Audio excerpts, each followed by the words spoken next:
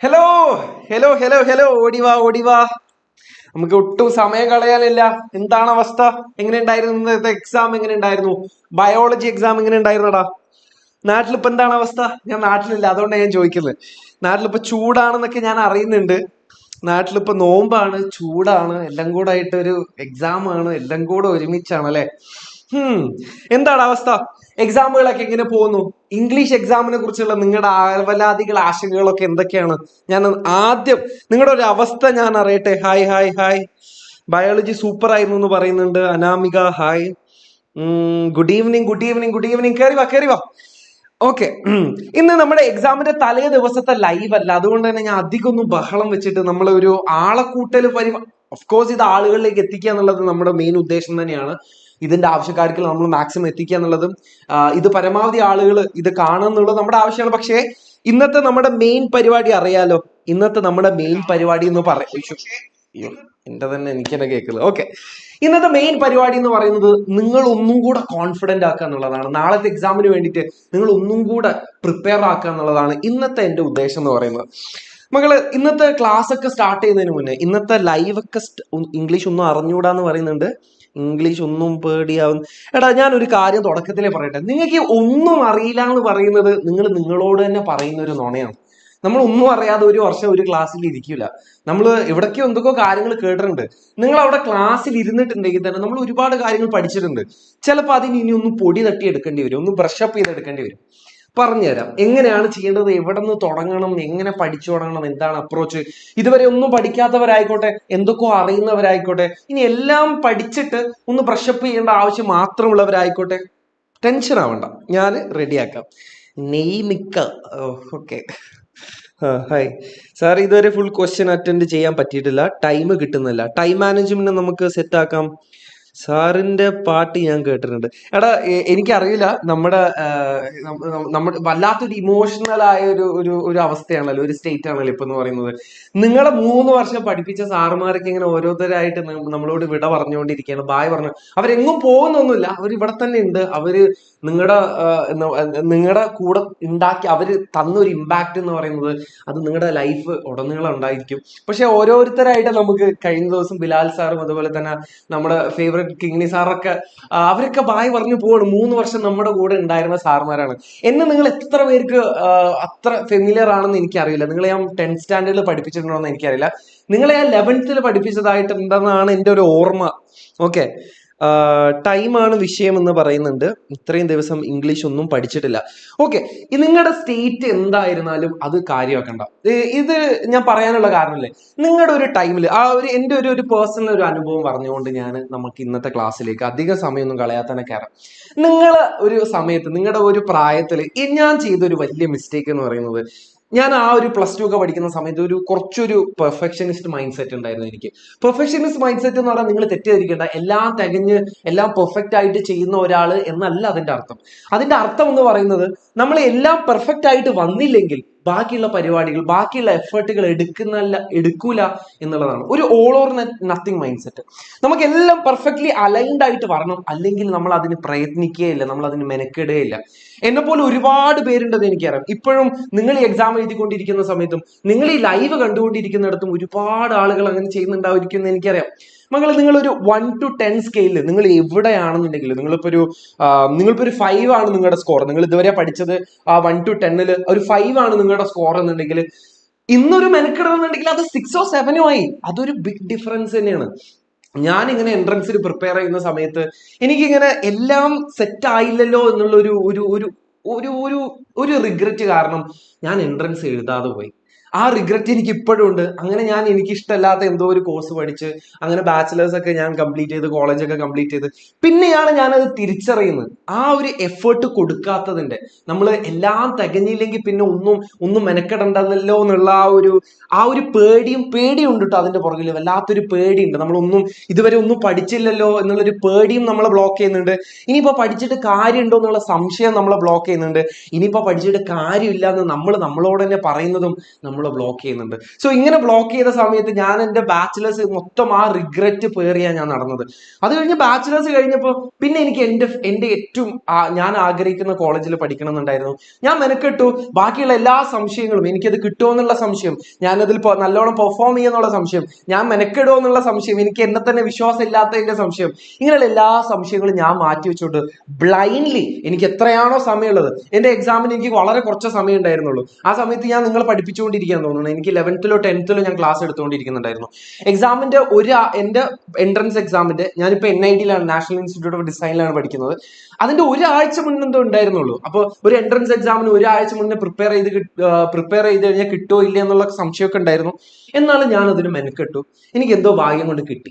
അപ്പൊ നമ്മുടെ ഈ ഉള്ളിലുള്ള സംശയങ്ങളെ നമ്മൾ ഒരു സൈഡിലേക്ക് മാറ്റി വെച്ചിട്ടില്ലേ, അതിനു വേണ്ടി അങ്ങോട്ട് ഇറങ്ങിത്തിരിക്കുക എന്നുള്ളതാണ് നമ്മുടെ ഒന്നാമത്തെ പരിപാടി. ആ സംശയങ്ങളോട് പോയി പണി നോക്കാൻ പറ. ആ സംശയങ്ങൾ നമുക്ക് നല്ലതൊന്നും കൊണ്ടുതരില്ല. നമുക്ക് എന്തെങ്കിലും അത് ഉണ്ടാക്കി തരുന്നുണ്ടെങ്കിൽ ആ സംശയങ്ങൾ ഇങ്ങനെ ഊതി വീർപ്പിച്ച് നമ്മുടെ ഉള്ളിൽ ഉള്ള നമ്മുടെ മെമ്മറി റിറ്റൻഷനെ താഴേക്ക് കൊണ്ടുപോയേ ഉള്ളൂ. നിങ്ങൾ എക്സാം ഹാളിൽ ഇരിക്കുന്ന സമയത്ത് നിങ്ങൾ പഠിച്ചു വെച്ച കാര്യങ്ങൾ നിങ്ങൾ മറന്നുപോയേ ഉള്ളൂ. അതുകൊണ്ട് സംശയങ്ങൾ നിങ്ങൾ മാറ്റി വെച്ചേക്ക്. നിങ്ങൾ ഒന്നും പഠിച്ചിട്ടില്ല എന്ന് പറയുന്നത് നിങ്ങളോട് തന്നെ പറയുന്നൊരു നുണയാണ്. അല്ലെങ്കിൽ നമ്മളത് ഒരു സമയം കഴിയുമ്പോൾ നമ്മളത് വിശ്വസിക്കാൻ തുടങ്ങി. എനിക്കൊന്നും അറിയില്ല. നമുക്ക് എന്തൊക്കെ അറിയാം, നമുക്ക് ചിലതൊക്കെ അറിയാം, നമുക്ക് കുറെ കാര്യങ്ങൾ അറിയാം. ഇങ്ങനെ പല ലെവലിലുണ്ട്. ആ ലെവലിൽ നിങ്ങൾ എവിടെയാണെന്നുണ്ടെങ്കിലും എവിടെയാണെന്നുണ്ടെങ്കിലും നമ്മുടെ ഏറ്റവും വലിയ പ്രശ്നം എന്താണെന്ന് അറിയോ?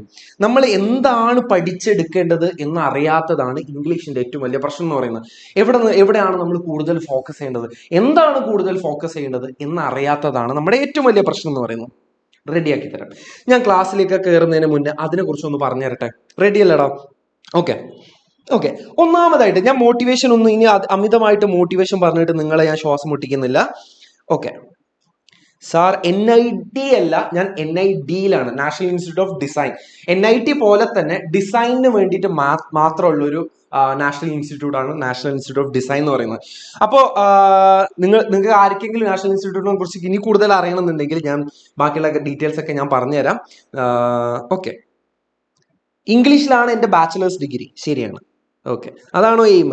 നല്ല കാര്യം, സന്തോഷം.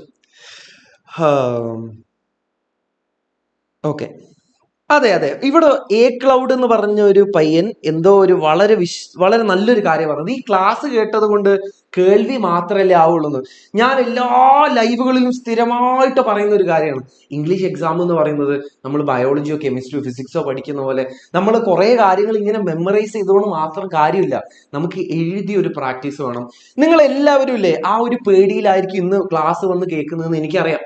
അതുകൊണ്ട് തന്നെയാണ് ഇന്ന് കുറച്ച് നേരത്തെ നമ്മൾ ചാപ്റ്റർ സമ്മറി നോക്കാനുള്ള കാരണം എന്ന് പറയുന്നത്. ഓക്കെ, നമ്മൾ ഇതെങ്ങനെ സ്ട്രക്ചർ ചെയ്തിരിക്കുന്നതെന്ന് അറിയാം. ഇന്ന് നമ്മൾ ചാപ്റ്റർ സമ്മറിയാണ് നോക്കാൻ വേണ്ടി പോകുന്നത്. കംപ്ലീറ്റ് ചാപ്റ്ററുകൾ, അതിന്റെ ഇൻഡെപ്തിൽ എന്താണ് നിങ്ങൾ അറിഞ്ഞിരിക്കേണ്ടത് അത് നമ്മൾ ഇന്ന് പഠിക്കും. അപ്പൊ നിങ്ങൾ ബയോളജി കെമിസ്ട്രി ഒക്കെ പഠിക്കുന്ന പോലെ തന്നെ എല്ലാം പഠിക്കണോ? അതിന്റെ മുക്കും മൂലയും പഠിക്കണോ? വേണ്ട, അത് പോസിബിൾ അല്ല. അത് പഠിച്ചെന്ന് വെച്ച് പ്രശ്നമുണ്ട് എന്നല്ല ഞാൻ പറയുന്നത്, പക്ഷെ അത് പോസിബിൾ അല്ല. അത്രയും കാര്യങ്ങൾ നമുക്ക് ഓർത്തെടുക്കാനോ ആ ഓർത്ത് വെച്ച കാര്യങ്ങൾ നമുക്ക് അതുപോലെ എഴുതി ഫലിപ്പിക്കാനോ ചിലപ്പോൾ സമയം കിട്ടിക്കൊള്ളുന്നില്ല. നമുക്കതിന്റെ കാമ്പാണ് നമ്മൾ പഠിക്കാൻ പോകുന്നത്.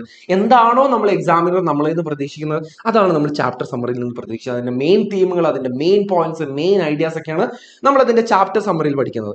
അതിന്റെ കൂടെ നമുക്ക് ഗ്രാമർ അറിഞ്ഞിരിക്കണം. കുറച്ച് ഇമ്പോർട്ടൻ്റ് ആയിട്ടുള്ള, എന്നാൽ നമ്മൾ എത്രയോ കാലങ്ങളായിട്ട് പഠിച്ചു വരുന്ന കുറച്ച് ഗ്രാമർ ഉണ്ട്. ഒന്ന് ബ്രഷപ്പ് ചെയ്യാനുള്ളൂ. നമുക്ക് കുറച്ച് പ്രീവിയസ് ഇയർ ക്വസ്റ്റ്യൻസ് നോക്കാം, അതെങ്ങനെയാണ് ആൻസറിലേക്ക് എത്തുന്നത് നോക്കാം. ഗ്രാമർ നമുക്ക് നാളെ രാവിലെ ഇതിന്റെ ലിങ്ക് താഴെ കൊടുത്തിട്ടുണ്ട്. എല്ലാവരും അത് കയറണം, കാരണം അതിൽ കംപ്ലീറ്റ് ഗ്രാമർ ഞാൻ ഡിസ്കസ് ചെയ്തുതരാം. അപ്പൊ ഗ്രാമർ നമുക്ക് സെറ്റായി. പിന്നെ നമുക്ക് വേണ്ടതില്ലേ ഡിസ്കോഴ്സുകളാണ്. ഡിസ്കോഴ്സുകളിലേക്കാണ് നമ്മൾ ഈ ചാപ്റ്റർ സമ്മറികളെ കൊണ്ടുവരുന്നത്. ചാപ്റ്റർ സമ്മറി ഒരിക്കലും നമ്മളോട് ആരും ചോദിക്കില്ല. നമ്മളോട് ചോദിക്കുന്നത് ലെറ്റർ എഴുതാനോ ഡയറി എഴുതാനോ ചിലപ്പോൾ ജോബ് ആപ്ലിക്കേഷൻ എഴുതാനോ ഇമെയിൽ എഴുതാനൊക്കെ ആയിരിക്കും ചോദിക്കുന്നത്. പക്ഷെ ആ ചാപ്റ്ററിന്റെ കണ്ടന്റ് ആണ് നമ്മൾ മാറ്റി എഴുതുന്നത്.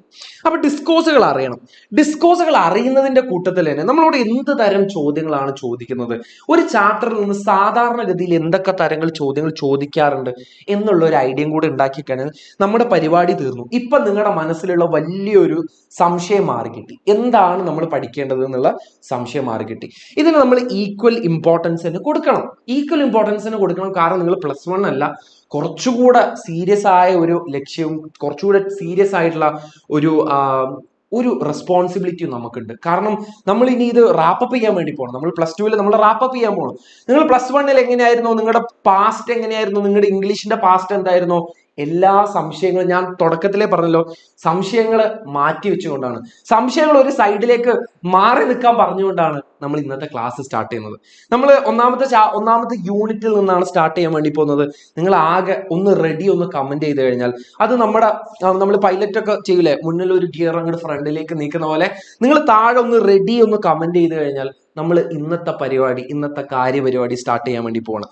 ഓക്കെ ഓക്കെ, ക്ലാസ് മോനെ, എടുക്കാടാ. ഓക്കെ, റെഡി ആണെന്ന് പറയുന്നുണ്ട്. ടൈം മാനേജ്മെന്റിനെ കുറിച്ച് ഞാൻ പോകുന്ന വഴിക്ക് ഞാൻ പറഞ്ഞുതരാം. ഓക്കെ, ഏതാ യൂണിറ്റ് നമ്പർ 1? യൂണിറ്റ് നമ്പർ 1 ഏതാ?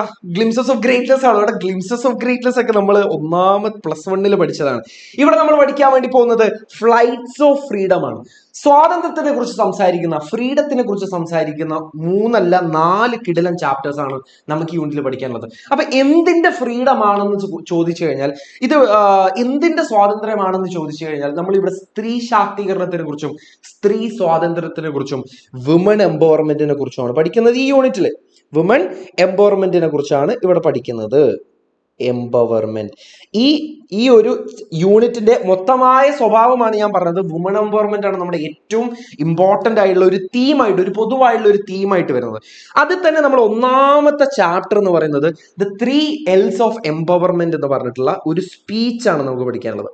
ഇതൊരു സ്പീച്ച് ആയതുകൊണ്ട് തന്നെ ഇതിന്റെ റൈറ്ററിനെ നമ്മൾ അഡ്രസ്സ് ചെയ്യേണ്ടത് റൈറ്റർ എന്നല്ല, ഒറേറ്റർ എന്നുള്ളതാണ്. ഇതിന്റെ ഓതറിനെ നമ്മൾ മെൻഷൻ ചെയ്യേണ്ടത് ഒറേറ്റർ. ഇനി അത് കാണുന്നില്ലെങ്കിൽ ഞാൻ അവിടെ ഒന്നും കൂടി എഴുതി തരാം. ഒറേറ്റർ എന്നുള്ളതാണ് നമ്മൾ മെൻഷൻ ചെയ്യേണ്ടത്. നമ്മുടെ ഒറേറ്റർ എന്ന് പറയുന്നത് ക്രിസ്റ്റീൻ ലഗാഡയാണ്. പേര് ഒരു കാരണവശാലും മറന്നു പോരുത്. നമ്മൾ ചെറിയ ക്ലാസ്സുകളിലല്ല പേര് മെൻഷൻ ചെയ്യുക എന്നുള്ളത്, ഓതറിനെ മെൻഷൻ ചെയ്യുക എന്നുള്ളത് ഇമ്പോർട്ടന്റ് ആണ്. ക്രിസ്റ്റീൻ ലഗാഡെ എന്നുള്ളതാണ് നമ്മുടെ ഓതറിന്റെ പേര്. ക്രിസ്റ്റീൻ ലഗാഡെ എന്ന് പറയുന്നത് ഒരു ഫ്രഞ്ച് പൊളിറ്റീഷ്യൻ ആണ്, ലോയർ ആണ്. എല്ലാ കഥകളൊന്നും പഠിക്കണമെന്നില്ല, അറ്റ്ലീസ്റ്റ് ഒരു ഫ്രഞ്ച് പൊളിറ്റീഷ്യൻ ആണ്, ഫ്രഞ്ച് ഓതറാണ് എന്നുള്ളതെങ്കിലും നിങ്ങൾ ഓർത്തു വെക്കുക. ഇനി 3 L's ഓഫ് എംപവർമെന്റ് എന്തിനെ കുറിച്ചാണ് സംസാരിക്കുന്നത്? ഞാൻ പറഞ്ഞു ക്രിസ്റ്റീൻ ലഗാഡെ എന്നുള്ളതാണ് നമ്മുടെ ഓതറിന്റെ പേര്. ഓതറിന്റെ ഒരു സ്പീച്ചാണ് നമ്മൾ പഠിക്കുന്നത്. ഇവിടുത്തെ സ്പീച്ച് എന്തിനെ കുറിച്ചാണെന്ന് ചോദിച്ചാൽ, the orator emphasise the need of woman empowerment in a developing nation. ഒരു വളരുന്ന ഇന്ത്യ പോലെയുള്ള ഒരു ഡെവലപ്പിംഗ് നേഷനിലെ വുമൺ എംപവർമെന്റ്, സ്ത്രീ ശാക്തീകരണം എന്ന് പറയുന്നത് അവിടുത്തെ ഫൈനാൻഷ്യൽ ഗ്രോത്ത്, അവിടുത്തെ മാസീവ് ഗ്രോത്ത് എന്ന് പറയുമ്പോൾ അവിടുത്തെ ഫൈനാൻഷ്യലും സോഷ്യലും ആയിട്ടുള്ള എല്ലാത്തരം വളർച്ചയ്ക്കും എത്രത്തോളം ഇമ്പോർട്ടന്റ് ആണ് എന്നുള്ളതാണ് നമുക്ക് പറഞ്ഞു തരുന്നത്. വുമൺ എംപവർമെന്റ് ആ രാജ്യത്തിന്റെ വളർച്ചയെ തന്നെ എങ്ങനെയാണ് ബാധിക്കുന്നത് എന്നുള്ളതാണ് പറഞ്ഞു തരുന്നത്. അപ്പൊ ഇവിടെ പറയുന്നത് എന്താണെന്നറിയോ? She says that the women empowerment should also consider as a challenge of 21st century. ഈ ഒരു നൂറ്റാണ്ടിൽ നമുക്ക് ഇതുവരെ ഇതിനൊരു വളരെ എഫക്റ്റീവ് ആയിട്ടുള്ള സൊല്യൂഷൻ ഇതുവരെ കണ്ടുപിടിക്കാൻ പറ്റിയിട്ടില്ല. അതുകൊണ്ട് തന്നെ ഈ 21ാം നൂറ്റാണ്ടിലെ ഒരു ചാലഞ്ച് ആയിട്ട് നമ്മൾ ഇതിനെ കൺസിഡർ ചെയ്യണം. Which demands the new approach of problem solving. ഈ ഒരു പ്രശ്നത്തിന് നമുക്ക് പുതിയ അപ്രോച്ചുകൾ വേണം. ഇതിനെ സോൾവ് ചെയ്യാൻ വേണ്ടിയിട്ട് നമുക്ക് പുതിയ അപ്രോച്ചുകൾ വേണം എന്നാണ് ഇവിടെ പറയുന്നത്. ഇവിടെയല്ലേ നമ്മൾ സ്ത്രീകൾ ഒരു രാജ്യത്തിന്റെ ഫൈനാൻഷ്യൽ ആയിട്ടുള്ള എക്കണോമിക് ആക്ടിവിറ്റീസിൽ പങ്കെടുക്കുന്നതിന് തടയപ്പെട്ടാൽ, ബ്ലോക്ക് ചെയ്യപ്പെട്ടാൽ എന്ത് സംഭവിക്കുന്ന പറയുന്നത്? ആ രാജ്യത്തിന്റെ ഫൈനാൻഷ്യൽ ഗ്രോത്തിനെ അത് നെഗറ്റീവ്ലി ഇമ്പാക്ട് ചെയ്യുന്നുള്ളതാണ്. വളരെ ഇമ്പോർട്ടന്റ് ആയിട്ടുള്ള ഒരു പോയിന്റ് ആണ്. പലപ്പോഴും നമുക്കറിയാം സ്ത്രീകൾ അവിടുത്തെ ആ രാജ്യത്തിന്റെ ഫൈനാൻഷ്യൽ ആയിട്ടുള്ള ജോലി സാധ്യതകളിൽ അവർ പലപ്പോഴും തഴയപ്പെടുമ്പോൾ, ബ്ലോക്ക് ചെയ്യപ്പെടുമ്പോൾ അത് ആ രാജ്യത്തിന്റെ ഗ്രോത്തിനെ നെഗറ്റീവ്ലി ബാധിക്കുന്ന പറയും. നമുക്കറിയാം ഒരു ഗ്ലോബൽ പോപ്പുലേഷൻ എടുത്ത് നോക്കിക്കഴിഞ്ഞാൽ അതിലൊരു 50% എന്ന് പറയുന്നത് എന്താ? വുമൻ ആണ്. Woman represent 50% of the global population. പക്ഷേ ആ 50യുടെ ഒരു പകുതി ശതമാനം പോലും, ഒരു 25% പോലും അവർ എക്കണോമിക്കൽ ആക്ടിവിറ്റീസിൽ പങ്കെടുക്കുന്നില്ല. ഓക്കെ, ഇത് മനസ്സിലാക്കുക. ഇതാണ് പ്രശ്നം. അതായത് ഒരു രാജ്യത്തിന്റെ ഫൈനാൻഷ്യൽ ആക്ടിവിറ്റീസ്, എക്കണോമിക്കൽ ആക്ടിവിറ്റീസിൽ നിന്നും സ്ത്രീകൾ ബ്ലോക്ക് ചെയ്യപ്പെട്ടാൽ ആ രാജ്യത്തിന്റെ ഫൈനാൻഷ്യൽ ഗ്രോത്തിനെ തന്നെ അത് ബാധിക്കും. 50% ഓഫ് ഗ്ലോബൽ പോപ്പുലേഷൻ സ്ത്രീകളായിട്ടും woman contribute far less than 50% in the economical activities. ഇതാണ് പ്രോബ്ലം. ഈ പ്രോബ്ലത്തിനിലെ ഒരു സൊല്യൂഷൻ ആയിക്കൊണ്ടാണ് 3 Lകൾ പ്രപ്പോസ് ചെയ്യുന്നത്. പ്രപ്പോസിഷൻ എന്ന് വെച്ചാൽ ഒരു കാര്യം പ്രപ്പോസ് ചെയ്യണം, ഒരു ഐഡിയ സൊല്യൂഷൻ പ്രപ്പോസ് ചെയ്യണം. ആ സൊല്യൂഷനിൽ നമുക്ക് 3 എല്ലുകൾ കാണും. ഇനിയുള്ള 2 ദിവസങ്ങൾ നിങ്ങൾ ഇത് മറന്നു പോകരുത്. ആ 3 എൽസ് ആണ് ഇവിടെ പറഞ്ഞത്. ആ 3 എൽസ് എന്തെന്നൊക്കെ അറിയോ? Learning, labour and leadership. ഈ സൊല്യൂഷൻ, ഈ ഒരു പ്രോബ്ലത്തിന്റെ സൊല്യൂഷൻ ആണ് ഇവിടെ പറയുന്നത്. Learning, leadership learning, labour and leadership. ഇതിൽ ആദ്യമല്ലേ എഡ്യൂക്കേഷന്റെ, ലേണിംഗ് എന്ന് പറയുന്നിടത്ത് എഡ്യൂക്കേഷന്റെ വാല്യൂ എത്രത്തോളം ആണെന്ന് പറയുന്നത്. എഡ്യൂക്കേഷൻ എത്രത്തോളം ഇമ്പോർട്ടന്റ് ആണ്, അത് എത്രത്തോളം സ്ത്രീ ശാക്തീകരണത്തിന്, വുമൺ എംപവർമെന്റിനെ ഹെൽപ്പ് ചെയ്യുന്നു എന്നുള്ളതാണ് ആദ്യം പറഞ്ഞത്. അതിന് വേണ്ടിയിട്ട് ഇവിടെ ഒരു കോട്ട് ചെയ്യുന്നുണ്ട്, ഒരു കോട്ട് പറയുന്നുണ്ട്. ഒരു ആഫ്രിക്കൻ അഡേജ് ആണ് കോട്ട് ചെയ്യുന്നത്. അതായത് ഒരു ആഫ്രിക്കൻ പഴഞ്ചൊല്ല് പറഞ്ഞുകൊണ്ടാണ് അതിന്റെ പ്രാധാന്യത്തിനെ കുറിച്ച് നമുക്ക് പറഞ്ഞു തരുന്നത്. എന്താണെന്നുള്ളത് ഇതൊന്ന് നോട്ട് ചെയ്ത് വെച്ചോട്ടോ. ഇതൊക്കെ നമുക്ക് ഉത്തരങ്ങളിൽ എടുത്ത് പെരുമാറി കഴിഞ്ഞാൽ നല്ല മാർക്ക് കിട്ടുന്നതായിരിക്കും. Okay, 1 second. If you educate a man, you train a man. If you educate a girl, you train a village. എന്ന് പറഞ്ഞാൽ എന്താ? നിങ്ങളൊരു ആണിനെയാണ് പഠിപ്പിക്കുന്നുണ്ടെങ്കിൽ നിങ്ങൾ ഒരു ആണിനെ മാത്രമേ പഠിപ്പിക്കുന്നുള്ളൂ. നിങ്ങളൊരു പെൺകുട്ടിയാണോ പഠിപ്പിക്കുന്നത്, അങ്ങനെയാണെന്നുണ്ടെങ്കിൽ നിങ്ങൾ ഒരു വില്ലേജിനെ മൊത്തമായിട്ടാണ് പഠിപ്പിക്കുന്നത്.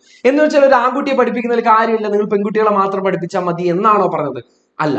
സ്ത്രീകൾ എസ്പെഷ്യലി അവരെ എഡ്യൂക്കേറ്റ് ചെയ്യുന്ന സമയത്ത് the importance of giving dum education എന്നാണ് പറഞ്ഞത്. നമ്മളൊരു ആഫ്രിക്കൻ അല്ലെങ്കിൽ ഒരു ഇന്ത്യൻ കോണ്ടെക്സ്റ്റിൽ പറയുകയാണെന്നുണ്ടെങ്കിൽ അതിന്റെ ഒരു നെടുന്തൂൺ എന്ന് പറയുന്നത്, അല്ലെങ്കിൽ അതിന്റെ ഒരു സ്പൈനൽ കോഡ്, ആ ഒരു ഫാമിലിയുടെ സ്പൈനൽ കോഡ് എന്ന് പറയുന്നത്, ആ ഫാമിലിയുടെ ഒരു നട്ടെല്ല് എന്ന് പറയുന്നത്, അത് പലപ്പോഴും ഒരു സ്ത്രീയാണ്, അതൊരു അമ്മയാണ് അല്ലെ. അപ്പൊ ആ ഒരു വീട് എന്ന് പറയുന്നത് എന്താ? ആ ഒരു സൊസൈറ്റിയുടെ ഒരു യൂണിറ്റ് ആണ് അല്ലെ. ആ സൊസൈറ്റി എന്ന് പറയുന്നത് ആ ഒരു രാജ്യത്തിന്റെ യൂണിറ്റ് ആണ്. അപ്പൊ സ്ത്രീകളെ എഡ്യൂക്കേറ്റ് ചെയ്യുന്നതിന് വളരെ വളരെ വളരെ റൂട്ടഡ് ആയിട്ടുള്ള ഫാർ മോർ ഇമ്പോർട്ടന്റ് റീസൺസ് ഉണ്ടെന്നാണ് ആ പറഞ്ഞതിന്റെ അർത്ഥം എന്ന് പറയുന്നത്. ഇത് എഡ്യൂക്കേറ്റഡ് ആയ ഒരുപാട് പേര് നമുക്കറിയാം. നമ്മളിപ്പോ നമ്മുടെ സൊസൈറ്റിയിൽ തന്നെ നിങ്ങൾ എടുത്തു നോക്കി കഴിഞ്ഞാൽ നമുക്ക് ഒരുപാട് എഡ്യൂക്കേറ്റഡ് ആയിട്ടുള്ള സ്ത്രീകളെ നമുക്കറിയാം. പക്ഷേ the second step suggested by the orator is labour. Education കൊണ്ട് മാത്രം കാര്യമില്ല, നമുക്ക് എന്തുകൂടെ വേണമെന്നാ പറയുന്നത്? ലേബർ കൂടെ വേണമെന്നാ പറയുന്നത്. ലേബർ എന്താ ചെയ്യുന്നത്? It flourish and achieve the true potential. സ്ത്രീകളുടെ യഥാർത്ഥ സാധ്യതകൾ പുറത്തേക്ക് കൊണ്ടുവരണമെന്നുണ്ടെങ്കിൽ അവിടെ എന്തുകൂടെ വേണമെന്നാ പറയുന്നത്? അവിടെ ലേബറിന്റെ സാധ്യതകളോട് കടന്നു വരണം എന്ന് പറയുന്നത്. But here she points a challenge we face here. Woman are too often get stuck in low paying, low status and low security job. സ്ത്രീകൾ ഇവിടെ അനുഭവിക്കുന്ന ഏറ്റവും വലിയ പ്രശ്നം എന്ന് പറയുന്നത് 3 എണ്ണമാണ്. ഒന്ന് ലോ പേയിങ് ആണ്, ഒന്ന് ലോ സ്റ്റാറ്റസ് ആണ്, പലപ്പോഴും സെക്യൂരിറ്റി കുറഞ്ഞ ജോബുകളാണ് അവർ ചെയ്യപ്പെടുന്നത് എന്നുള്ളതാണ് ഇവിടുത്തെ പ്രശ്നം. ഇവിടെ പെർ ക്യാപിറ്റ ഇൻകം എന്ന് പറയുന്ന ഒരു എക്കണോമിക്കൽ ഇൻഡെക്സിനെ കുറിച്ച് പറയുന്നുണ്ട്. അതായത് ആ രാജ്യത്തിലുള്ള സിറ്റിസൺസിന് ഓരോ സിറ്റിസൺസും എത്ര ഏൺ ചെയ്യുന്നുണ്ട് എന്നുള്ളതിന്റെ ഏകദേശം ഒരു ഇൻഡെക്സ് ആണ്, ഒരു ഫൈനാൻഷ്യൽ ഇൻഡെക്സ് ആണ് ആ പറഞ്ഞിട്ടുള്ളത്. ഇവിടെയല്ലേ രാജ്യത്തിന്റെ പെർ ക്യാപിറ്റ ഇൻകത്തിനെ നമുക്ക് സിഗ്നിഫിക്കന്റ്ലി ഇൻക്രീസ് ചെയ്യാൻ പറ്റും. എങ്ങനെയെന്ന് അറിയാം? If we could eliminate the gender gaps in the work place. ഈ ജോലി സ്ഥലങ്ങളിലല്ലേ ഈ ജെൻഡർ ഗ്യാപ്പ്, സ്ത്രീയും പുരുഷനുള്ള തമ്മിലുള്ള ഈ ഒരു ജെൻഡർ ഗ്യാപ്പിനെ നമുക്ക് എലിമിനേറ്റ് ചെയ്യാൻ പറ്റിക്കഴിഞ്ഞാൽ ഒരു രാജ്യത്തിന്റെ പെർ ക്യാപിറ്റ ഇൻകം തന്നെ, അല്ലെങ്കിൽ ആ രാജ്യത്തിന്റെ ഫൈനാൻഷ്യൽ ഗ്രോത്തിനെ തന്നെ നമുക്ക് ഒരുപാട് മുന്നിലേക്ക് കൊണ്ടുവരാൻ പറ്റുമെന്ന് പറയുന്നത്. ഇനി ഒരുപാട് ചേഞ്ചുകളെ സജസ്റ്റ് ചെയ്യുന്നുണ്ട്, ഒരുപാട് നിയമങ്ങൾ മാറ്റിമറിയണം എന്ന് ഇവിടെ പറയുന്നുണ്ട്. For example, property and inheritance law do not discriminate against woman, should not discriminate against woman. പലപ്പോഴും നമ്മൾ ഈ സ്വത്തവകാശത്തിനും അല്ലെങ്കിൽ സ്വത്ത് കൈവശം വെക്കുന്നതിനും പ്രോപ്പർട്ടി മാനേജ് ചെയ്യുന്നതിനൊക്കെ സ്ത്രീകൾക്ക് പലപ്പോഴും അവിടെ ഒരു ഡിസ്ക്രിമിനേഷൻ നേരിടാറുണ്ട്. അത് പാടില്ല എന്നാണ് പറയുന്നത്. And there should be more policies to promote health care and education of women. സ്ത്രീകളുടെ ആരോഗ്യത്തിനും അതുപോലെ തന്നെ സ്ത്രീകളുടെ വിദ്യാഭ്യാസത്തിനും കുറച്ചുകൂടി ഊന്നൽ കൊടുക്കണം. അങ്ങനെയുള്ള പോളിസികളും നിയമങ്ങളും കടന്നു വരണം എന്നാണ് ഇവിടെ പറയുന്നത്. The third L proposed by Christine is leadership. മൂന്നാമതായിട്ട് ഇവിടെ സജസ്റ്റ് ചെയ്യുന്ന L എന്ന് പറയുന്നത്, ഇതിന്റെ പ്രശ്നപരിഹാരത്തിന് സജസ്റ്റ് ചെയ്യുന്ന പ്രൊപ്പോസിഷൻ എന്ന് പറയുന്നത് ലീഡർഷിപ്പ് ആണ്. Why leadership? Because leadership unleashes the true talents and abilities of a woman. ഒരു സ്ത്രീയുടെ യഥാർത്ഥ കഴിവുകളും യഥാർത്ഥ എബിലിറ്റീസും പുറത്തേക്ക് കൊണ്ടുവരുന്നത് എന്താ? അത് ലീഡർഷിപ്പ് ആണ്. അപ്പൊ അവരുടെ ഒരു എക്സ്ട്രാ അഡ്വാൻറ്റേജ് പറയുന്നുണ്ട്. സ്ത്രീകൾക്ക് ഒരു കുടുംബത്തിൽ നിർണായകമായിട്ടുള്ള തീരുമാനങ്ങൾ എടുക്കുന്നത് പോലെ തന്നെ woman leading an organization in the area of decision മേക്കിംഗിൽ ഒരു തീരുമാനം എടുക്കുന്നതിന് അവർക്ക് ഒരു എക്സ്ട്രാ അഡ്വാൻറ്റേജ് ഉണ്ട്. അത് പലപ്പോഴും ഒരു ഓർഗനൈസേഷന് ഹെൽപ്പ് ചെയ്യും എന്നാണ് ഇവിടെ പറയുന്നത്. Christian also notices the lack of confidence in woman. അതായത് സ്ത്രീകളെ പലപ്പോഴും ബ്ലോക്ക് ചെയ്യുന്നത് സ്ത്രീകൾ തന്നെയാണ്.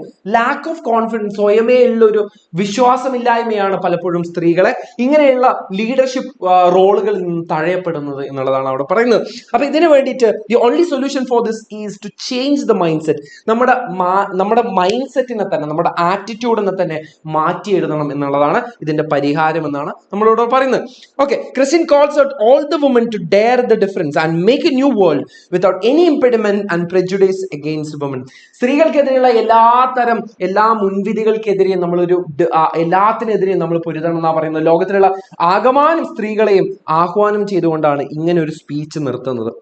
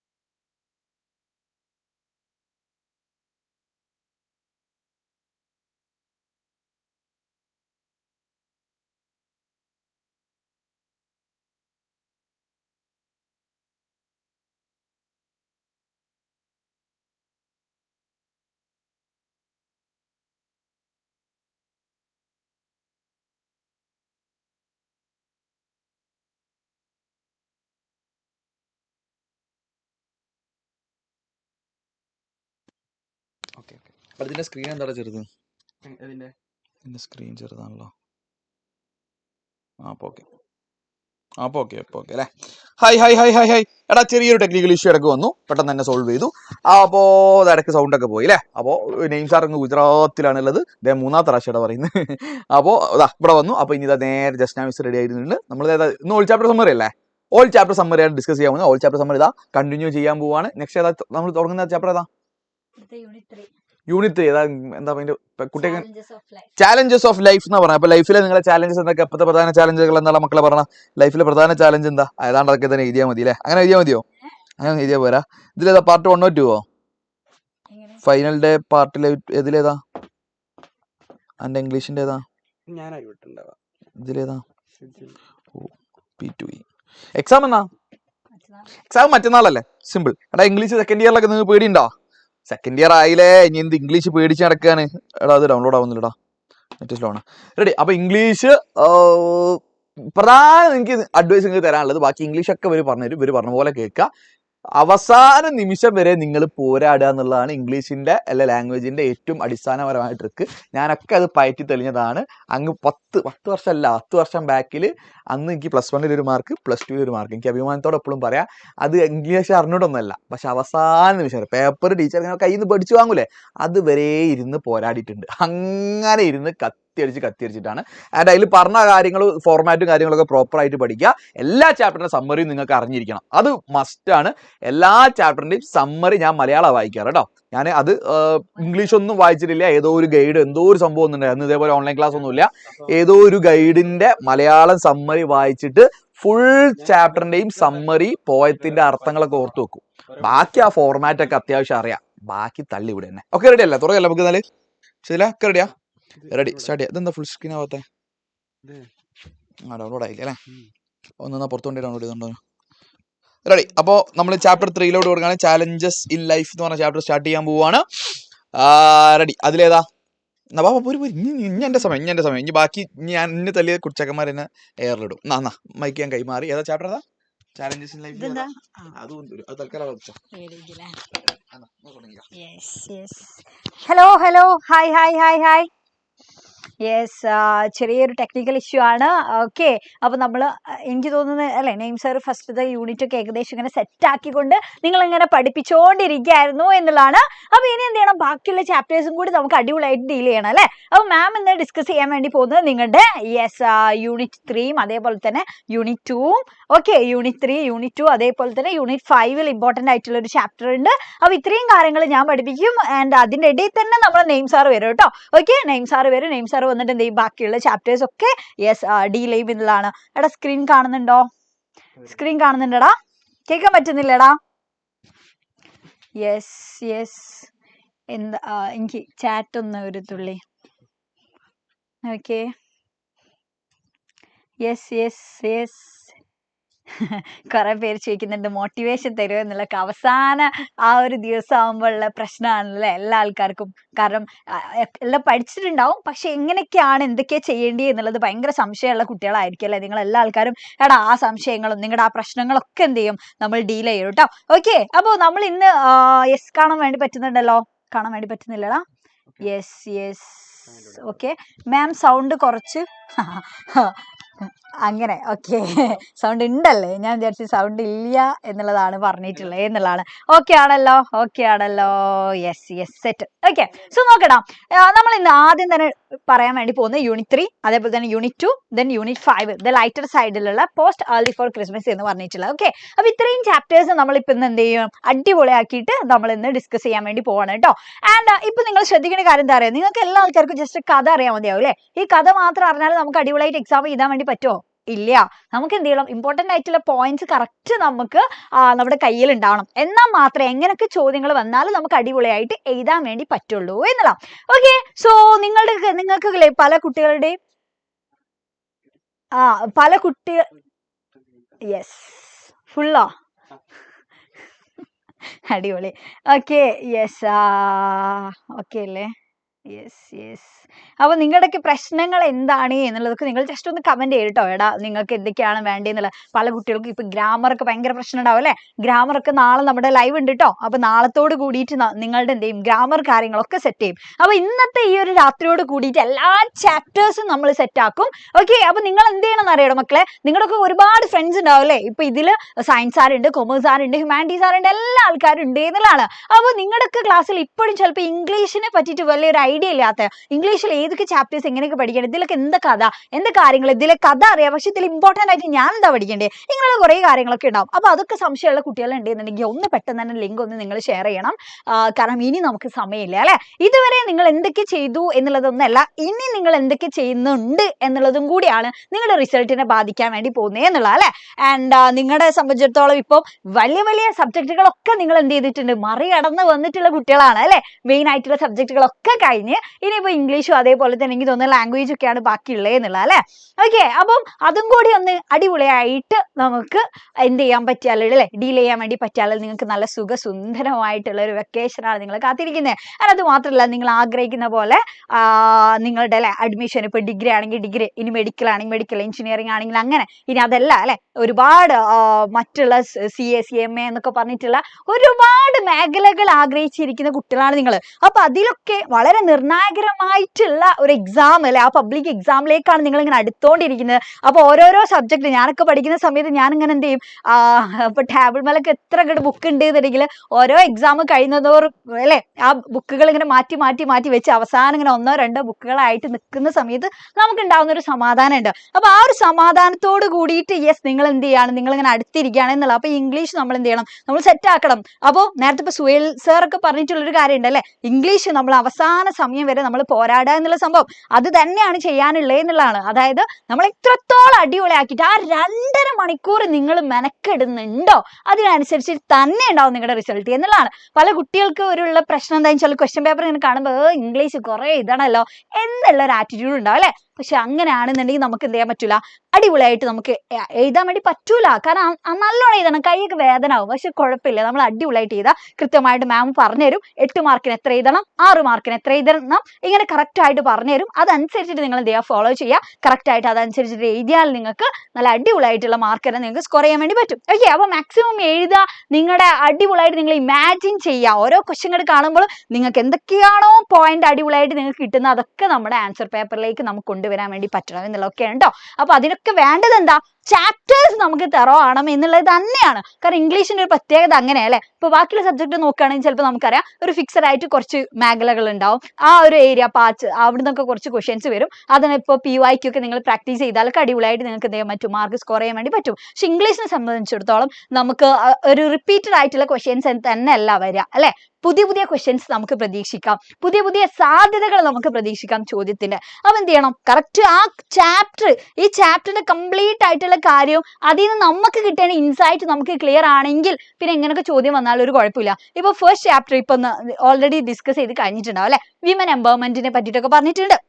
അപ്പോൾ ജസ്റ്റ് നിങ്ങൾ എന്ത് ചെയ്യാം, ആ 3 Ls വെറുതെ ഇങ്ങനെ പഠിച്ച് നിൽക്കാതെ ഒക്കെ ഒന്ന് കറക്റ്റ് ചെയ്തിട്ട് പഠിക്കുമ്പോൾ അതിൽ നിന്നുള്ള സ്പീച്ച് ആണെങ്കിലും നറേറ്റീവ് ആണെങ്കിലും നമുക്ക് അടിപൊളിയായിട്ട് എഴുതാൻ വേണ്ടി പറ്റും. ഓക്കെ, സോ അതേപോലെ തന്നെയാണ് ഇനിയിപ്പോൾ നമ്മൾ ഈ ചാലഞ്ചസ് ഓഫ് ലൈഫ് ആദ്യം തന്നെ ഡീൽ ചെയ്യാൻ വേണ്ടി പോകുന്നത് കേട്ടോ.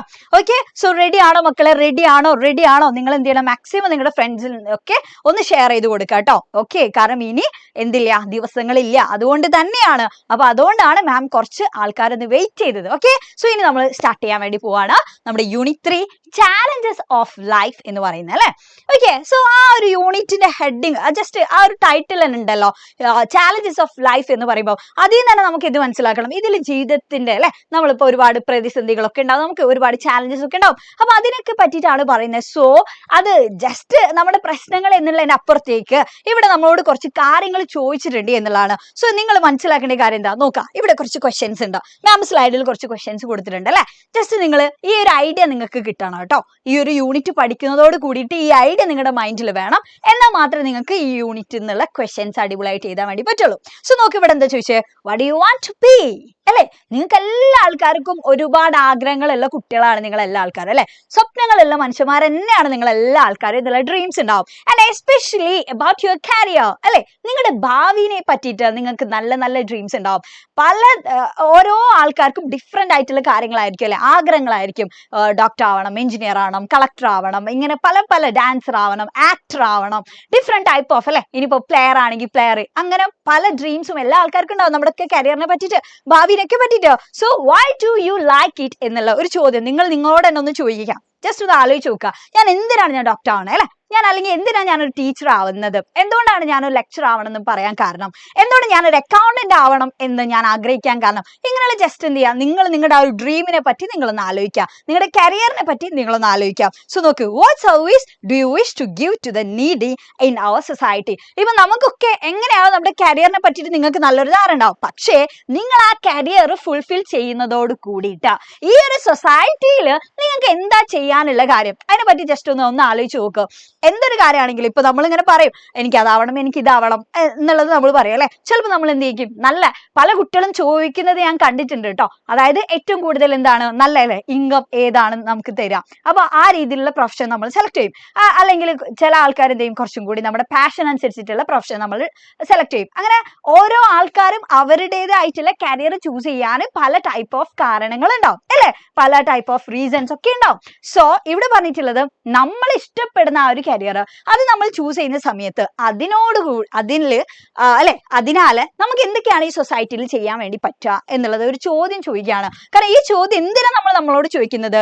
ആ ചോദ്യം ചോദിച്ചാൽ മാത്രമേ നമുക്ക് കറക്റ്റ് ആയിട്ട് ആരാണ് ഇർഫാൻ ആലം, എന്താണ് അദ്ദേഹം ഈ സൊസൈറ്റിയിൽ ചെയ്തിട്ടുള്ളത്, ആരാണ് നമ്മുടെ ദീദി അഥവാ ഷഹീൻ മിശ്രയും, എന്താണ് അവരുടെ അഗാൻഷ ഫൗണ്ടേഷനിലൂടെ സൊസൈറ്റിക്ക് വേണ്ടിയിട്ട് ചെയ്യാൻ പറ്റിയത്, ഈ കാര്യങ്ങൾ നമുക്ക് വ്യക്തമായിട്ട് മനസ്സിലാവുള്ളൂ. ഓക്കെ, അപ്പൊ എന്ത് ചെയ്യണം, നിങ്ങളുടെ ഡ്രീമിനെ പറ്റിയിട്ടും കൂടി നിങ്ങൾ ആലോചിക്കണം. കാരണം എക്സാമിന് അങ്ങനെ ഒരു ചോദ്യങ്ങളൊക്കെ പ്രതീക്ഷിക്കാം. ഇതിന് മുന്നേ ചോദിച്ചിട്ടുണ്ട് കേട്ടോ, പ്രീവിയസ് ഇയറിലൊക്കെ ചോദിച്ചിട്ടുണ്ട് നിങ്ങളുടെ കരിയറിനെ പറ്റിയിട്ട്, അല്ലെങ്കിൽ നിങ്ങളുടെ ഡ്രീം എന്താണ് ലൈഫിലെ, അപ്പം എന്തുകൊണ്ടാണ് നിങ്ങൾ അത് ചൂസ് ചെയ്യുന്നത് എന്നുള്ളത്. ദെൻ ഇതിന്റെ മുന്നേയും ഞാൻ വേറൊരു ചോദ്യം കാണിച്ചു തന്നിട്ടുണ്ടായിരുന്നില്ല നിങ്ങൾക്ക് മോഡൽ എക്സാമിനൊക്കെ. അതായത് നിങ്ങൾ ഏത് കരിയറാണ് ചൂസ് ചെയ്യുക, അല്ലെങ്കിൽ ജസ്റ്റ് നിങ്ങൾ ഏതൊരു ജോബാണ് നിങ്ങൾ ചൂസ് ചെയ്യുക, നിങ്ങളൊരു ഗവൺമെന്റ് എംപ്ലോയി ആവുമോ, അല്ലെങ്കിൽ നിങ്ങളൊരു ഓൺടർപ്രീനർഷിപ്പ് ആണോ സെലക്ട് ചെയ്യുക, ഇങ്ങനെയുള്ള ടൈപ്പ് ഓഫ് ക്വസ്റ്റ്യൻസ് ഒക്കെ നമുക്ക് ചോദിക്കാറുണ്ട്. അപ്പൊ അതൊക്കെ നമുക്ക് അടിപൊളിയായിട്ട് എഴുതണം എന്നുണ്ടെങ്കിൽ ഇപ്പോഴേ നിങ്ങൾ എന്ത് ചെയ്യണം, ഇങ്ങനെയുള്ള സാധ്യതകൾ നിങ്ങൾ അറിഞ്ഞിരിക്കണം എന്നുള്ളത് തന്നെ. ഓക്കെ, അപ്പൊ ആ ലെവലിലൂടെ നിങ്ങളൊന്ന് ചിന്തിച്ചിട്ടുണ്ടാവും എന്നുള്ളത് യെസ് ഞാനിപ്പോ പ്രതീക്ഷിക്കാണ്. യെസ്, ആരാണ്? Okay, yes yeah okay.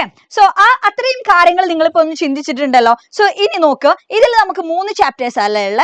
Three wheel revolution എന്ന് പറയുന്ന ഒരു ഇന്റർവ്യൂ, ദെൻ ദീദി എന്ന് പറയുന്നത് ലൈഫ് റൈറ്റിംഗ് ആണ്, അവരുടെ പേഴ്സണൽ ആയിട്ടുള്ള സ്റ്റോറിയാണ് അതിൽ, ദെൻ സ്റ്റാമർ എന്ന് പറഞ്ഞിട്ടുള്ള പോം. ഈ 3 ചാപ്റ്റേഴ്സ് ആണ് ഇതിൽ ഡീൽ ചെയ്യുന്നത്. സോ ഇവിടെ ആദ്യം തന്നെ മനസ്സിലാക്കേണ്ട കാര്യം എന്താ, ഇവിടെ ഒരു കോട്ട് ഉണ്ട് അല്ലെ, മഹാത്മാഗാന്ധിയുടെ ഒരു കോട്ട് ഉണ്ട് എന്നുള്ള. യെസ്, സോ ആ കോട്ടിൽ എന്താ പറയുന്നത്, be the change you want to see in the world എന്ന് പറയുന്നുണ്ട് അല്ലെ. ഇവിടെ പറഞ്ഞിട്ടുള്ള എന്താ, നിങ്ങൾക്കൊക്കെ വേൾഡിൽ അല്ലെ എന്തെങ്കിലുമൊക്കെ ചേഞ്ച്, മാറ്റങ്ങൾ നിങ്ങൾ ആഗ്രഹിക്കുന്നുണ്ടോ, അത് ശരിക്കും നമ്മളിൽ നിന്ന് നമ്മൾ തുടങ്ങുക എന്നുള്ളതാണ്.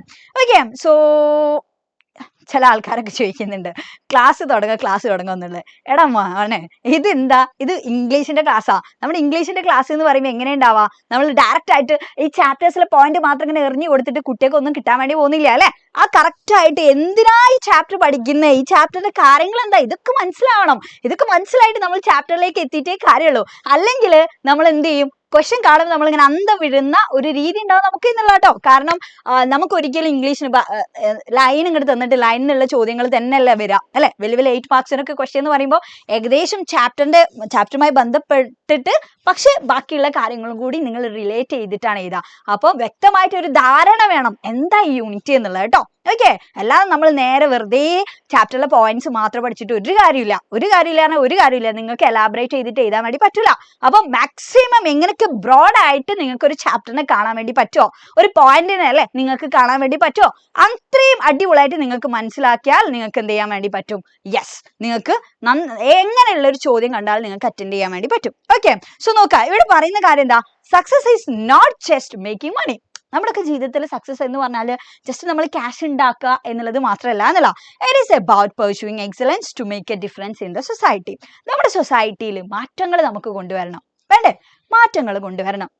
അപ്പം ആ മാറ്റങ്ങളൊക്കെ കൊണ്ടുവരാൻ വേണ്ടിയിട്ട് നമ്മുടെ എക്സലൻസ് എന്താണോ, നമ്മുടെ ആ ഒരു അല്ലെ, എല്ലാ ആളുകൾക്കും ഡിഫറെന്റ് ആയിട്ടുള്ള എബിലിറ്റീസ് ഒക്കെ ആയിരിക്കും ഉണ്ടാവുക. നിങ്ങൾക്ക് ഉണ്ടാകുന്ന കഴിവ് എനിക്കുണ്ടാവില്ല അല്ലെ, എനിക്കുണ്ടാകുന്ന കഴിവ് ചിലപ്പോൾ നിങ്ങൾക്ക് ഉണ്ടാവില്ല. പക്ഷേ നമ്മുടെ ആ കഴിവ് എന്താണ്, നമ്മുടെ നമുക്ക് ഏത് മേഖലയിലാണ് നമ്മൾ എക്സൽ ചെയ്യാൻ പറ്റുക, അത് നമ്മൾ എന്ത് ചെയ്യണം, you have to identify that എന്നുള്ള അല്ലെ, നമ്മൾ അത് കണ്ടെത്തണം. എന്നിട്ട് നമ്മുടെ ആ എക്സൽ നമ്മൾ പെർസ്യൂ ചെയ്യുക, അതിനെ നമ്മൾ പിന്തുടരുക എന്നുള്ളതാണ്. എന്തിന്? To make a change in our society അല്ലെ, ഒരു പോസിറ്റീവ് ആയിട്ടുള്ള ചേഞ്ച് നമ്മുടെ സൊസൈറ്റിയിൽ ഉണ്ടാക്കാൻ വേണ്ടിയിട്ട്. ഓക്കെ, സോ ഇവിടെ പറയുന്ന കാര്യം എന്താണ്, ഈ യൂണിറ്റിൽ മെയിൻ ആയിട്ട് പറയുന്നത് എന്തിനെ പറ്റിയിട്ടാണെന്നുള്ള ഇവിടെ നോക്ക്. യെസ്, ഇവിടെ പറയുന്നുണ്ട് അല്ലെ, ദ യൂണിറ്റ് കംപ്രൈസസ് എന്ന് പറഞ്ഞിട്ട് യെസ് ഓൺട്രപ്രീനർഷിപ്പിനെ പറ്റിയിട്ടാണ് ഇതിൽ പറയുന്നത് എന്നുണ്ട്. യെസ്, എന്താണ് ഇതെന്താ വീതിയില്ലാത്ത? Yes yes okay yeah.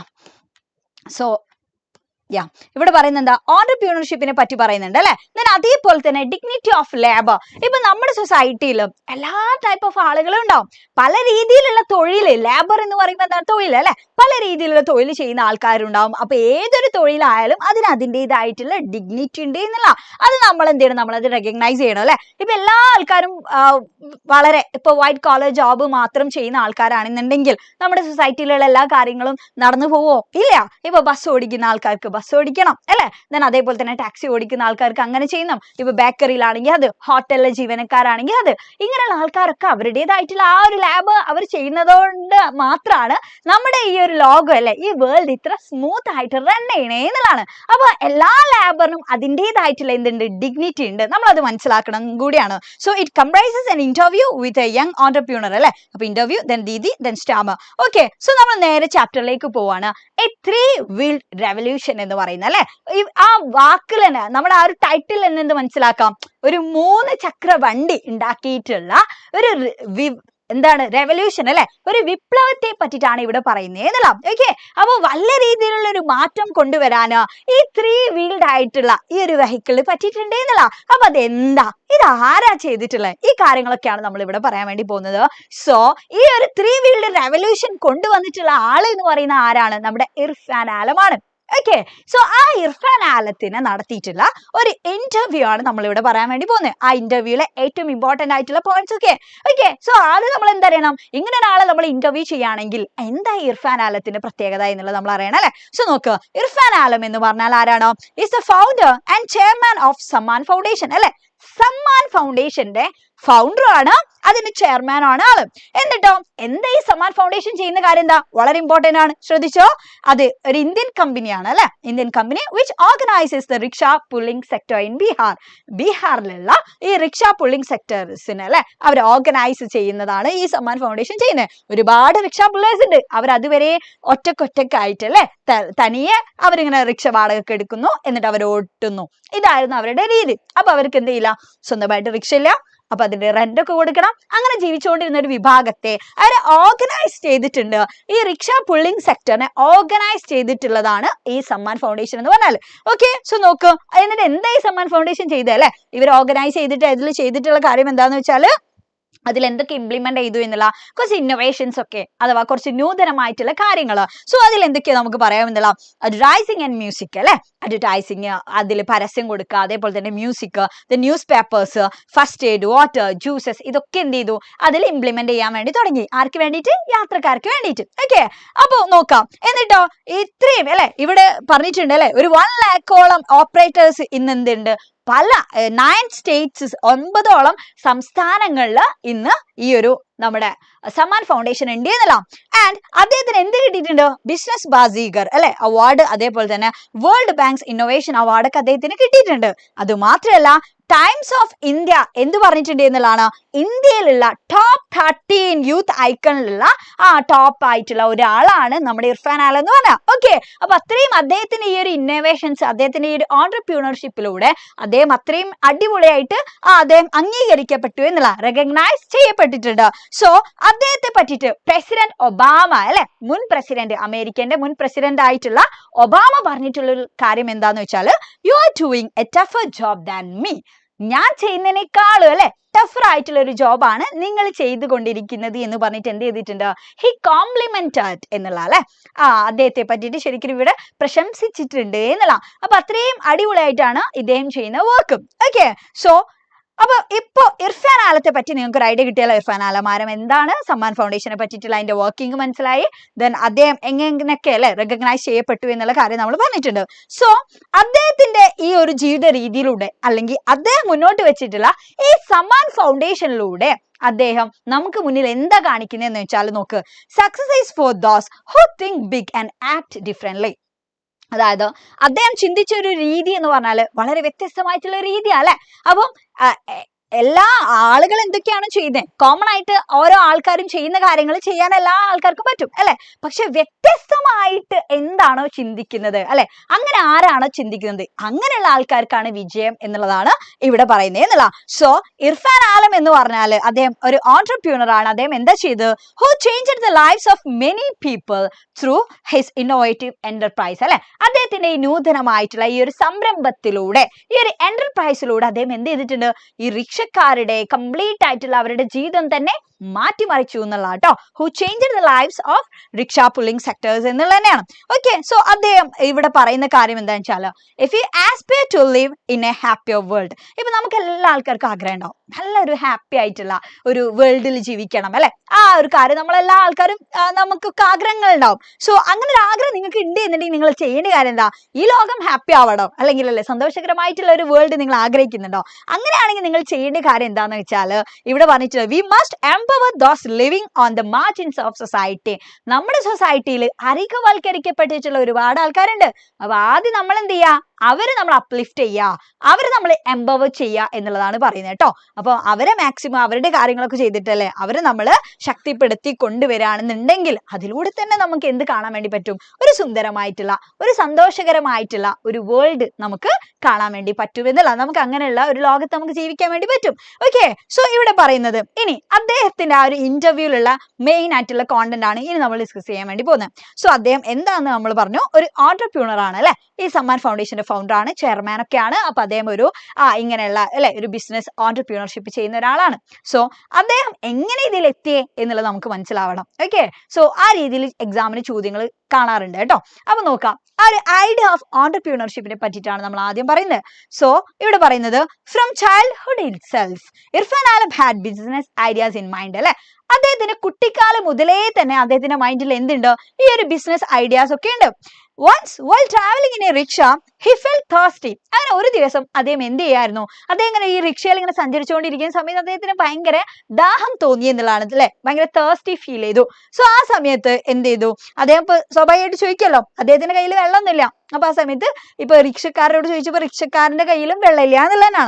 But the rickshaw puller had no water with him. അദ്ദേഹത്തിന്റെ കയ്യിൽ വെള്ളമൊന്നും ഇല്ലായിരുന്നു. At once the idea struck him that there was a chance for selling water bottles in rickshaws. അപ്പൊ നോക്ക്, അവസരം വന്നൊരു വഴി അല്ലെ. ഈ ഓൺട്രപ്രൂണർഷിപ്പിന്റെ സക്സസ് എന്ന് പറഞ്ഞാൽ അത് തന്നെയാണ് കേട്ടോ.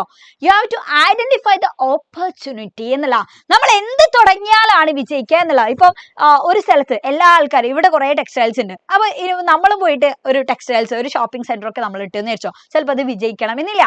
അപ്പൊ കറക്റ്റ് ആയിട്ട് ഇവിടെ എന്താ ആവശ്യം എന്നുള്ളത് മനസ്സിലാക്കുക എന്നുള്ള. സോ ഇർഫാൻ ആലം എന്ത് മനസ്സിലാക്കി, അദ്ദേഹം ഈ ഒരു റിക്ഷയിൽ ട്രാവൽ ചെയ്യുന്ന സമയത്ത് അല്ലെ, വൺസ് അദ്ദേഹത്തിന് എന്ത് ഫെൽറ്റ് ചെയ്തു എന്നുള്ളതാണ്, തേഴ്സ്റ്റി അദ്ദേഹത്തിന് ഫീൽ ചെയ്തു എന്നുള്ള. അപ്പൊ ആ സമയത്ത് അതിൽ വെള്ളമില്ല. അപ്പൊ അദ്ദേഹം മനസ്സിലാക്കി, യെസ് അങ്ങനെയാണെങ്കിൽ ഇനി മുതൽ ഈ റിക്ഷയിൽ വെള്ളം എന്തുകൊണ്ടെങ്കിൽ വെച്ചൂടാ, ആൾക്കാർക്ക് എന്തായാലും ദാഹിക്കുമ്പോൾ വെള്ളം കൊടുത്തൂടെ.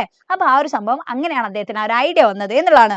ഓക്കെ, അപ്പൊ ഇത് മനസ്സിലാക്കണം കേട്ടോ, എങ്ങനെയാണ് അദ്ദേഹത്തിന് ഈ ഒരു ഐഡിയ അദ്ദേഹത്തിന്റെ മൈൻഡിലേക്ക് വന്നത് എന്നുള്ളത് വളരെ ഇമ്പോർട്ടന്റ് ആ. സോ അതെന്തായാലും നിങ്ങൾ അറിഞ്ഞിരിക്കണം. ഓക്കെ, സോ നോക്ക്, the very next day he arranged some rickshaws with water bottles and made a profit of 8 rupees കേട്ടോ. അങ്ങനെ തൊട്ടടുത്ത ദിവസം തന്നെ അദ്ദേഹം എന്ത് ചെയ്തു, കുറച്ച് റിക്ഷേനൊക്കെ ഓർഗനൈസ് ചെയ്തു. എന്നിട്ട് അതിലൊക്കെ വാട്ടർ ബോട്ടിൽസ് അദ്ദേഹം വെച്ചു. അത് എന്നിട്ട് അവരോട് കൊണ്ടുപോകാൻ വേണ്ടി പറയാം, റിക്ഷക്കാരൻ ചെയ്യും, അത് കൊണ്ടുപോകും. സോ അന്ന് അദ്ദേഹത്തിന് പ്രോഫിറ്റ് 8 rupees അദ്ദേഹത്തിന് പ്രോഫിറ്റ് കിട്ടി. So again in the 1992 stock market scam he helped his father's friend to recover the losses. ഇത് ചോദ്യങ്ങൾ ചോദിച്ചിട്ടുണ്ട് കേട്ടോ, എക്സാമിനൊക്കെ ചോദിച്ചിട്ടുണ്ട്. അതായത് കുട്ടിക്കാലം മുതലേ അദ്ദേഹത്തിന്റെ ബ്ലഡില് ഈ ഒരു ഓൺട്രപ്രൂണർഷിപ്പ് ഉണ്ട് ഇത് നമുക്ക് എങ്ങനെ മനസ്സിലാവും എന്നുള്ള ചോദ്യങ്ങൾ ചോദിക്കാറുണ്ട്. സോ എവിടുന്ന് നമുക്ക് അത് കാണാൻ വേണ്ടി പറ്റും? ഇവിടെ പറയുന്നുണ്ട് അല്ലെ, അദ്ദേഹം ചെറുതായ സമയത്ത് തന്നെ ഫാദറിന്റെ അല്ലെ ഫ്രണ്ടിനൊക്കെ, ഫാദറിനും അതേപോലെ തന്നെ ഈ ഒരു സ്റ്റോക്ക് മാർക്കറ്റിൽ ഇടിവ് വന്ന സമയത്ത്, അതിൽ ബിസിനസ് ലോസ് വന്ന സമയത്ത് ഹി ഹെൽപ്പ് എന്നുള്ളതാണ് അല്ലെ, അദ്ദേഹം അവരെ എന്ത് ചെയ്തിട്ടുണ്ട്, സഹായിച്ചിട്ടുണ്ട്. അപ്പൊ അന്ന് മുതലേ അദ്ദേഹത്തിന്റെ മൈൻഡിൽ ഈ ഒരു ബിസിനസിന്റെ ഭയങ്കരമായിട്ടുള്ള ആ ഒരു ഐഡിയ അദ്ദേഹത്തിന് ഉണ്ട് എന്നുള്ളതാണ്. ഓക്കെ, ആ ഒരു സ്കിൽ ഉണ്ടായിരുന്നു അദ്ദേഹത്തിന്. ദെൻ എന്നിട്ട് എന്ത് ചെയ്തു, in 2006 Irfan Alam presented his business proposal of redesigning the rickshaws at a TV show Business Bazigar, which awarded him first prize അല്ലെ. അങ്ങനെ അദ്ദേഹം എന്ത് ചെയ്യാണ്, 2006 അദ്ദേഹം ഈ ഒരു റിക്ഷനെ പറ്റിയിട്ട് അത് റീഡിസൈൻ ചെയ്യുന്നതിനെ പറ്റിയിട്ടൊക്കെ അദ്ദേഹം എന്ത് ചെയ്യാണ്, ഒരു ബിസിനസ് പ്രപ്പോസൽ വെച്ചു. അപ്പൊ ആ സമയത്ത് അദ്ദേഹത്തിന് ഇങ്ങനെ ഒരു അവാർഡൊക്കെ കിട്ടിയിട്ടുണ്ട്. സോ ഇവിടെ പറയുന്നത് his idea was to display advertisement in the rickshaws and to sell products like mobile cards, newspapers, water bottles etcetera അല്ലെ. അപ്പൊ അദ്ദേഹത്തിന്റെ ഒരു ഐഡിയ എന്ന് പറഞ്ഞാൽ എന്തായിരുന്നു, ഇതിൽ പരസ്യങ്ങളൊക്കെ വെക്കുക, അതേപോലെ തന്നെ ഇതിൽ മൊബൈൽ കാർഡും ന്യൂസ് പേപ്പറും ഇങ്ങനെയുള്ളതൊക്കെ സെൽ ചെയ്യുക എന്നുള്ളതാണ്. ഓക്കെ, പക്ഷെ നിർഭാഗ്യവശാൽ ഈ ആൾക്കാർ എന്ത് ചെയ്തില്ല, ഇതിന് അഗ്രി ചെയ്തില്ല. കാരണം ഇതൊരു അത്ര ലാഭകരമല്ലാത്ത അല്ലെ, ഒരു നോട്ട് ഫോർ പ്രോഫിറ്റ് അപ്രോച്ച് ആണ് എന്ന് മനസ്സിലാക്കിയിട്ട് അവർ ഇതിനെ എൻകറേജ് ചെയ്തിട്ടുണ്ടായിരുന്നില്ല എന്നുള്ള. അപ്പൊ അതുകൊണ്ട് തന്നെ എന്ത് ചെയ്തിട്ടുണ്ടായിരുന്നു, അദ്ദേഹം അത് നിരസിച്ചു എന്നുള്ള. ദെൻ എങ്ങനെയാണ് ഈ സമ്മാൻ അല്ലെ, അദ്ദേഹം തുടങ്ങിയിട്ടുള്ള ഈ സമ്മാൻ ഒരു സാമൂഹികമായിട്ടുള്ള ഒരു സോഷ്യൽ ആയിട്ടുള്ള വെഞ്ചറായി മാറിയത് എന്നുള്ള. കാരണം ജസ്റ്റ് ഒരു റിക്ഷനെ അല്ലെ, റിക്ഷ പുള്ളേഴ്സിനെ അപ്ലിഫ്റ്റ് ചെയ്യുക, അല്ലെങ്കിൽ അവർക്ക് അവരുടെ ഈ ഒരു റിക്ഷയിൽ ഇങ്ങനെ കുറച്ച് സംഭവങ്ങൾ ഇംപ്ലിമെന്റ് ചെയ്യുക, മൊബൈൽ കാർഡ്സ്, അഡ്വർടൈസ്മെന്റ്, അതേപോലെ തന്നെ ന്യൂസ് പേപ്പർ, വാട്ടർ ബോട്ടിൽസ്, ഇത് ഇംപ്ലിമെന്റ് ചെയ്യുക മാത്രമല്ല, ഇത് എന്തായി മാറി എന്നുള്ളതാണ്, ഇത് ഇത്രയും വലിയ അല്ലെ ഒരു സോഷ്യൽ ആയിട്ടുള്ള വെഞ്ചറായി മാറി. സോ അതെങ്ങനെയാ, അത് നമ്മൾ മനസ്സിലാക്കണം. ഈ ബിസിനസ് എങ്ങനെയല്ലേ ഇങ്ങനെ ഒരു സോഷ്യൽ ആയിട്ടുള്ള ഒരു വെഞ്ചറായി മാറിയത്, ഇതിന് എങ്ങനെയാണ് സൊസൈറ്റിയിൽ ഇങ്ങനെ ഒരു ഇമ്പാക്ട് ഉണ്ടാക്കാൻ വേണ്ടി പറ്റിയത് എന്നുള്ള ശ്രദ്ധിച്ചോട്ടോ. സോ ഇവിടെ പറയുന്നത് എന്താണ്, Sammaan foundation is born as Irfan understand the problems of the rickshaw pullers. So ഈ ഒരു സമ്മാൻ ഫൗണ്ടേഷന്റെ ഉടവ്, അതിന്റെ എന്താ പറയാ, അതിന്റെ ഒരു പിറവി അല്ലെ, അതിനൊരു പിറവി എങ്ങനെയെന്ന് വെച്ചാൽ ഈ റിക്ഷ പുള്ളേഴ്സിന്റെ പ്രോബ്ലംസ് മനസ്സിലാക്കിയിട്ടാണ്, അവരുടെ പ്രശ്നങ്ങൾ മനസ്സിലാക്കിയിട്ടാണ്. So they have earned a little after paying rent for the vehicles. അവരെന്ത് ചെയ്യാണ്, അവരുടെ സ്വന്തമായിട്ടുള്ള ഈ അല്ലെ, അവർക്ക് സ്വന്തമായിട്ട് വെഹിക്കിൾ ഇല്ല, അതുകൊണ്ട് തന്നെ ഈ റെന്റ് ഒക്കെ കൊടുത്തിട്ട് പിന്നെ അവർക്കൊന്നും ഇല്ല, വളരെ കുറച്ചേ അവർക്ക് കിട്ടുന്നുള്ളൂ. ഓക്കെ, സോ നോക്ക്, Sammaan's way of operation is to organize the entire rickshaw sector so that their lives are changed. അപ്പം ഫസ്റ്റ് തന്നെ അല്ലേ സമ്മാൻ ചെയ്തിട്ടുള്ള കാര്യം ഇവരെ മൊത്തം ഓർഗനൈസ് ചെയ്യുക എന്നുള്ളത് തന്നെയാണ്. So following A verification process, അതായത് കൃത്യമായിട്ട് ഇതിന്റെ വർക്കിംഗ് കേട്ടോ, വർക്കിങ്ങിനെ പറ്റിയിട്ട് ചോദ്യങ്ങൾ ഉണ്ടാവാറുണ്ട്. എങ്ങനെ ഈ സമ്മാൻ ഫൗണ്ടേഷന്റെ വർക്കിംഗ് നടക്കുന്നതെന്നുള്ളത്. ഓക്കെ, സോ ഇതിന്റെ വർക്കിംഗ് എന്ന് പറഞ്ഞാൽ ജസ്റ്റ് ഇവരെ ഓർഗനൈസ് ചെയ്തിട്ട് മാത്രമല്ല, ഓർഗനൈസ് ചെയ്തിട്ട് ഇവരെല്ലാവരെയും ഒരുമിച്ച് കൂട്ടിയിട്ട് ഒരു വെരിഫിക്കേഷൻ പ്രോസസ് ഒക്കെ നടത്തും. ഓക്കെ, അത് കഴിഞ്ഞിട്ടോ they are given training in traffic rules അവർക്ക് പഠിപ്പിച്ചു കൊടുക്കുന്നുണ്ട് അല്ലെ, അങ്ങനെയുള്ള കാര്യങ്ങളൊക്കെ. പിന്നെ അതേപോലെ തന്നെ അവർക്ക് ലോൺസും കാര്യങ്ങളും, ലോൺ എന്തിനാ ഇവർക്ക് കൊടുക്കുന്നത്, ഇവർക്ക് സ്വന്തമായിട്ട് റിക്ഷ വാങ്ങാൻ. കാരണം ഇവർക്ക് അതുവരെ സ്വന്തമായിട്ട് റിക്ഷ ഇല്ല, പാവങ്ങളാണ്. അപ്പൊ അതുകൊണ്ട് തന്നെ ലോൺസും കാര്യങ്ങളൊക്കെ ഇവർക്ക് എന്ത് ചെയ്യാണ്, അസിസ്റ്റ് ചെയ്ത് കൊടുത്തു. അപ്പൊ ഇവർക്ക് സ്വന്തമായിട്ട് ഇവര് റിക്ഷ വാങ്ങാണ്. എന്നിട്ടോ യെസ്, അതേപോലെ തന്നെ അല്ലെ ഹെൽത്ത് ഇൻഷുറൻസ് കൊടുത്തിട്ടുണ്ട്, ID കാർഡ് ഉണ്ട്, യൂണിഫോംസ്, ഇതൊക്കെ കൊടുക്കാണ്. അപ്പൊ ഇങ്ങനെയാണ് ഇതിന്റെ ഒരു വർക്കിംഗ് എന്ന് പറഞ്ഞാല്. അപ്പൊ ഇങ്ങനൊക്കെ ചെയ്യുന്ന സമയത്ത് ഇവർക്ക് എന്ത് ഫീൽ വരികയാണ്, all these give them a feeling of belonging to a family അല്ലെ. അവര് എന്താണ്, ഒരു കുടുംബത്തില് അവരംഗമാണ്, അല്ലെങ്കിൽ അവര് ആ ഒരു ഫാമിലിയിൽ അവര് പെടുന്നു, അവർക്കും അല്ലെ ചോദിക്കാനും പറയാൻ ആൾക്കാരുണ്ട് എന്നുള്ള ആ ഒരു ബിലോങ്ങിങ്, ആ ഒരു ഫീല് ഈ റിക്ഷ പുള്ളിങ് സെക്ടേഴ്സിലുള്ള ആളുകൾക്ക് തോന്നുകയാണ് എന്നുള്ള. Okay, so yeah, every morning the vehicles reach a yard of Sammaan and load their items like water bottles, mobile cards, newspapers etcetera. അപ്പൊ ഇതിന് വർക്കിംഗ് എന്ന് പറഞ്ഞാൽ എല്ലാ ദിവസവും രാവിലെ വരെ എന്ത് ചെയ്യുന്ന അറിയോ, ഈ റിക്ഷയും കൊണ്ടിട്ട് വരും. റിക്ഷയും കൊണ്ട് വന്നിട്ടോ രാവിലെ ഇതിലെല്ലാം കയറ്റും അല്ലെ, രാവിലെ bottles, water bottles, mobile card, news paper, ഇതൊക്കെ രാവിലെ വരാക്കും. ഓക്കെ, വണ്ടിയിൽ കയറ്റും. എന്നിട്ടോ അത് കഴിഞ്ഞിട്ടോ എന്നിട്ട് വൈകുന്നേരം എന്താ, evening the profit is split in half between Samman and the rickshaw puller. എന്നിട്ട് വൈകുന്നേരം പ്രോഫിറ്റ് ഇവർ എങ്ങനെയാണ് ഡിവൈഡ് ചെയ്യുക എന്നുള്ളതാണ്. എത്ര ഇപ്പൊ ഒരു 80 രൂപയാണെന്ന് വിചാരിച്ചോ, 80 രൂപ പ്രോഫിറ്റ് ആണെങ്കിൽ 40 സമ്മാനും 40 റിക്ഷന്റെ ഡ്രൈവറിനും. ഓക്കെ, അപ്പൊ ഈ രീതിയിൽ ഇവരെന്ത് ചെയ്യും, ഈക്വൽ ആയിട്ട് ഇതിന്റെ പ്രോഫിറ്റ് ഇവർ ഡിവൈഡ് ചെയ്യും. ആൻഡ് ഇതിപ്പോ ഈ ഇതിലുള്ള ആ ഒരു ഐറ്റംസ് അല്ലെ എന്തൊക്കെയാണോ അതിൽ ഉണ്ടായിട്ടുണ്ടായിരുന്നത് അത് സെല് ചെയ്തിട്ട് കിട്ടുന്ന പ്രോഫിറ്റാ. അപ്പൊ ഈ ആൾക്കാർ കയറിയാൽ ആൾക്കാർ എന്തായാലും ക്യാഷ് കൊടുക്കൂലേ പാസഞ്ചേഴ്സ്. അപ്പൊ അതിന്റെ ഫെയറോ അത് കംപ്ലീറ്റ് ആയിട്ട് ആർക്കും കൊടുക്കുക, ഈ റിക്ഷന്റെ ഡ്രൈവേഴ്സിന് തന്നെയാണ്. ഓക്കെ, അപ്പൊ അത് മനസ്സിലുണ്ടാവണേ. സോ പാസഞ്ചർ ഫെയർ എന്ന് പറയുന്നത് solely for the vehicle owner അല്ലെ, വെഹിക്കിളിന്റെ ഉടമക്കാണ്. So the system has increase their revenue by 30 to 40%. അപ്പൊ നോക്ക്, വളരെ വലിയ രീതിയിലുള്ള ഒരു ഗ്രോത്ത് ആണ് ഈ റിക്ഷ ഡ്രൈവേഴ്സിന് ഉണ്ടായിക്കൊണ്ടിരിക്കുന്നത് കേട്ടോ. ഇൻകത്തില് 30 മുതൽ 40% വരെ അവർക്ക് ഇൻക്രീസ് വന്നുകൊണ്ടിരുന്നു. So according to Irfan Alam, rickshaws were convenient vehicles to transport to people between metro station, being eco-friendly. ഇത് eco-friendly കൂടിയാണ് അല്ലെ, കാരണം അതിന് പെട്രോളും കാര്യങ്ങളൊന്നും വേണ്ട. അപ്പൊ അതുകൊണ്ട് തന്നെ അതെന്താണ്, eco-friendly കൂടിയാണ്. So they are the vehicles of the future. Okay, അപ്പം ഇവിടെ പറയുന്നത് എന്താണ്, അതുകൊണ്ട് തന്നെയാണ് ഈ റിക്ഷനെ ഇവർ സെലക്ട് ചെയ്തതെന്നില്ല. കാരണം എന്താണ്, ഈ റിക്ഷ ഒഴിച്ചുകൂടാൻ പറ്റാത്തത് തന്നെയാണ്. നമുക്ക് മെയിൻ ആയിട്ട് ഇത് നോർത്തിലാണ് ഇത് വർക്ക് ആവുന്നത് അല്ലെ. നോർത്തിലൊക്കെ ഒരുപാട് ട്രെയിനിനെ ആൾക്കാർ ആശ്രയിക്കുന്നുണ്ട്, മെട്രോ, ഡൽഹിയിലൊക്കെ മെട്രോ. അപ്പോൾ ഒരു സ്റ്റേഷനിലേക്കൊക്കെ പോകാനൊക്കെ ഈ റിക്ഷനെ ആൾക്കാർ ആശ്രയിക്കുന്നുണ്ട്. അതുകൊണ്ടാണെന്നാ പറഞ്ഞത്. ഓക്കെ, അപ്പൊ ഇങ്ങനെയാണ് ഇതിന്റെ ഒരു വർക്കിങ്ങും ഇതെങ്ങനെയൊക്കെയാണ് ഇതൊരു സാമൂഹികമായിട്ടുള്ള സംരംഭമായിട്ട് മാറുന്നത് എന്നുള്ളത് കേട്ടോ. കാരണം അവർക്ക് എന്ത് ഫീൽ വരികയാണ്, അവരുടെ ഒരു ഫാമിലിയിൽ അല്ലെ അവർ മെമ്പർ ആവാണേ എന്നുള്ള അവർ അപ്ലിഫ്റ്റ് ചെയ്യുന്ന ആ ഒരു കംപ്ലീറ്റ് ആയിട്ടുള്ള ആ ഒരു ഫീലിംഗ് അവർക്ക് കിട്ടുകയാണെന്നില്ല. പിന്നെ അത് മാത്രമല്ല, നമുക്ക് ഇതും കൂടി പറയാം, അവരുടെ ഫാമിലിക്ക് എന്തുണ്ട്, ഒരുപാട് ക്ലാസ്സുകൾ കിട്ടുന്നുണ്ട്, കുട്ടികൾക്ക് ക്ലാസ് കിട്ടുന്നുണ്ട് അല്ലെ. അപ്പം എഡ്യൂക്കേഷണൽ ആയിട്ടുള്ള ആ ഒരു അപ്ലിഫ്റ്റും കൂടി അതിൽ നടക്കുന്നുണ്ട് എന്നുള്ള. അപ്പൊ അതുകൊണ്ടൊക്കെയാണ് ഇതൊരു സോഷ്യൽ വെഞ്ചർ ആണെന്ന് പറയാൻ കാരണം.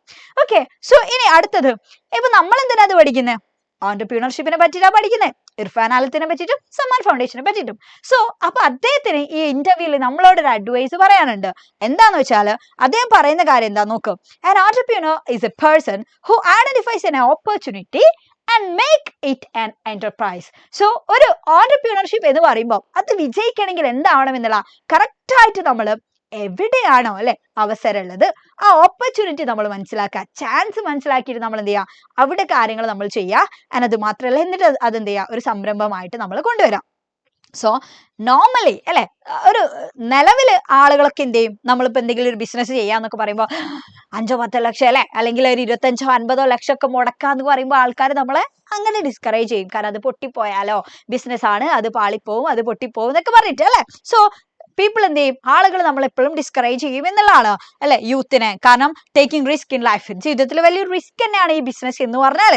ആൻഡ് പക്ഷെ എന്തൊക്കെ ആയാലും അല്ലെ, however entrepreneurship tackles problem of unemployment in the country. പക്ഷേ വലിയൊരു രീതിയിൽ നമ്മുടെ ഈ രാജ്യത്തുള്ള അൺഎംപ്ലോയ്മെന്റ്, തൊഴിലില്ലായ്മ കുറക്കാൻ എന്തിനു പറ്റുന്നുണ്ട് എന്നുള്ളതാണ് നമ്മുടെ ഈ ഓന്റർപ്രീനർഷിപ്പിന് പറ്റും.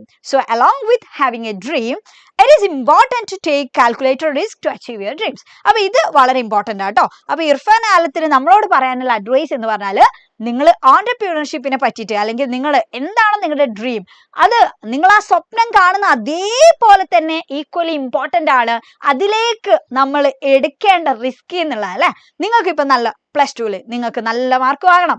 സോ ആ മാർക്ക് വാങ്ങണം എന്നുള്ള ഡ്രീം മാത്രം ഉണ്ടായിട്ട് കാര്യമില്ല, അത് ഈക്വൽ ഇമ്പോർട്ടന്റ് ആണ് നിങ്ങൾ ഇപ്പൊ എടുക്കുന്ന എഫേർട്ട് അല്ലെ. നിങ്ങൾ ഇപ്പൊ കേൾക്കുന്ന ക്ലാസ്സുകൾ, നിങ്ങൾ ഇപ്പൊ എടുക്കുന്ന, ഇപ്പൊ രാത്രിയൊക്കെ നിങ്ങൾ ചിലപ്പോൾ ഉറക്കം കഴിഞ്ഞിട്ടൊക്കെ പഠിക്കുന്ന ആൾക്കാരൊക്കെ ഉണ്ടാവും.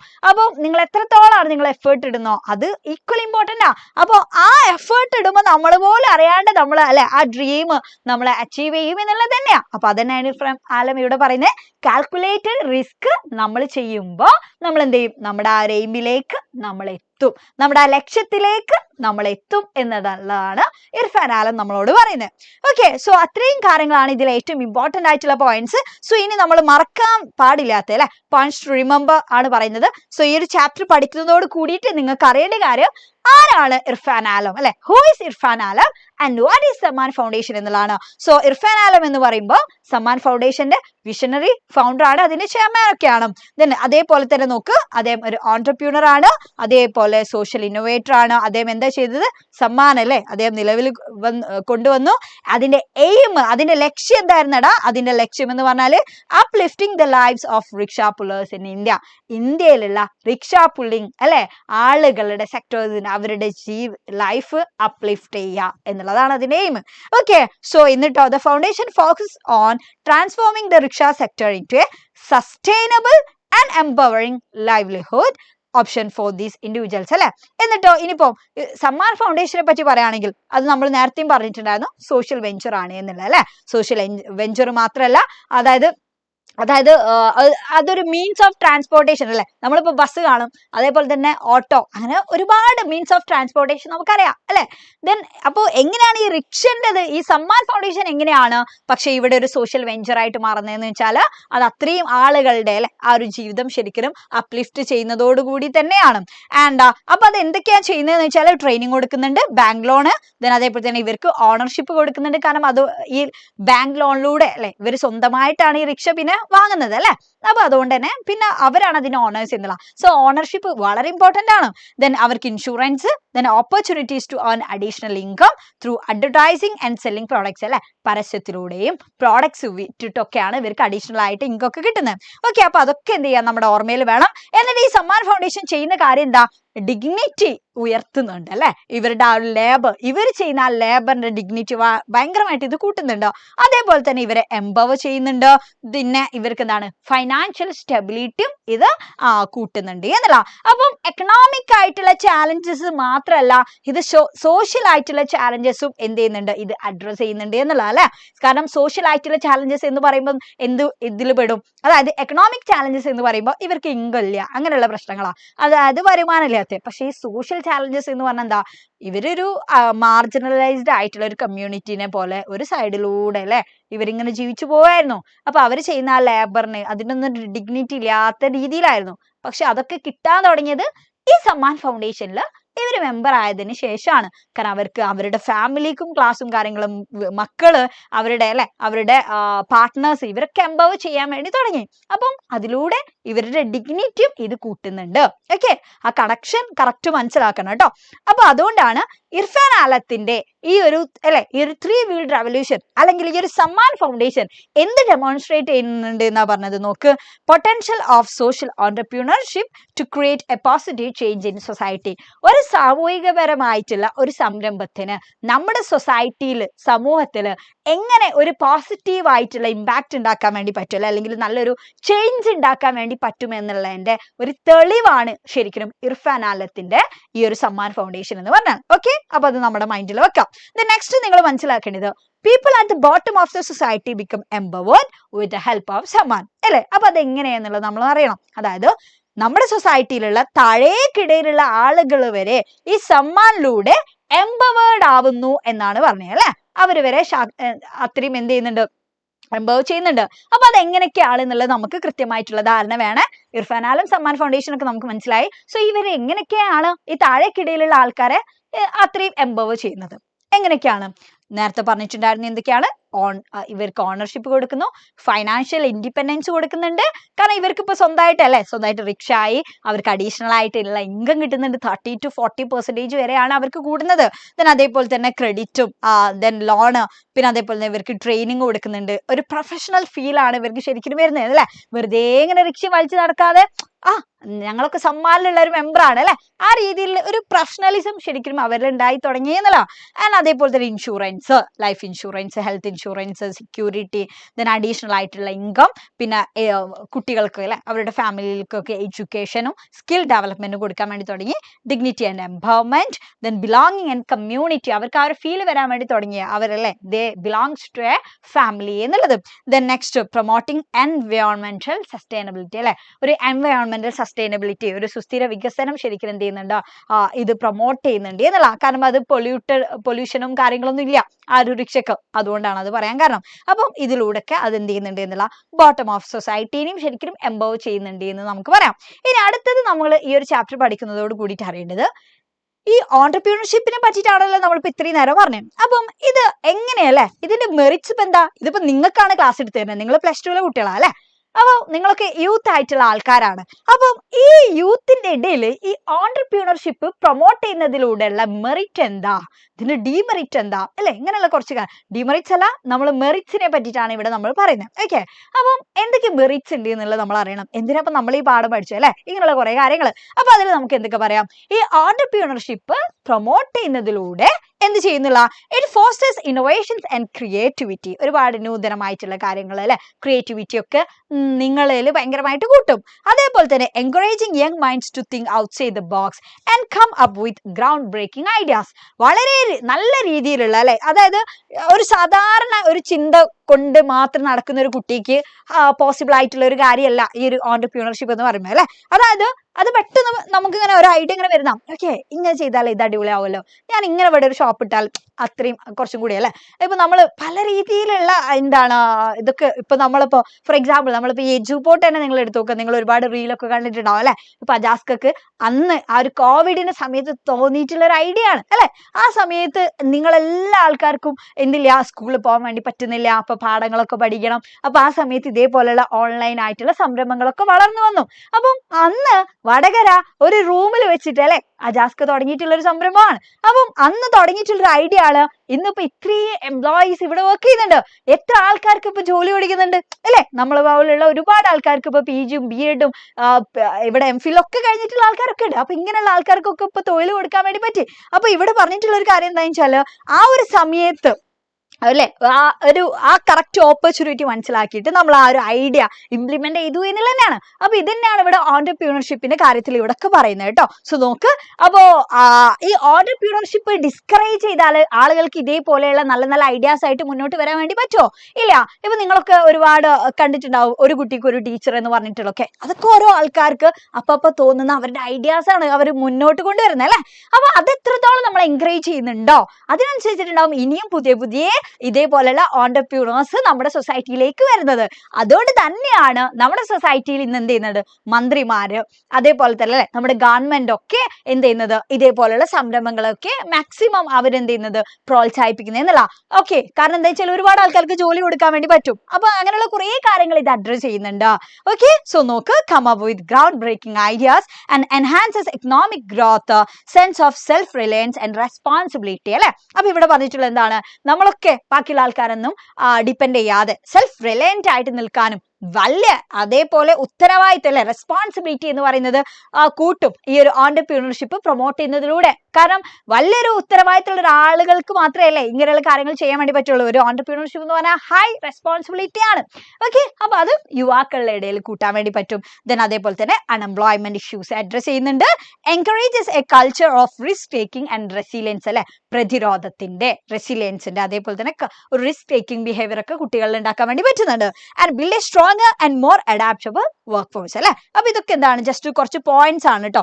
നിങ്ങളുടെ മൈൻഡിൽ ഒന്ന് വെക്കുക എന്തൊക്കെയാണ് ഈ ഓൺടർപ്രീനർഷിപ്പ് യൂത്തിൽ പ്രൊമോട്ട് ചെയ്താലുള്ള മെറിറ്റ്സ് എന്നുള്ളത്. ഓക്കെ, അപ്പൊ അത്രയും കാര്യങ്ങളാണ് ആ ചാപ്റ്ററിൽ പറയുന്നത്. ഈ ചാപ്റ്റർ മാത്രം കുറച്ച് ലെങ്തി ആണ്, പക്ഷെ അത് വളരെ ഇമ്പോർട്ടന്റ് ആയിട്ടുള്ള ചാപ്റ്റർ ആണ് എന്നുള്ളതാണ്. ഓക്കെ, സോ ഈ ഒരു ചാപ്റ്റർ ക്ലിയർ ആണല്ലോ. ഇനി ഇതിൽ നിന്ന് നിങ്ങൾക്ക് ഒരു പ്രശ്നം ഉണ്ടാവരുത് കേട്ടോ. ഓക്കെ, ഇതിൽ നിങ്ങൾക്ക് ഒരു ഡൗട്ടോ കാര്യങ്ങളോ ഒന്നും ഉണ്ടാവരുത്. ഈ ചാപ്റ്റർ ക്ലിയർ ആണോ?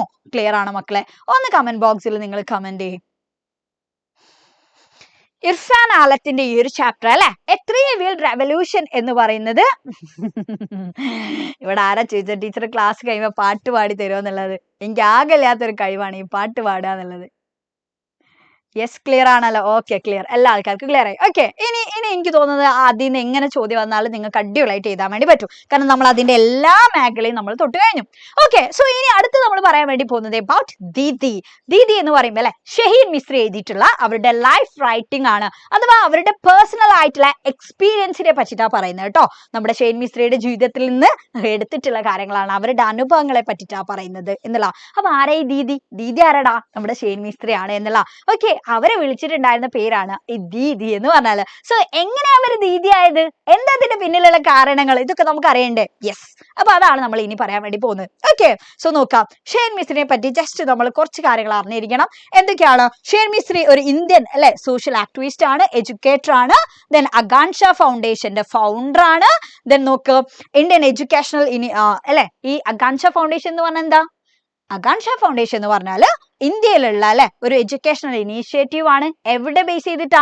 മുംബൈ ആൻഡ് പൂനെ. മുംബൈയും പൂനെയൊക്കെ ബേസ് ചെയ്തിട്ട് ഉള്ളതാണ് എന്നുള്ള. ഓക്കെ, സോ ആള് എന്തും കൂടിയാണ് ടീച്ച് ഫോർ ഇന്ത്യയുടെ CEO ആണ് ആള് കേട്ടോ. ഓക്കെ, യെസ്, 2008 മുതൽ. അപ്പൊ ഷെയ്ൻ മിസ്രി എവിടെ ജനിച്ചിട്ടുള്ള ആളാ? Mumbai. Okay, was born in Mumbai, India. She had an international upbringing and grew up in various countries. ആള് ജനിച്ചത് വളർന്നതൊക്കെ എവിടെയെന്നറിയോ? വ്യത്യസ്തമായിട്ടുള്ള രാജ്യങ്ങളിലാണ് അല്ലെ, ഇന്റർനാഷണൽ ആയിട്ടുള്ള മറ്റു രാജ്യങ്ങളിലൊക്കെയാണ് എന്നുള്ള, ഇന്ത്യയിലല്ല. ഓക്കെ, സോ നോക്ക് എവിടൊക്കെയാണ്? Lebanon, Greece, Saudi Arabia, Indonesia and US അല്ലെ, United States. She moved countries with her father, a senior banker with Citigroup. ആളുടെ ഫാദറിന് അല്ലെ അങ്ങനെയുള്ള ജോലി ആയതുകൊണ്ട് തന്നെ മാക്സിമം ഓരോരോ രാജ്യത്തുമായിട്ടായിരുന്നു ആളുടെ ചെറുപ്പകാലം, കുട്ടിക്കാലം, ചൈൽഡ്ഹുഡ് ഒക്കെ. ബട്ട് എന്തായി? After attending boarding school in Connecticut she move to India for higher education. അങ്ങനെ ഹയർ എഡ്യൂക്കേഷനിൽ വേണ്ടിയിട്ട് പക്ഷെ ആളെന്ത് ചെയ്ത് ഇന്ത്യയിലേക്ക് മൂവ് ചെയ്തിട്ടുണ്ടായിരുന്നു. And she graduated with a BA degree in sociology from Saint Xavier's college, university of Mumbai, and later obtained a master's in education from the University of Manchester before launching the Gansha Foundation. Shaheen's interest in children's education led her to volunteer as a teacher in diverse organizations in Mumbai, such as the Happy Home and the School for the Blind and the EAR School for Hearing Impaired. അപ്പോൾ ഇവിടെ പറഞ്ഞിട്ടുള്ള കാര്യം എന്താ വെച്ചാൽ ഇതിൽ മനസ്സിലാക്കിയാൽ മതി. Shane Misri ആദ്യം ജീവിച്ചതൊക്കെ വളർന്നതൊക്കെ എവിടെയായിരുന്നു? വ്യത്യസ്തമായിട്ടുള്ള അല്ലെ രാജ്യങ്ങളിലായിരുന്നു എന്നുള്ളതാണ്. ആൻഡ് എന്നിട്ട് ഹയർ എഡ്യൂക്കേഷന് വേണ്ടിയിട്ടാണ് ആൾ ഇവിടെ ഇന്ത്യയിലല്ലേ സെറ്റിൽ ആയിട്ടുള്ളത് എന്നുള്ളതാണ്. ആൻഡ് എന്തുകൊണ്ടാണ് ആള് ഇന്ത്യയിൽ നിൽക്കാൻ വേണ്ടി ഡിസൈഡ് ചെയ്തത് അല്ലെ? ആ ഡിസിഷന് പിന്നിൽ അതൊരു റെവല്യൂഷണറി ആയിട്ടുള്ള ഡിസിഷൻ ആയിരുന്നു ശരിക്കും. അപ്പൊ അതിന് പിന്നിൽ ഒരു കാരണമൊക്കെ ഉണ്ടായിരുന്നു. അപ്പൊ ഇവിടെ പറയുന്നുണ്ട് ആള് വെക്കേഷനിലൊക്കെ വരുന്ന സമയത്ത് അല്ലെ ആൾ ഇവിടുത്തെ ഒരുപാട് ഓർഫൻ സ്കൂളും കാര്യങ്ങളൊക്കെ കാണാറുണ്ടായിരുന്നു. അങ്ങനെയൊക്കെയാണ് ആൾ ഇവിടെ തന്നെ നിന്നിട്ട് ഇവിടെ എന്തെങ്കിലും ചെയ്യണം എന്നുള്ള ആ ഒരു ഡിസിഷൻ എടുക്കുന്നത് എന്നുള്ളതാണ്. ഓക്കെ, സോ ഇവിടെ അപ്പോൾ ആൾക്ക് ശരിക്കും ഇങ്ങനെ ഈ ടീച്ചിങ് ഒക്കെ ഒരു പാഷൻ ആയതുകൊണ്ടും സോഷ്യൽ സർവീസിൽ വളരെ ഇൻട്രസ്റ്റ് ഉള്ള ഒരാളായതുകൊണ്ട് തന്നെ ആള് മുംബൈയിലുള്ള പലതരം ഓർഗനൈസേഷനിലും ആദ്യം ആള് വർക്ക് ചെയ്തിട്ടുണ്ടായിരുന്നു. ഓക്കെ, അതിനുശേഷമാണ് എന്തൊക്കെ വന്നത്? ഗാൻഷ ഫൗണ്ടേഷൻ സ്വന്തമായിട്ട് തുടങ്ങിയതൊക്കെ. ഓക്കെ, അപ്പൊ അതിന് മുന്നേ ഇങ്ങനെയുള്ള കുറെ സ്ഥലത്ത് ആള് വർക്ക് ചെയ്തിട്ടുണ്ടായിരുന്നു. ഓക്കെ, സോ നേരത്തെ നമ്മൾ പറഞ്ഞിട്ടുണ്ടായിരുന്നു അല്ലെ, സക്സസ് എന്ന് പറഞ്ഞാല് ഡിഫറെന്റ് ആയിട്ട് ആക്ട് ചെയ്യുന്ന ആൾക്കാർക്കാണ്, ഡിഫറെന്റ് ആയിട്ട് എന്തെങ്കിലും കാര്യങ്ങൾ ചെയ്യുന്ന ആൾക്കാർക്കാണ് എന്ന് പറഞ്ഞിട്ടുണ്ട്. എന്നാൽ ഇവിടെ ഷഹീൻ മിസ്ത്രിന്റെ കാര്യത്തിൽ നമുക്ക് പറയാനുള്ളത് എന്താന്ന് വെച്ചാൽ നോക്ക്, success is not just about money or popularity അല്ലെ, ജസ്റ്റ് പ്രസിദ്ധിയോ ക്യാഷോ ഇതൊന്നുമല്ല. It is something beyond these. ഇതിനേക്കാളൊക്കെ ഇത്രയും അപ്പുറത്തുള്ള കാര്യങ്ങളാ. സോ ഇവിടെ പറയുന്നത് എന്താ വെച്ചാൽ സക്സസ് ആ രീതിയിൽ സക്സസ് ആഗ്രഹിക്കുന്ന ആൾക്കാർക്ക്, അതായത് നല്ല രീതിയിൽ ഇപ്പൊ സക്സസ് എന്ന് പറയുമ്പോൾ സ്വന്തം സക്സസ് എന്നുള്ളതിന്റെ അപ്പുറത്തേക്ക് താൻ കാരണം തന്റെ ചുറ്റുമുള്ള സറൗണ്ടിങ് ആയിട്ടുള്ള പീപ്പിളിന് അല്ലെ അവർക്കും എന്തെങ്കിലും പോസിറ്റീവ് ആയിട്ടുള്ള ചേഞ്ച് കൊണ്ടുവരണം, അല്ലെങ്കിൽ അവർക്ക് ഹാപ്പിനെസ് സന്തോഷം കൊടുക്കാൻ വേണ്ടി പറ്റണമെന്ന് ആഗ്രഹിക്കുന്ന ആൾക്കാരുണ്ട്. സോ അവരെന്ത് ചെയ്യും എന്നുള്ളതാണ്, the reach out to the community. Yes, എന്താ പറഞ്ഞേ? The reach out to the community in their own way and try to make a difference. അവരെന്തിന് അവർ ശ്രമിക്കും? കമ്മ്യൂണിറ്റിയിലേക്ക് അല്ലെ, സമൂഹത്തിന്റെ ഇടയിലേക്ക്, ആളുകളുടെ ഇടയിലേക്ക് അവർ ഇറങ്ങി ചെന്നിട്ട് അവര് ആ ഒരു ഡിഫറൻസ് ക്രിയേറ്റ് ചെയ്യാൻ വേണ്ടിയിട്ട് അവർ ട്രൈ ചെയ്യും, അവർ ശ്രമിക്കും എന്നുള്ളതാണ്. ഫോർ ദം, അങ്ങനെയുള്ള ആളുകൾക്ക് സക്സസ് എന്ന് പറഞ്ഞാൽ എന്തല്ല, അവരുടെ ഹാപ്പിനെസ് എന്നുള്ളത് മാത്രമല്ല ബാക്കിയുള്ളതും കൂടി അല്ലെ, ബാക്കിയുള്ള അതേഴ്സ് ആളുകളുടെയും കൂടി ഹാപ്പിനെസ് ആണ് എന്നുള്ള.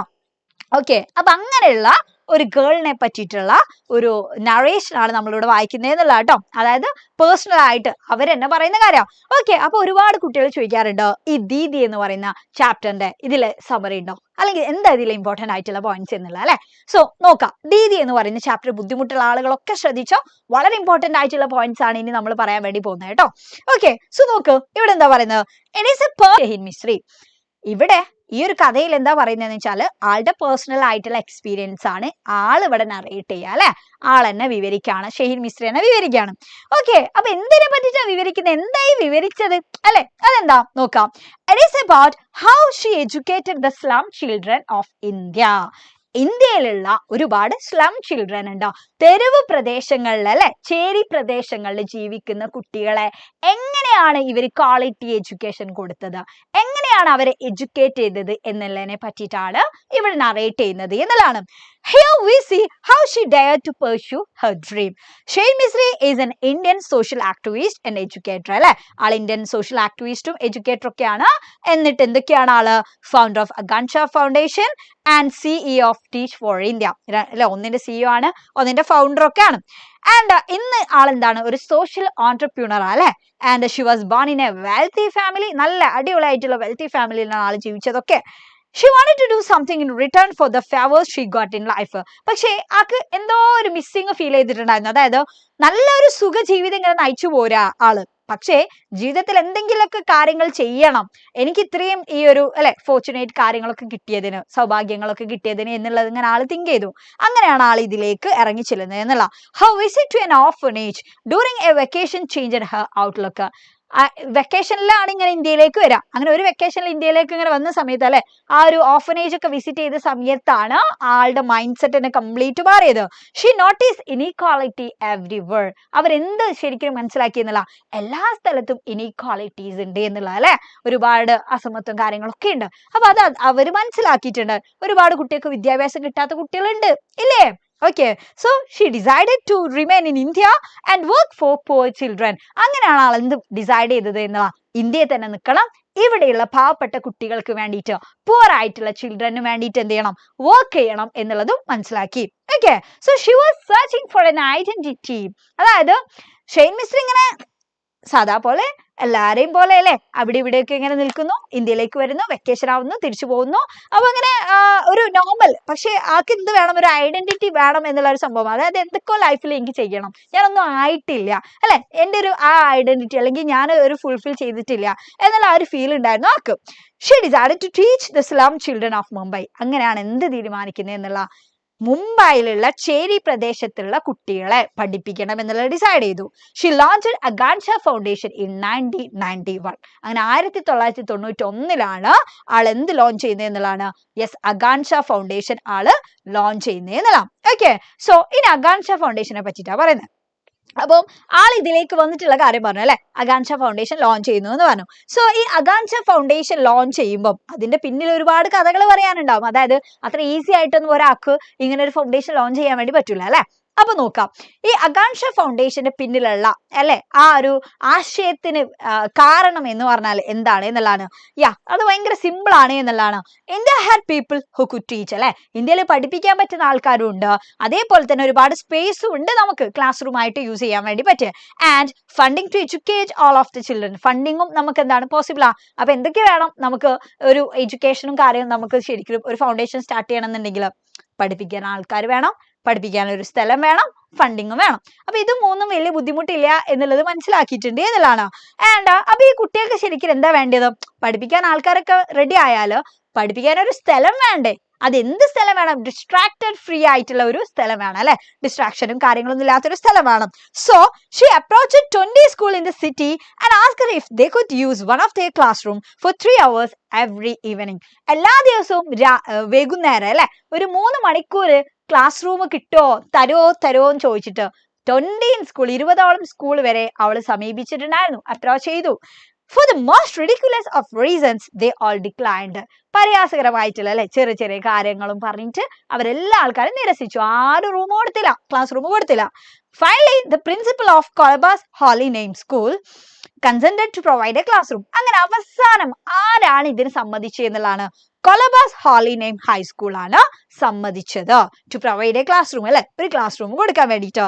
ആൻഡ് ആ കൊളബാസ് സ്കൂളിലെ ക്ലാസ് റൂമാണ് നമ്മുടെ ഫസ്റ്റ് അഗാൻഷ സെന്റർ എന്ന് പറയുന്നത്. ഓക്കെ, അപ്പൊ ഷെയ്ൻ മിസ്ത്രി ഈ അഗാൻഷ സെന്റർ ആദ്യമായിട്ട് തുടങ്ങുന്നത് എവിടെയെന്ന് വെച്ചാൽ ഈ കൊളബാസ് ഹോളി നെയിം ഹൈസ്കൂളിലാണ് എന്നുള്ളതാണ്. ഓക്കെ, അപ്പൊ അതാണ് നമ്മുടെ ഫസ്റ്റ് അഗാൻഷ സെന്റർ.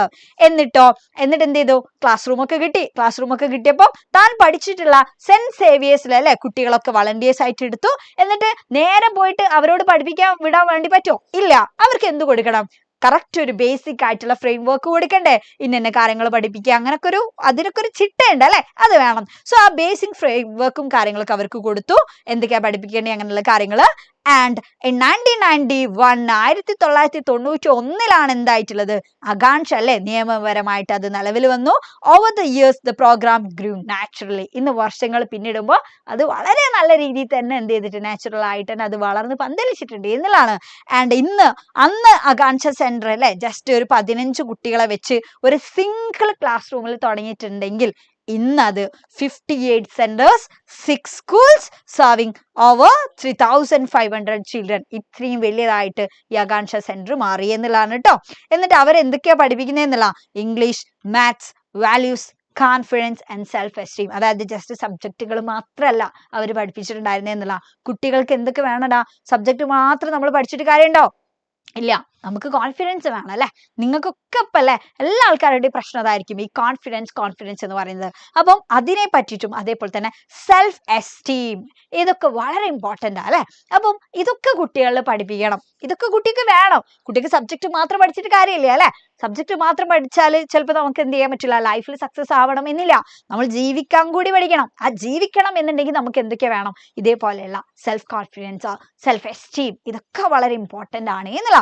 ഓക്കെ, അപ്പൊ അതൊക്കെ എന്ത് ചെയ്തിട്ടുണ്ടായിരുന്നു, ഇവർ കുട്ടികളിലേക്ക് അല്ലെ എത്തിച്ചിട്ടുണ്ടായിരുന്നു. കുട്ടികൾ അവർ ആ കാര്യങ്ങളൊക്കെ പഠിപ്പിച്ചിട്ടുണ്ടായിരുന്നു. The children call her didi. അങ്ങനെ ആ കുട്ടികളാണ് നമ്മുടെ ഷെയ്ൻ മിസ്രിയെ ദീദി എന്ന് വിളിച്ചിട്ടുണ്ടായിരുന്നത് എന്നുള്ളതാണ് കേട്ടോ. Okay, so Shaheen found the Indian education system very bookish compared to US. അതായത് ഷെയ്ൻ മിസ്രിയുടെ ഒരു അഭിപ്രായമാണ് അവിടെ പറഞ്ഞിട്ടുണ്ടായിരുന്നത്. അതായത് ഇന്ത്യൻ സിലബസും കാര്യങ്ങളും കുറച്ചും കൂടി ഒരു ബുക്കിഷ് ആണ് US ആയിട്ട് കമ്പയർ ചെയ്യുകയാണെങ്കിൽ എന്നല്ല. And she learn more outside the class room. ശരിക്കും അല്ലെ ക്ലാസ് റൂമിനേക്കാളും അതിന്റെ പുറത്തുനിന്ന് ഒരുപാട് കാര്യങ്ങൾ അവർ പഠിച്ചിട്ടുണ്ടായിരുന്നു എന്നല്ല. കാരണം എന്താ, എക്സ്പീരിയൻസ് നമ്മളെ കുറച്ചും കൂടി കൂടുതൽ കാര്യങ്ങൾ നമ്മളെ പഠിപ്പിക്കല്ലോ, അതാണ് ഇവിടെ പറഞ്ഞിട്ടുള്ളത്. ഓക്കെ, അപ്പൊ ഇത്രയും കാര്യങ്ങളാണ് അവിടെ പറയുന്നത്. സോ കൺക്ലൂഷനായിട്ട് നമുക്ക് പറയാനുള്ള കാര്യം എന്ന് വെച്ചാൽ നോക്കാം, ഇവിടെ എന്താ പറഞ്ഞത്, there are those who are willing to go to any length to achieve their goals. അവരുടെ അല്ലെ നമ്മുടെ അവനവന്റെ ലക്ഷ്യങ്ങൾ നിറവേറ്റാൻ വേണ്ടി അറ്റം വരെ പോകുന്ന ഒരുപാട് ആൾക്കാരുണ്ട്. ഫോർ ദം, അങ്ങനെയുള്ള ആൾക്കാർക്ക് സക്സസ് എന്ന് പറഞ്ഞാൽ ജസ്റ്റ് മണിയോ പോപ്പുലാരിറ്റിയോ ഒന്നല്ല, അതിനേക്കാളും എത്രയോ അപ്പുറത്തുള്ള കാര്യങ്ങളാണ്. Okay, so many young people are involve in social enterprises അല്ലെ. ഇന്ന് ഒരുപാട് യുവാക്കൾ തന്നെ ഇത്തരത്തിലുള്ള സാമൂഹികപരമായിട്ടുള്ള സംരംഭങ്ങളിൽ. സോ വിച്ച് റിക്വയർ, അതിന് എന്തൊക്കെ വേണം, നല്ല ഡെഡിക്കേഷൻ വേണം, ഹാർഡ് വർക്കും വേണം. അങ്ങനെയുള്ള ആൾക്കാർക്ക് ഇതിൽ സക്സസ് ആവാൻ വേണ്ടി പറ്റുള്ളൂ. So they strive to make a difference by reaching out to the community in their own unique way. അവരുടേതായിട്ടുള്ള അല്ലെ യുണീക്ക് വേയിൽ അവരെന്ത് ചെയ്യും, ഈ ഒരു സൊസൈറ്റിയിൽ ഡിഫറൻസ് ക്രിയേറ്റ് ചെയ്യാൻ വേണ്ടിയിട്ട് അവർ മുന്നിട്ടിറങ്ങും. So success for them is happiness for themselves and others. അപ്പൊ അങ്ങനെയുള്ള ആൾക്കാർക്ക് അല്ലെ സക്സസ് എന്ന് പറഞ്ഞാൽ എന്താണ്, അവരുടെ മാത്രം ഹാപ്പിനെസ് അല്ല, അവരുടെയും അതേപോലെ തന്നെ മറ്റുള്ളവരുടെയും ഹാപ്പിനെസ് ആണ് അവരുടെ സക്സസ് എന്നുള്ളതാണ് പറഞ്ഞത്. ഓക്കെ, അപ്പൊ അത്രയും കാര്യങ്ങളാണ് ആ ചാപ്റ്ററിൽ ഉള്ളത്. ക്ലിയർ ആണോ? ദീദി എന്ന് പറയുന്ന ചാപ്റ്റർ ക്ലിയർ ആണോടാ? ക്ലിയർ ആണോ? ഒന്ന് കമന്റ് ചെയ്യടാ. ദീദി ക്ലിയർ ആയോ? യെസ് ക്ലിയർ ആണല്ലോ. ക്ലിയർ ഓക്കെ, സെറ്റ് ആണല്ലോടാ. Okay, yes, okay, clear. So അടുത്ത ചാപ്റ്റർ കേട്ടോ, നമ്മുടെ സ്റ്റാമർ എന്ന് പറയുന്നത് വളരെ ഇമ്പോർട്ടന്റ് ആണ്. കെ സച്ചിദാനന്ദൻ എഴുതിയിട്ടുള്ള ചാപ്റ്റർ ആണ് അല്ലെ, പോമാണ് സ്റ്റാമർ എന്ന് പറഞ്ഞാൽ. സോ ഫസ്റ്റ് ഓഫ് ഓൾ നമ്മൾ ഇന്ന് മനസ്സിലാക്കണം എന്താ ഈ സ്റ്റാമർ എന്ന് പറഞ്ഞാൽ അല്ലെ. സ്റ്റാമർ എന്ന് പറഞ്ഞാൽ എന്താണ്, വിക്കിനാണ് നമ്മൾ സ്റ്റാമർ എന്ന് പറയാം. സോ നമ്മളൊക്കെ ചെറിയ ആയ സമയത്ത് തന്നെ ചിലപ്പോൾ നമ്മുടെ ക്ലാസ്സിലൊക്കെ ഉണ്ടാവും ചില കുട്ടികളൊക്കെ അല്ലെ, ഈ സ്റ്റാമർ ഉണ്ടാവുന്ന കുട്ടികളൊക്കെ ഉണ്ടാവും. സോ നമ്മൾ പലപ്പോഴും അല്ലെ അതൊരു ഹാൻഡിക്യാപ്പ് ആയിട്ടാണ് പല ആളുകളും അതിനെ ട്രീറ്റ് ചെയ്യുന്നത്. പക്ഷേ ഇവിടെ നമ്മളോട് സച്ചിദാനന്ദൻ പറയുന്നുണ്ട്, എന്താ പറയുന്നത്, സ്റ്റാമർ എന്ന് പറഞ്ഞാല് അല്ലെ അതൊരു ഹാൻഡിക്യാപ്പ് അല്ല, it's a mode of speech എന്ന് പറയുന്നുണ്ട്. സോ ആ ഒരു പോയത്തിലേക്ക് കടക്കുന്നതിന് മുന്നേ തന്നെ അദ്ദേഹം ഇൻട്രൊഡക്ഷൻ ആയിട്ട് പറയുന്ന കാര്യം എന്ന് വെച്ചാൽ we can complain because rose bushes have thorns. ഇവിടെ പറയുന്നത് എന്താണ്, നമുക്ക് വേണമെങ്കിൽ കംപ്ലൈന്റ് പറയാം. ഇപ്പൊ റോസാച്ചെടിക്ക് മുള്ളുകളുണ്ട് എന്ന് പറഞ്ഞിട്ട് നമുക്ക് വേണമെങ്കിൽ പരാതി പറയാം. അറ്റ് ദ സെയിം ടൈം നമുക്ക് എന്ത് പറയാ, ഈ മുള്ളുള്ള ചെടിമേൽ റോസാപ്പൂ ഉണ്ടല്ലോ എന്ന് പറഞ്ഞിട്ട് നമുക്ക് അവിടെ സന്തോഷം കണ്ടെത്താം അല്ലെ. ഇത് രണ്ടെന്താ നമ്മുടെ ഡിഫറെന്റ് ആയിട്ടുള്ള പെർസ്പെക്റ്റീവ് ആണ് എന്നുള്ളതാണ്. ഓക്കെ, സോ ഇത് അബ്രഹാം ലിങ്കൺ അല്ലെ, അബ്രഹാം ലിങ്കൺ പറഞ്ഞിട്ടുള്ള ഒരു കോട്ടാണ്. അപ്പൊ ഇവിടെ പറഞ്ഞിട്ടുള്ള എന്താ, ഓരോ ആൾക്കാരുടെയും പെർസ്പെക്റ്റീവ് എന്താണോ അതാണ് അവിടെ ഡിഫറൻസ് ക്രിയേറ്റ് ചെയ്യുന്നത് എന്നുള്ള. അപ്പം സച്ചിദാനന്ദൻ എന്താണ് ഈ സ്റ്റാമറിനെ പറ്റിയിട്ട് പറയാനുള്ളത്, ഓക്കെ, അതാണ് നമ്മൾ ഇവിടെ പറയുന്നത്. നോക്ക്, stammer is no handicap, it's a mode of speech. വളരെ ഇമ്പോർട്ടന്റ് ആണ്, ശ്രദ്ധിച്ചു കേട്ടോ. ഇപ്പോ ഇനി സ്റ്റാമർ എന്താ അറിയില്ല എന്താ പറഞ്ഞിനി എന്നുള്ളത് ആലോചിക്കാൻ നിൽക്കണ്ട, ഇനി സമയമില്ല, മറ്റന്നാളാണ് എക്സാം. ഓക്കെ, അപ്പം ഒരു ഫൈനൽ ടച്ച് എന്നുള്ള രീതിയിൽ തന്നെ കണ്ടോ. നാളെ നമുക്ക് ഗ്രാമർ പഠിക്കണം, ക്വസ്റ്റ്യൻസ് പഠിക്കണം. അപ്പൊ ഇനിയും ചാപ്റ്റർ മേലെ ഇരിക്കാനുള്ള സമയമില്ല. അപ്പൊ അതുകൊണ്ട് ശ്രദ്ധിച്ചു കേട്ടോ. വരി കണ്ടാൽ നമുക്ക് ഐഡന്റിഫൈ ചെയ്യാൻ വേണ്ടി പറ്റണം ഇവിടെ എന്താ പറയുന്നതെന്നുള്ളത്. ഓക്കെ, സോ നോക്ക്, stammer is no handicap, it's a mode of speech അല്ലെ. സ്റ്റാമർ എന്ന് പറഞ്ഞാൽ അങ്ങനെ വൈകല്യമല്ല, അത് ജസ്റ്റ് സംസാരത്തിന്റെ ഒരു മോഡ് ഓഫ് സ്പീച്ച് അല്ലെ, ജസ്റ്റ് സംസാരിക്കുന്നതിന്റെ ഒരു രീതി തന്നെയാണ് എന്നുള്ളതാണ് അദ്ദേഹം പറയുന്നത്. എന്നിട്ടോ നോക്ക്, stammer is the silence that falls between the word and its meaning. അപ്പം അതായത് ഇവിടെ പറഞ്ഞേ ഈ വിക്ക് എന്ന് പറയുമ്പോൾ ശരിക്കും എങ്ങനെ ഉണ്ടാവാം, ഇപ്പൊ നമ്മളൊരു കാര്യം പറയുമ്പോ അല്ലെ, ഇപ്പൊ അവൻ പോയി എന്ന് നമ്മൾ പറയാം. അപ്പൊ സ്റ്റാമർ ഉള്ള ഒരാൾ പറയുമ്പോ എന്താണ് എന്ന് പറഞ്ഞിട്ട് പതുക്കെയാണ് വൻ അങ്ങനെയായിട്ട് പറയും അല്ലെ. അതായത് ഭയങ്കര പോസാണ് അവിടെ വരുന്നത്. അതായത് ആർക്കറിയാം അത് പറയാന്, അതായത് അവൻ പോയി, അത് ആളെ മൈൻഡിലുണ്ട് ഇല്ലേ, പക്ഷെ അതങ്ങോട്ട് പറഞ്ഞിട്ട് എത്തുന്ന അവിടെയാണ് ഒരു പോസ് വരുന്നത് എന്നുള്ളതാണ്. ഒരു പോസാണ് അവിടെ വരുന്നത് അല്ലെ സ്റ്റാമറിന്റെ പ്രത്യേകത. അപ്പൊ നോക്ക് അതെന്തിനാണ് ആ ഒരു പോസ്, ആ സൈലൻസ് വരുന്നത് എന്നുള്ള ആ വാക്കിലും അല്ലെ, അതായത് ആ വേർഡിന്റെയും മീനിങ്ങിന്റെയും ഇടയിൽ വരുന്ന പോസ്. ശ്രദ്ധിച്ചോട്ടോ, സ്റ്റാമർ എന്ന് പറഞ്ഞാൽ എന്താ, വേർഡിന്റെയും മീനിങ്ങിന്റെയും ഇടയിൽ വരുന്ന സൈലൻസ് ആണ്. എന്നാ ഇവിടെ നോക്കുക അത് എന്തിന്റെ പോലെയാണ് സ്റ്റാമർ എന്നാ പറഞ്ഞേ, ജസ്റ്റ് ആസ് ലൈംനെസ്, മുടന്ത് പോലെയാണ് എന്നുള്ളതാണ്. അപ്പൊ ഈ മുടന്തിനുള്ള പ്രത്യേകത എന്താണ്, മുടന്ത് എന്ന് പറഞ്ഞാൽ എന്താണ്, അതും ഒരു സൈലൻസ് തന്നെയാണ്. എന്തിന്റെ, yes, that falls between the word and deed, അതായത് നമ്മുടെ വാക്കിന്റെയും പ്രവൃത്തിയും. ഇപ്പൊ നമ്മൾ ഇങ്ങനെയൊക്കെ പറയാറുണ്ട്, മുടന്തൻ ന്യായം പറയില്ലേ എന്ന് പറയും. അതായത് നമ്മൾ എന്തെങ്കിലുമൊക്കെ പറഞ്ഞ് എന്നിട്ട് നമ്മളത് ചെയ്തിട്ടില്ല, അപ്പൊ അതിന്റെ ഇടയിൽ ഒരു പോസ് വരുന്നുണ്ട് അല്ലെ, ആ പോസിനൊക്കെ നമ്മൾ അങ്ങനെ പറയാറുണ്ട്, മുടന്തൻ ന്യായം എന്നൊക്കെ നമ്മൾ പറയും. അപ്പൊ ഇവിടെ പറഞ്ഞിട്ടുള്ളത് രണ്ടിന്റെയും ഇടയിലുള്ള കോമൺ ആയിട്ടുള്ള കാര്യം എന്താന്നുള്ളത് ഒരുപാട് എക്സാമിന് ചോദിച്ചിട്ടുള്ള ചോദ്യമാണ് കേട്ടോ. അപ്പൊ നോക്ക് വളരെ ഇമ്പോർട്ടന്റ് ആണ്. സ്റ്റാമറിലും ലൈംനെസ്സിലും എന്താ കോമൺ ആയിട്ടുള്ളത്, സൈലൻസ് ആണ് എന്നുള്ളതാണ്. ഓക്കെ, രണ്ടിലുള്ളത് സൈലൻസ്, രണ്ടിലും പോസ് ആണ്. ഒന്ന് വേർഡിന്റെയും മീനിങ്ങിന്റെ ഇടയിലാണെങ്കിൽ രണ്ടാമത്തത് എന്താണ്, ഇത് നോക്ക് വേർഡിന്റെ മീനിങ്ങിന്റെ ആണ്, ഇത് വേർഡിന്റെയും ഡീഡിന്റെ ആണ് അല്ലെ. വാക്കിന്റെയും അർത്ഥത്തിന്റെ ആണെങ്കിൽ മറ്റത് വാക്കിന്റെയും പ്രവൃത്തിയുടെയും ഇടയിൽ വരുന്ന സൈലൻസ് ആണ് എന്നുള്ളതാണ്. ഓക്കെ, അപ്പോൾ സ്റ്റാമറും ലൈംനെസ്സും മറക്കരുത്. അത് രണ്ടും എങ്ങനെയാണ് ഇവിടെ കമ്പാരിസൺ വന്നിട്ടുള്ളത്. ഓക്കെ, ഇവിടെ സിമിലി വന്നിട്ടുണ്ട്, ആസ് ഉണ്ട്. ഓക്കെ, സോ നെക്സ്റ്റ് അടുത്ത് പറയുന്നത് എന്താ, did stammer precede language or succeed it? ഈ വിക്കാണ് ആദ്യം ഉണ്ടായത് അതോ ഭാഷയാണ് ആദ്യം ഉണ്ടായത് അല്ലെ? ഭാഷയാണ് ആദ്യം ഉണ്ടായ, വിക്കാണ് ഉണ്ടായത്, വിക്ക് ഉണ്ടായിട്ടാണ് ഭാഷ ഉണ്ടായത് അല്ലെ. ഈ ഒരു സംഭവം is it only a dialect or a language itself? അത് ജസ്റ്റ് എന്താണ്, കുറച്ച് ആൾക്കാർ മാത്രം സംസാരിക്കുന്നതാണോ, അതല്ല മൊത്തത്തിലൊരു ഭാഷ തന്നെയാണോ ഈ വിക്ക് എന്ന് പറഞ്ഞാൽ എന്നല്ല. These questions make the linguist stammer. ഇങ്ങനെയുള്ള ചോദ്യങ്ങൾ ചോദിക്കുമ്പോൾ ശരിക്കും ഈ ലിംഗ്വിസ്റ്റ് വരെ സ്റ്റാമർ ചെയ്യും എന്നാ പറഞ്ഞത്. ലിംഗ്വിസ്റ്റ് എന്ന് പറഞ്ഞാൽ ആരാ, ഈ ഭാഷയിൽ അത്രയും അഗ്രഗണ്യന്മാരായിട്ടുള്ള ആൾക്കാരാ. അപ്പൊ അവര് വരെ ശരിക്കും എന്ത് ചെയ്യുന്നുള്ള വിക്കും, വിക്കും മീൻസ് അല്ലെ, സ്റ്റാമർ ചെയ്യുന്ന അവർക്കും ഉത്തരം മുട്ടും, കൺഫ്യൂസ് ചെയ്യും എന്നുള്ള. അപ്പൊ അതിനെയും ഇവിടെ എന്ത് ചെയ്തിട്ടുണ്ട്, സ്റ്റാമർ ആയിട്ടാ പറയുന്നത്. നോക്ക്, സ്റ്റാമർ എങ്ങനെ നമ്മൾ ഡിഫറെന്റ് ആയിട്ട് പറയാം കേട്ടോ. വ്യത്യസ്തമായിട്ടുള്ള രീതിയിലൂടെയാണ് നമ്മൾ ഇവിടെ സ്റ്റാമറിനെ പറയുന്നേന്നല്ല. അപ്പൊ ഇവിടെ പറഞ്ഞിട്ടുള്ള ഉത്തരം മുട്ടിയിട്ട് നമ്മുടെ ആ ഒരു സൈലൻസിനെയാണ് ഇവിടെ സ്റ്റാമർ എന്ന് പറഞ്ഞത്. അതായത് ലിംഗ്വിസ്റ്റ് ഭാഷയിൽ അഗ്രഗണ്യന്മാരായിട്ടുള്ള ആൾക്കാരോട് പോയി ചോദിക്കാം, ഇപ്പൊ സ്റ്റാമർ ആണോ ആദ്യം ഉണ്ടായത്, വിക്കാണോ ഉണ്ടായത്, ഭാഷയാണോ ഉണ്ടായത്, ഭാഷയാണോ ആദ്യം ഉണ്ടായത്, അത് വിക്കാണ് ഉണ്ടായത്, ഇത് ഒരു ഭാഷ തന്നെയാണോ അല്ലെ, ഇതൊരു ലാംഗ്വേജ് ആണോ, ഇതൊരു ഡയലക്ട് ആണോ എന്ന് ചോദിക്കാം. അപ്പൊ ഇങ്ങനെയുള്ള ചോദ്യങ്ങൾ ചോദിക്കുമ്പോൾ ഈ ലിംഗ്വിസ്റ്റ് വരെ സ്റ്റാമർ ചെയ്യും എന്നാണ് പറഞ്ഞത്. ഓക്കെ, സോ നോക്ക്, each time we stammer we are offering a sacrifice to the god of meanings. ഓരോ പ്രാവശ്യം നമ്മൾ സാക്രിഫൈസ് ചെയ്യുന്ന സമയത്ത് അല്ലെ, നമ്മൾ എന്താ ചെയ്യുന്നത്, ഗോഡ് ഓഫ് മീനിങ്സ്, അർത്ഥത്തിന്റെ അല്ലെ ദേവതയ്ക്ക് നമ്മൾ ബലി അർപ്പിക്കുന്ന പോലെയാണ് എന്നാണ് പറഞ്ഞത്. ബലി അർപ്പിക്കുകയാണ്, അതായത് അവിടെ ഒരു സൈലൻസ് ആണല്ലോ വരുന്നത്, അതാണ് ഇവിടെ പറഞ്ഞത്. അപ്പൊ ഓരോ തവണ നമ്മൾ സ്റ്റാമർ ചെയ്യുന്ന സമയത്തും. അപ്പൊ നോക്ക്, when a whole people stammer becomes their mother tongue just as it is with us now. അതായത് ഇവിടെ പറഞ്ഞെന്താ, നമ്മുടെ ചുറ്റുമുള്ള അല്ലെ, ഇപ്പൊ നമ്മൾ സംസാരിക്കുന്ന മലയാളം എന്താ നമ്മുടെ മദർ ടങ്. കാരണം എന്താ, കേരളത്തിലെ എല്ലാ ആൾക്കാരും മലയാളം സംസാരിക്കുന്നത്, അത് നമ്മുടെ ഇവിടുത്തെ കോമൺ ലാംഗ്വേജ് അല്ലെ. സോ മലയാളം എന്നുള്ളത് നമ്മുടെ മദർ ടങ്. എന്നാൽ അപ്പോ നമ്മൾക്കിടയിൽ ഒരാൾക്ക് സ്റ്റാമർ ഉണ്ടാകുമ്പോൾ നമ്മൾ ആൾക്ക് അല്ലെ, നമ്മൾ ആളൊരു വേറിട്ട് നമ്മൾ കാണും. അതെന്തുകൊണ്ടാ, നമ്മൾക്ക് ആർക്കും സ്റ്റാമർ ഇല്ലാത്തതിനോടാ. പക്ഷേ ആ സ്റ്റാമർ പോലെ നമുക്ക് എല്ലാവർക്കും സ്റ്റാമർ ആണെങ്കിൽ പിന്നെ ആൾക്കാർ ഇങ്ങനെ അങ്ങോട്ട് ഇങ്ങോട്ട് നോക്കോ, ഇല്ല. അപ്പൊ അതെന്താവും, ഒരു കോമൺ ലാംഗ്വേജ് ആവും, അത് നമ്മുടെ ഒരു മദർ ടങ് ആയി മാറും എന്നാ പറഞ്ഞത്. അപ്പൊ നോക്ക്, ഇവിടെ പറഞ്ഞത് സ്റ്റാമർ എന്ന് പറഞ്ഞാല് മദർ ടങ് ആവും. എപ്പോ ഹോൾ പീപ്പിൾ സ്റ്റാമർ ചെയ്യുകയാണെങ്കിൽ, മുഴുവൻ ആൾക്കാരും സ്റ്റാമർ ചെയ്യുകയാണെങ്കിൽ അതൊരു മദർ ടങ് ആയി മാറൂലേ. ഇപ്പൊ നമ്മള് നമ്മുടെ മദർ ടങ് നമ്മൾ സംസാരിക്കുന്നത് പോലെ. എന്നാൽ ഇവിടെ പറയുന്ന ഒരു കാര്യം എന്താ വെച്ചാല്, ഒരാള് തെറ്റ് ചെയ്യുമ്പോൾ നമ്മൾ എല്ലാ ആൾക്കാർക്കും അല്ലേ അതൊരു തെറ്റായിട്ട് തോന്നും. പക്ഷേ ഈ തെറ്റിങ്ങനെ ഇത് മൊത്തം അല്ലെ, ഹോൾ ആയിട്ടുള്ള ആളുകളും ഈ തെറ്റ് ചെയ്യാണ്, ഇവിടെ മൊത്തം തെറ്റാണെന്നുണ്ടെങ്കിൽ പിന്നെ തെറ്റിന് നമുക്ക് തെറ്റായി തോന്നുമോ, ഇല്ല. ഇതിപ്പോ എല്ലാവരും ചെയ്യണല്ലേ അല്ലെ, ആ ഒരു ആറ്റിറ്റ്യൂഡ് മനുഷ്യന്മാരിൽ ഉണ്ടാവും എന്നുള്ളതാണ് പറയുന്നത്. Okay, yes. സോ നെക്സ്റ്റ് നോക്ക്, God too must have stammered when he created man. എന്ത് ചെയ്തിട്ടുണ്ടെന്ന് പറഞ്ഞേ, ദൈവവും ശരിക്കും വിക്കിയിട്ടുണ്ട്. എപ്പോ, when he created man, മനുഷ്യനെ സൃഷ്ടിച്ച സമയത്ത് എന്നാ പറഞ്ഞത്, ദൈവവും വിക്കിയിട്ടുണ്ട്.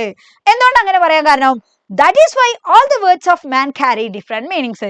അതുകൊണ്ടാണ് മനുഷ്യന്മാരുടെ അല്ലെ എല്ലാ ആൾക്കാരുടെയും ഓരോ വേർഡിനും ഡിഫറെന്റ് ആയിട്ടുള്ള മീനിങ്സ് ഉണ്ടാകുന്നത്. കാരണം ഞാൻ പറയുന്ന പോലെ ആയിരിക്കില്ല മറ്റൊരാൾ പറയുന്നത് അല്ലെ. അപ്പൊ ഒരേ വേർഡിന് തന്നെ ഡിഫറെന്റ് ആയിട്ടുള്ള മീനിങ് ഒക്കെ ഉണ്ടാകുന്ന മനുഷ്യന്മാരുടെ ഇടയിലൊക്കെ ഈ അർത്ഥത്തിനൊക്കെ ഭയങ്കര വ്യത്യാസം ഉണ്ടാവുന്നത് എന്തുകൊണ്ടാ? ഈ ദൈവം മനുഷ്യന്മാരെ സൃഷ്ടിക്കുന്ന സമയത്ത് ദൈവം വരെ വിക്കിയിട്ടുണ്ട്. അപ്പൊ ഓരോ ആൾക്കാർക്കും ഈ വിക്കലുണ്ട് എന്ന് പറഞ്ഞിങ്ങനെ വരിക. പല ടൈപ്പ് ഓഫ് വിക്കലാണ് നമ്മൾ ഇവിടെ പറയുന്നത് അല്ലെ, സ്റ്റാമർ ആണ് നമ്മൾ ഇവിടെ പറയുന്നത്. ഓക്കെ, സോ നോക്ക്, that is why everything he utters from his prayers to his commands stammers like poetry. അപ്പൊ അതുകൊണ്ടാണ് എന്തെന്നാ പറഞ്ഞത്, മനുഷ്യന്മാര് എന്താണോ അല്ലെ നമ്മളിപ്പോ പ്രാർത്ഥിക്കുന്നത്, ഇപ്പൊ നമ്മൾ പ്രാർത്ഥനയിൽ പറയുന്ന കാര്യം നമ്മളെ കമാൻഡ് ചെയ്യുന്ന അല്ലെങ്കിൽ നമ്മൾ ചെയ്യുന്ന കാര്യങ്ങളും വളരെ ഡിഫറെന്റ് ആണ് എന്നാ പറഞ്ഞത്. ചോദിക്കുന്നതൊന്നും ചെയ്യുന്നതൊന്നും ഒക്കെ ആയിട്ട് ഡിഫറെന്റ് ആകുന്നുണ്ട്. എന്തിനെ പോലെ എന്നുള്ള ലൈക്ക് പോയട്രി എന്നാ പറഞ്ഞത്. അപ്പൊ അതിലുള്ള വേരിയേഷൻസ് അവിടെ പറയുന്നത് കേട്ടോ. അപ്പൊ പോയട്രി ആയിട്ട് ഇവിടെ കമ്പയർ ചെയ്തിട്ടുണ്ട് അല്ലെ, സിമിലി നമുക്ക് ഇവിടെ കാണാൻ വേണ്ടി പറ്റും. സോ ഇവിടെ മനസ്സിലാക്കേണ്ടത് എന്താ അറിയോ, പോയട്രി ഇവിടെ പറയാൻ കാരണം എന്താന്ന് വെച്ചാല് ഈ പോയട്രിന്റെ പ്രത്യേകത എന്താ, പോയത്തിന്റെ പ്രത്യേകത, പോയറ്റ് ഒരു കാര്യം എഴുതി വെച്ചിട്ടുണ്ടാവും, പക്ഷേ ഞാൻ വായിക്കുമ്പോൾ എനിക്കിത് തോന്നുന്ന വേറെ കാര്യമായിരിക്കും. ഇനി നിങ്ങളുടെ ഒരാൾ വായിക്കുമ്പോൾ നിങ്ങൾക്ക് തോന്നുന്ന വേറൊരു കാര്യമായിരിക്കും അല്ലെ. ഇതിങ്ങനെ ഡിഫറെന്റ് ആളുകൾ ഇതിങ്ങനെ വായിക്കും തോറും ചിലപ്പോ പോയിട്ട് ഉദ്ദേശിച്ച കാര്യമായിരിക്കില്ല പിന്നുള്ള ബാക്കിയുള്ള ആൾക്കാർ അതിനെ ഇന്ററപ്റ്റ് ചെയ്യണേ എന്നുള്ള. അപ്പൊ അതിന്റെ ആ ഒരു മീനിങ് ഇങ്ങനെ മാറിക്കൊണ്ടിരിക്കുന്നുണ്ട് അല്ലെ. അപ്പൊ അതിനെയാണ് ഇവിടെയും പറഞ്ഞിട്ടുള്ളത് കേട്ടോ. അപ്പൊ മനുഷ്യന്മാർക്കിടയിലും ഇത് തന്നെയാണ് സംഭവിച്ചുകൊണ്ടിരിക്കുന്നത് എന്നുള്ള രീതിയിൽ. സോ ഇതിലെ ഏറ്റവും ഇമ്പോർട്ടന്റ് ആയിട്ടുള്ള പോയിന്റ്സ് ആണ് ഇനി പറയുന്നത്, ഈ ചാപ്റ്ററിലെ ഏറ്റവും ഇമ്പോർട്ടന്റ് ആയിട്ടുള്ള പോയിന്റ്സ്. സോ ഫസ്റ്റ് നിങ്ങൾ എന്താ മനസ്സിലാക്കിയത്, സ്റ്റാമർ ആരാ എഴുതിയിട്ടുള്ളത്, പോയറ്റിനെ മറക്കരുത്, കെ സച്ചിദാനന്ദൻ ആണ്. ഓക്കെ, അത് മറക്കരുത് കേട്ടോ. ദെൻ സ്റ്റാമർ അതിൽ പറയുന്ന എന്താ, ശരിക്കും ഈ വിക്ക് എന്നുള്ളതിനോട് ഉദ്ദേശിച്ചത് എന്താണ്, ഇംപെർഫെക്ഷൻ ഇൻ ഹ്യൂമൻ ബീങ്സ്. മനുഷ്യന്മാരിലൊക്കെ ഒരുപാട് ഇംപെർഫെക്റ്റ് ആയിട്ടുള്ള കാര്യങ്ങൾ ഉണ്ട് അല്ലെ, അതിനെയാണ് എന്നുള്ളതാണ്. സോ അതെന്തല്ല എന്ന് പറയുന്നുണ്ട്, സ്റ്റാമർ എന്ന് പറഞ്ഞാൽ അതൊരു വികലാംഗമല്ല അല്ലെ, ഒരു ഹാൻഡിക്യാപ്പ് അല്ല, ജസ്റ്റ് ഒരു വേ ഓഫ് സ്പീച്ച് ആണ്. And he compares stammer in speech to lameness ആയിട്ട് അല്ലെ, ഈ നമ്മുടെ വാക്കുകളിൽ അല്ലെങ്കിൽ നമ്മുടെ പ്രവൃത്തികളിൽ ആക്ഷനുകളിൽ ഉണ്ടാകുന്ന നമ്മുടെ മുടന്തുകൾ, അതിനെയാണ് ഇവിടെ സ്റ്റാമർ ആയിട്ട് ഇവിടെ കമ്പയർ ചെയ്യുന്നുണ്ട്. ഓക്കെ, ദെൻ നെക്സ്റ്റ് രണ്ടിലുള്ള ഇമ്പോർട്ടന്റ് ആയിട്ടുള്ള കാര്യം എന്ന് പറഞ്ഞാൽ എന്താ, രണ്ടിലും ഗ്യാപ്പ് അല്ലെങ്കിൽ സൈലൻസ് നമുക്ക് കാണാൻ വേണ്ടി പറ്റും, ഒരു പോസ് അല്ലെ, രണ്ടിലും സൈലൻസ് കോമൺ ആണ്. ഓക്കെ, ഇത് ഇമ്പോർട്ടന്റ് ആണ്. ദെൻ നോക്ക്, Starmer came with origin of man and before language it is A language than A dialect because Starmer is universal. അതായത് സ്റ്റാമർ ഒരു ലാംഗ്വേജ് തന്നെയാണ് എന്നുള്ള രീതി ഇവിടെ പറയുന്നുണ്ട്, കാരണം അത് അത്രയും യൂണിവേഴ്സൽ ആണ് എന്നുള്ളത്. We gave different meanings to words, these are sacrifices to the god of meanings. അതൊന്നും അത്ര ഇമ്പോർട്ടന്റ് അല്ല. പക്ഷെ ഇവിടെ നോക്ക്, we use our mother tongue more than any other language അല്ലെ, നമ്മളെല്ലാ ആൾക്കാരും യൂസ് ചെയ്യുന്നത് എന്താണ്, മദർ ടങ് ആണ്, ബാക്കിയുള്ള എല്ലാ ഭാഷ യൂസ് ചെയ്യുന്നതിനേക്കാളും. And when all the people are imperfect stammer becomes their mother tongue. അപ്പൊ അതേപോലെയാണ് നമ്മൾ ഇവിടെ എല്ലാ ആൾക്കാരും ഭയങ്കര ഇംപെർഫെക്റ്റ്, എല്ലാ ആൾക്കാരും തിന്മകൾ ഇങ്ങനെ ചെയ്യുമ്പോൾ എന്ത് ചെയ്യും, ആ തിന്മകളും ഒരു കോമൺ ആയിട്ടുള്ള കാര്യം ഒരു മദർ ടങ് പോലെ ആയി മാറുമേ എന്നുള്ളതാണ്. This is the situation now അല്ലെ, ഇപ്പോഴത്തെ സിറ്റുവേഷൻ അതാണ്. We are all affected with stammer. നമുക്ക് എല്ലാ ആൾക്കാർക്കും എന്ത് അഫക്ട് ചെയ്തിട്ടുണ്ട് എന്നാ പറഞ്ഞേ, സ്റ്റാമർ വിക്ക് ഉണ്ട് എന്നുള്ള. കാരണം എന്തുകൊണ്ടാ, we do not react or respond to the burning social problems around us. നമ്മുടെ സൊസൈറ്റിയിൽ ഒരുപാട് പ്രശ്നങ്ങൾ നടക്കുന്നുണ്ട്, ഒരുപാട് സോഷ്യൽ എവിൽസ് നടക്കുന്നുണ്ട്. ആ സമയത്ത് നമ്മളെല്ലാ ആൾക്കാരും എന്ത് ചെയ്യുക, നമ്മൾ ബ്ലൈൻഡ് ഐ ആണ് നമ്മൾ കീപ്പ് ചെയ്യുന്നത്. നമ്മൾ എന്ത് ചെയ്യുന്നുണ്ട്, നമ്മൾ അല്ലെ ഭയങ്കര ഫിയർ ആണ് നമുക്ക്. We are afraid to respond or react എന്നുള്ള, റിയാക്ട് ചെയ്യാൻ റെസ്പോണ്ട് ചെയ്യാനൊക്കെ നമുക്ക് ഭയങ്കര പേടിയുണ്ട് അല്ലെ. അപ്പം അതിനാണ് ഇവിടെ പറയുന്നത് എന്നുള്ളതാണ് കേട്ടോ. ഓക്കെ, അപ്പം ആ ഒരു നമ്മുടെ ആ നിശബ്ദതയെ, സൈലൻസിനെയാണ് നമ്മൾ ഇവിടെ പോയിട്ട് എന്താക്കി പറയുന്നതടാ, നമ്മുടെ സ്റ്റാമർ എന്ന് പറയുന്നത്. നമ്മുടെ വിക്കിൽ എന്താ ഉള്ള, സൈലൻസാ. അതേപോലെ തന്നെ നമ്മൾ ഇവിടെ സൈലന്റ് ആയിട്ടല്ലേ നിൽക്കുന്നത്, അതാണ് ഇവിടെ പറയുന്നത്. ഓക്കെ, സോ നോക്ക്, God created man with imperfection and God might have stammered when he created man അല്ലെ. മനുഷ്യനെ സൃഷ്ടിക്കുന്ന സമയത്ത് ഗോഡും എന്ത് ചെയ്തിട്ടുണ്ട്, വിക്കിയിട്ടുണ്ട് എന്നാണ് പറഞ്ഞത്. That is why often man says one thing and he does another thing. അതുകൊണ്ടാണ് മനുഷ്യന്മാർ പറയുന്ന കാര്യങ്ങളൊന്നും ചെയ്യുന്ന കാര്യങ്ങൾ മറ്റൊന്നുമായി മാറുന്നത്. Man stammers when he prays, he stammers when he commands. This imperfection of stammer is found in life, language and also in poetry, says the poet അല്ലെ. അപ്പൊ പോയട്രിയിലുള്ള ഒരു കാര്യം എന്ന് പറഞ്ഞാൽ അതും തന്നെ വേരിയേഷൻ അല്ലെ. പോയിട്ട് ഉദ്ദേശിക്കുന്ന കാര്യമേ അല്ല ബാക്കിയുള്ള ആൾക്കാർ പിന്നെ വായിക്കുന്ന സമയത്ത് ഉണ്ടാവുന്നതെന്നല്ല. We get different meanings to a poem that add to the beauty of the poem. Okay, നമ്മളത് വളരെ ഡിഫറെന്റ് ആയിട്ടുള്ള മീനിങ്സ് ആണ് നമ്മൾ അതിന് കൊടുത്തുകൊണ്ടിരിക്കുന്നതെന്നല്ല. ഓക്കെ, സോ സ്റ്റാമർ ക്ലിയർ ആയോ? ക്ലിയർ ആയോടാ? ക്ലിയർ ആയോ? ക്ലിയർ ആയിട്ടുണ്ടെങ്കിൽ നമ്മൾ നേരെ അടുത്ത ചാപ്റ്ററിലേക്ക് പോവാണ്. ഓക്കെ, സോ സ്റ്റാമർ ക്ലിയർ ആയിട്ടുണ്ടോ മക്കളെ? ക്ലിയർ ആണോ? ക്ലിയർ ആണോ? യെസ്. ഓക്കെ, യെസ്, ക്ലിയർ ആണല്ലടാ? ക്ലിയർ ആണോ? Okay, yes, yeah. സോ നോക്ക് അടുത്തത് കേട്ടോ, ദ ലൈറ്റസ്റ്റ് സൈഡ് എന്ന് പറയുന്നത് നമ്മുടെ യൂണിറ്റ് 5 അല്ലെ. യൂണിറ്റ് 5 പറയുന്നത് എന്തിനെ പറ്റിയിട്ടാ നോക്കാം. I love people who make me laugh. I honestly think it's the thing I like most to laugh. It cures a multitude of illness. It probably the most important thing in a person. Okay, അപ്പൊ ഇവിടെ പറയുന്നത് എന്താണ്? ലാഫിനെ പറ്റിയിട്ടാണ് ഇവിടെ ഇൻട്രൊഡക്ഷനിൽ പറഞ്ഞിട്ടുള്ളത് അല്ലെ. അതായത് നമ്മുടെ മനുഷ്യന്മാർ അല്ലെ, ഇപ്പോ എല്ലാ ആൾക്കാർക്കും എന്തായിരിക്കും, ചിലപ്പോൾ ചിരിക്കുന്നത് ഭയങ്കര ഇഷ്ടമായിരിക്കും, ചിരിപ്പിക്കുന്ന ആൾക്കാരെയും നമുക്ക് ഭയങ്കര ഇഷ്ടമായിരിക്കും അല്ലെ. ആൻഡ് ഇവിടെ പറഞ്ഞിട്ടുള്ള കാര്യം എന്താണെന്ന് വെച്ചാൽ നമ്മുടെ ഈ ഒരു ചിരി എന്ന് പറഞ്ഞാൽ, ലാഫ് എന്നൊക്കെ പറഞ്ഞാൽ നമ്മുടെ ഒരുപാട് അസുഖങ്ങൾ, നമ്മുടെ പ്രയാസങ്ങളൊക്കെ ഇല്ലാതാക്കാൻ അത് സഹായിക്കും എന്നുള്ളതാണ് അല്ലെ. It's probably the most important thing in a person. ഒരു വ്യക്തിയെ സംബന്ധിച്ചിടത്തോളം ഈ ലാഫ് എന്ന് പറയുന്നത് വളരെ ഇമ്പോർട്ടൻ്റ് ആണ്. എന്നാൽ അതേപോലെ തന്നെ ഇവിടെ നമ്മളോട് അല്ലെ ഈ ഒരു ഇൻട്രൊഡക്ഷനിൽ പറയുന്ന കാര്യം എന്താ? ഹ്യൂമർ, നമ്മുടെയൊക്കെ നർമ്മം, നമ്മുടെയൊക്കെ ജീവിതത്തിൽ നർമ്മങ്ങൾ ഉണ്ടാവും അല്ലെ. അപ്പൊ അതെന്താ ശരിക്കും is what adds to the spice of life. നമ്മുടെ ജീവിതം എന്ന് പറഞ്ഞാൽ എന്താ? ഒരുപാട് സങ്കടങ്ങളും അതേപോലെ തന്നെ സന്തോഷങ്ങളും തമാശകളും ഇതെല്ലാം കൂടിയതാ അല്ലെ. അപ്പം ഈ ഹ്യൂമർ എന്ന് പറയുന്നത് കുറച്ചും കൂടി അതിനെന്താണ്, ഈ സ്പൈസി കൂട്ടുന്നത് പോലെയാണ് എന്നുള്ളതാണ്. ആൻഡ് നമ്മുടെ ടെൻഷനും കാര്യങ്ങളൊക്കെ കുറക്കാൻ ഇത്തരത്തിലുള്ള നർമ്മങ്ങൾക്ക് പറ്റാറുണ്ട്, ഹ്യൂമറിനൊക്കെ പറ്റാറുണ്ട്. And if A sense of humour is developed as A perspective of life, even unpleasant experience will become less problematic. ഇത് വളരെ ഇമ്പോർട്ടൻ്റ് ആട്ടോ. അതായത് ഈ ഹ്യൂമർ എന്ന് പറയുന്ന ഒരു സംഭവം അല്ലെ, അത് ഇപ്പൊ എന്തൊരു കാര്യവും പെട്ടെന്ന് ഒരു തമാശ ആയിട്ടൊക്കെ എടുക്കാൻ വേണ്ടി പറ്റുന്ന ഒരു ക്വാളിറ്റി നമുക്കുണ്ട് എന്നുണ്ടെങ്കിൽ ജീവിതത്തിൽ ഒരുപാട് കാര്യങ്ങൾ നമുക്ക് എന്ത് ചെയ്യും, ലെസ് പ്രോബ്ലമാറ്റിക് ആയിട്ട് നമുക്ക് തോന്നും. ഒരുപാട് കാര്യങ്ങൾ നമുക്ക് എന്ത് ചെയ്യാൻ പറ്റും, അതിജീവിക്കാൻ വേണ്ടി പറ്റും എന്നുള്ളതാണ്. ഓക്കെ, സോ നോക്കാം, ഇവിടെ നമുക്ക് പറയാനുള്ളത് ഒരു പോസ്റ്റ് ഏർലി ഫോർ ക്രിസ്മസ് എന്ന് പറയുന്ന ചാപ്റ്റർ ആണ് കേട്ടോ. നമ്മൾ പറയുന്നത് ഒരു 1 act പ്ലേ ആണ്. സോ അതിന്റെ ഇൻട്രൊഡക്ഷൻ ആയിട്ട് പറയുന്ന നോക്ക്. It is said that laughter is not devoid of an element of pain, as humor always completely innocent and harmless. അപ്പൊ ഇവിടെ പറഞ്ഞിട്ടുള്ള കാര്യം എന്താണ്? അതായത് എപ്പോഴും ഈ തമാശ അല്ലെങ്കിൽ ഈ ഹ്യൂമർ എന്നൊക്കെ ഉള്ളത് ഇന്നസെന്റും ഹാംലെസ്സും ഒക്കെ ആണോ എന്നുള്ള, അതായത് ചില സമയത്ത് പറയും, നമ്മളൊക്കെ പറയാറുണ്ട് അതിന്റെ തമാശ എനിക്ക് അത്ര വലിയ രസിക്കില്ല കേട്ടോ എന്ന് നമ്മൾ പറയാം അല്ലെ. അതായത് പറയുന്ന ആൾക്കാർക്ക് ചിലപ്പോൾ തമാശ എന്നൊക്കെ തോന്നും, പക്ഷെ കേൾക്കുന്ന ആൾക്കാർക്ക് ചിലപ്പോൾ നല്ലോണം കൊള്ളും. അത് അത്ര വലിയ തമാശ ആയിട്ട് കേൾക്കുന്ന ആൾക്കാർക്ക് ഫീൽ ചെയ്യില്ല. അപ്പൊ അതന്നെ പറഞ്ഞേ, ചില സമയത്ത് അത് ഭയങ്കര ഹാംഫുൾ ആണ് ഈ ഹ്യൂമർ എന്ന് പറഞ്ഞാൽ. So is it at the cost of creating inconvenience to others? At least at times, ചില സമയങ്ങളിലെങ്കിലും നമ്മുടെയൊക്കെ തമാശകള് മറ്റുള്ള ആൾക്കാർക്ക് ഇൻകൺവീനിയൻസ് ഉണ്ടാക്കാറില്ലേ? Read the 1 act play and make an assessment. അപ്പൊ നമ്മളോട് പറഞ്ഞിട്ടുള്ള ഈ ഒരു 1 act പ്ലേയിലും അത്തരം കാര്യങ്ങളാണ് പറയുന്നത് എന്നല്ല. Okay, so post early for Christmas എന്ന് പറയുന്നത് അല്ലെ, RH Wood എഴുതിയിട്ടുള്ള ഈ ഒരു ചാപ്റ്ററിൽ നിങ്ങൾ മനസ്സിലാക്കേണ്ട കാര്യം, ഫസ്റ്റ് എന്ത് ചെയ്യാം, ഇൻട്രൊഡക്ഷൻ ആയിട്ട് അല്ലെ നിങ്ങൾ മനസ്സിലാക്കേണ്ട കാര്യം എന്താണെന്ന് വെച്ചാൽ, ഇവിടെ ഇതിന്റെ ഒരു സെറ്റിംഗ് എങ്ങനെയാന്നുള്ളതാണ്. A busy and chaotic post ഓഫീസിലാണ് അല്ലെ. ഒരു പോസ്റ്റ് ഓഫീസ് വെച്ചിട്ടാണ് ഈ കാര്യങ്ങൾ മൊത്തം കേട്ടോ. നോക്ക്, പോസ്റ്റ് ഏർലി ഫോർ ക്രിസ്മസ് എന്നുള്ള അല്ലെ ഹെഡിങ് തന്നെ. അപ്പോൾ അതിൽ നിന്ന് തന്നെ നമുക്ക് മനസ്സിലാക്കാം ഇതിൽ ഒരു പോസ്റ്റിനെ പറ്റിയിട്ടാണ് പറയുന്നത്. അതായത് ഒരു പോസ്റ്റ് ഓഫീസിൽ വെച്ച് നടക്കുന്ന കാര്യങ്ങളാണ് ശരിക്കും ഇതിൽ പറഞ്ഞിട്ടുള്ളത് എന്നല്ല. അപ്പൊ അതിൽ ഒരുപാട് ഭയങ്കര സംഭവ ബഹുലമായിട്ടുള്ള കാര്യങ്ങൾ നടക്കുന്നുണ്ട്, ഒരുപാട് ബഹളങ്ങളൊക്കെ നടക്കുന്നുണ്ട് പോസ്റ്റ് ഓഫീസിൽ. അപ്പൊ അതെന്താ അങ്ങനെയുള്ള കാര്യങ്ങളൊക്കെയാ. So all in a rush to get their work done and enters an anxious tourist with a suspicious parcel അല്ലെ. അപ്പോൾ ഇതിൽ നടക്കുന്ന കാര്യങ്ങൾ എന്നൊക്കെ പറഞ്ഞാൽ എന്താണ്, ഒരുപാട് പ്രശ്നങ്ങൾ അവിടെ നടക്കുന്നുണ്ട്, ഒരുപാട് ആൾക്കാർ അതിലേക്ക് കയറി വരുന്നുണ്ട്.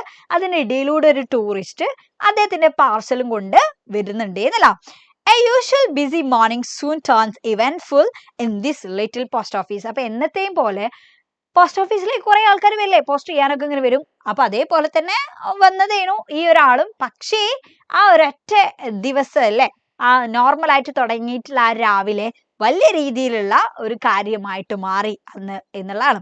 അപ്പൊ ഇതിൽ നിങ്ങൾ ഇമ്പോർട്ടൻ്റ് ആയിട്ട് ആലോചിക്കേണ്ടത് എന്തൊക്കെയാണ്, ഇതിലെ മെയിൻ ആയിട്ടുള്ള ക്യാരക്ടേഴ്സ് കേട്ടോ. നമ്മുടെ എ യങ് ലേഡി അസിസ്റ്റന്റ് മറക്കരുത്. നെക്സ്റ്റ് ഇതിൽ മിസ്സിസ് സ്മിത്ത് ഉണ്ട്, മിസ്സിസ് ജോൺസ് ഉണ്ട്. ഇത് വളരെ ഇമ്പോർട്ടൻ്റ് ആണ്.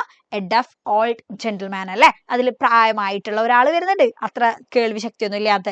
പിന്നെ അതേപോലെ തന്നെ ആരുണ്ട്, എ ഫാമർ ഉണ്ട് അല്ലെ, ഒരു ഫാമർ കയറി വരുന്നുണ്ട്. പിന്നെ എ ഫസി ഓൾഡ് ലേഡി, പിന്നെ മിസ്സിസ് ഹിഗിൻസ്, ബേർട്ടി ഹസൺ ആണ്. പിന്നെ ഇത് വളരെ ഇമ്പോർട്ടൻ്റ് ആണ്, എ ഫോറിൻ ടൂറിസ്റ്റ് കയറി വരുന്നുണ്ട് അല്ലെ. പിന്നെ ആര് വരുന്നുണ്ട്, എ പോലീസ്മാനും വരുന്നുണ്ട്. അപ്പൊ ഇത്രയും ആൾക്കാരെ മറക്കരുത് കേട്ടോ. ഓക്കെ, സോ ഇതിലുള്ള കാര്യമാണ് പറയുന്നത് കേട്ടോ, ശ്രദ്ധിച്ചു കേട്ടോ. ഇതിനെ പറ്റിയിട്ട് ഒരുപാട് ക്വസ്റ്റ്യൻസ് വന്നിട്ടുണ്ട് കേട്ടോ. നമ്മൾ ക്വസ്റ്റ്യൻ ബാങ്ക് ഒക്കെ നമ്മൾ എന്ത് ചെയ്തിട്ടുണ്ട്, പ്രൊവൈഡ് ചെയ്തിട്ടുണ്ടായിരുന്നു. അപ്പൊ അതിലൊക്കെ നിങ്ങൾക്ക് ഒരുപാട് ചോദ്യങ്ങൾ ഈ ഒരു ചാപ്റ്ററിൽ നിന്ന് കാണാം. അതായത് ഈ ടൂറിസ്റ്റിന്റെ ഫ്രണ്ടിന് അയക്കുന്ന ലെറ്റർ, അതേപോലെ തന്നെ ഇതിലെ ലേഡി അസിസ്റ്റന്റ് എഴുതുന്ന ലെറ്റർ, അങ്ങനെ ഒരുപാട് 6ഉം അതേപോലെ തന്നെ 8 മാർക്സിന്റെയും ക്വസ്റ്റ്യൻസ് ഒരുപാട് വരുന്ന ഒരു ചാപ്റ്റർ ആണ് ഇത്. അപ്പൊ കൃത്യമായിട്ട് എന്തറിയണം, എന്താ ഈ വൺ ആക്ട് പ്ലേയിൽ നടക്കുന്നത് എന്നുള്ള കാര്യങ്ങൾ അറിയണം അല്ലെ. ഓക്കെ, സോ നോക്ക്, ശ്രദ്ധിച്ചു കേട്ടോ. ആദ്യം തന്നെ അല്ലെ നമ്മുടെ ഈ കഥ നടക്കുന്നത് എവിടെയാണ്, പോസ്റ്റ് ഓഫീസിൽ വെച്ചിട്ടാണ്, പോസ്റ്റ് ഓഫീസിൽ വെച്ചിട്ടാണ്. ഓക്കെ, സോ നോക്ക്, the scene begins with the assistant talking about her previous day at work which was awfully busy, not sparing her a minute rest. ഒരു മിനിറ്റ് പോലും റെസ്റ്റ് ഇല്ലാത്ത അല്ലെ തലേന്നത്തെ ആ ഒരു വർക്കിനെയൊക്കെ പറ്റിയിട്ടായിരുന്നു ആ അസിസ്റ്റന്റ് ഇങ്ങനെ സംസാരിച്ചുകൊണ്ടിരിക്കുകയായിരുന്നു.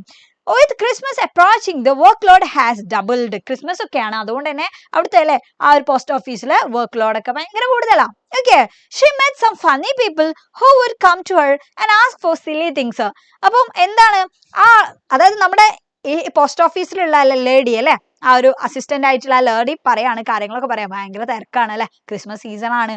അപ്പൊ ആ കാര്യങ്ങളൊക്കെ ഇങ്ങനെ പറയുമ്പോൾ അവിടെ ഒരുപാട് ഫണ്ണി ആയിട്ടുള്ള ആൾക്കാർ ഇങ്ങനെ വരുന്നുണ്ട്. അതായത് ഒരു കഥയില്ലാതെ അല്ലെ, പൂച്ചക്കുട്ടീനെ എടുത്തിട്ടും വരുന്നത് എങ്ങോട്ടാണ്, വെറ്റിനറി ഹോസ്പിറ്റൽ ആണെന്ന് പറഞ്ഞിട്ട് വരുന്നത് പോസ്റ്റ് ഓഫീസിലേക്കാണ്. അങ്ങനെ പല പല നിസ്സാരമായിട്ടുള്ള കാര്യങ്ങൾ കൊണ്ടുവരുന്നതൊക്കെ ഈ പോസ്റ്റ് ഓഫീസിലേക്കാണ് എന്നുള്ളതാണ്. ഓക്കെ, സില്ലി തിങ്സിന് വേണ്ടിയിട്ട്. അങ്ങനെ ഫസ്റ്റ് കസ്റ്റമർ എന്ന് പറയുന്ന ആരാ, മിസ്സിസ് സ്മിത്ത് ആണ്. Okay, who comes and purchase A book of stamps and A postal order for ½ a crown. The rest of her shift is just as busy with more people coming in and buying either stamps or posting their parcels അല്ലെ. അങ്ങനെ ഒരുപാട് ആൾക്കാർ ഇങ്ങനെ വരുന്നുണ്ട് അതിൽ സ്റ്റാമ്പും അതേപോലെ തന്നെ പോസ്റ്റ് ചെയ്യാനൊക്കെ വേണ്ടിയിട്ട്, സ്റ്റാമ്പ് വാങ്ങാനൊക്കെ അല്ലെ. ലേറ്റർ ആൻഡ് അങ്ങനെയാണ് പിന്നെ ആര് വരുന്നത്, നമ്മുടെ മെയിൻ കഥാപാത്രം ഓൾഡ് ഡഫ് മാൻ വരുന്നത് കേട്ടോ. യെസ്, എന്നിട്ട് ആളാണ് അല്ലെ ശരിക്കും ഇതിൽ ഒരുപാട് കോമിക്കൽ ആയിട്ടുള്ള കാര്യങ്ങളൊക്കെ നടക്കുന്നുണ്ട് ഈ അസിസ്റ്റന്റുമായിട്ട്, ഈ ലേഡി ആയിട്ട് ഒരുപാട് കമ്മ്യൂണിക്കേഷൻ നടക്കുന്നുണ്ട്. കാരണം ആൾക്ക് ചെവി കേൾക്കൂല, എന്നിട്ട് ലേഡി പറയുന്ന പല കാര്യങ്ങളും ഇത് മാറിയാ കേൾക്കുന്നത് കേട്ടോ. സോ നോക്ക്, the man with a hearing issue misunderstand book with cook അല്ലെ. ഈ ബുക്ക് എന്ന് പറയുമ്പോൾ ആള് എന്താ കേൾക്കുന്നത്, ക്യാരക്ടർ സ്കെച്ച് ചോദിക്കാറുണ്ട് കേട്ടോ, ശ്രദ്ധിച്ചു കേട്ടോ. ബുക്ക് എന്ന് പറയുമ്പോൾ ആള് കുക്ക് എന്നാ കേൾക്കുന്നത്, സെറ്റ് എന്ന് പറയുമ്പോൾ അല്ലെ ബെഡ് എന്നാ കേൾക്കുന്നത്. He's called the assistant for wasting his time and then finally receives his pension and gets content. അതായത് എന്നിട്ട് ഇവളെ ചൂടാവുന്നുണ്ട് അല്ലെ അസിസ്റ്റന്റിനെ, അനക്കെന്താ ഞാൻ പറഞ്ഞൊന്നും കേൾക്കുന്നില്ലേ എന്നുള്ള രീതിയിൽ. സംഭവം ഇയാൾക്കാണ് ഒന്നും കേൾക്കാത്തത് അല്ലെ, പക്ഷേ ഈ ആൾ എന്ത് ചെയ്യാണ്, അവളെയാണ് ശരിക്കും ചൂടാവുന്നത്. പക്ഷെ ലാസ്റ്റ് ആളെ പെൻഷൻ ഒക്കെ കിട്ടിയപ്പോൾ ആള് ഹാപ്പി ആയി പോകുന്നുണ്ട്. So next comes a fussy old lady needing advice for her sick cat. തന്റെ അല്ലെ സുഖമില്ലാത്ത കാറ്റിനെയും കൊണ്ടിട്ട് ആരായിലേക്ക് വരുന്നത്, ഒരു ഓൾഡ് ലേഡി വരുന്നുണ്ട്. ഓക്കെ, അപ്പൊ അതിന്റെ ട്രീറ്റ്മെന്റും കാര്യങ്ങളൊക്കെ ചോദിച്ചിട്ട് വരുന്നത് എങ്ങട്ടാ, പോസ്റ്റ് ഓഫീസിലേക്ക്. ഓക്കെ, സോ നോക്ക്, the lady accidentally comes to the post office thinking it was the vet's clinic. അത് വെറ്റിനറി ക്ലിനിക് ആണെന്ന് വിചാരിച്ചിട്ടാണ് അങ്ങോട്ട് വന്നത്. However, throughout all these, the assistant deals with each case with patience. പക്ഷെ ഇത്രയൊക്കെ സംഭവങ്ങൾ നടന്നിട്ടും നമ്മൾ അസിസ്റ്റന്റ് എന്ത് ചെയ്തിട്ടുണ്ട്, നല്ല പേഷ്യന്റ് ആയിട്ടാണ് ഇതെല്ലാം ഡീൽ ചെയ്യുന്നത്, ക്ഷമയോടുകൂടി. കാരണം എങ്ങനെയാണ് കസ്റ്റമേഴ്സ് അല്ലേ, അതുകൊണ്ട്.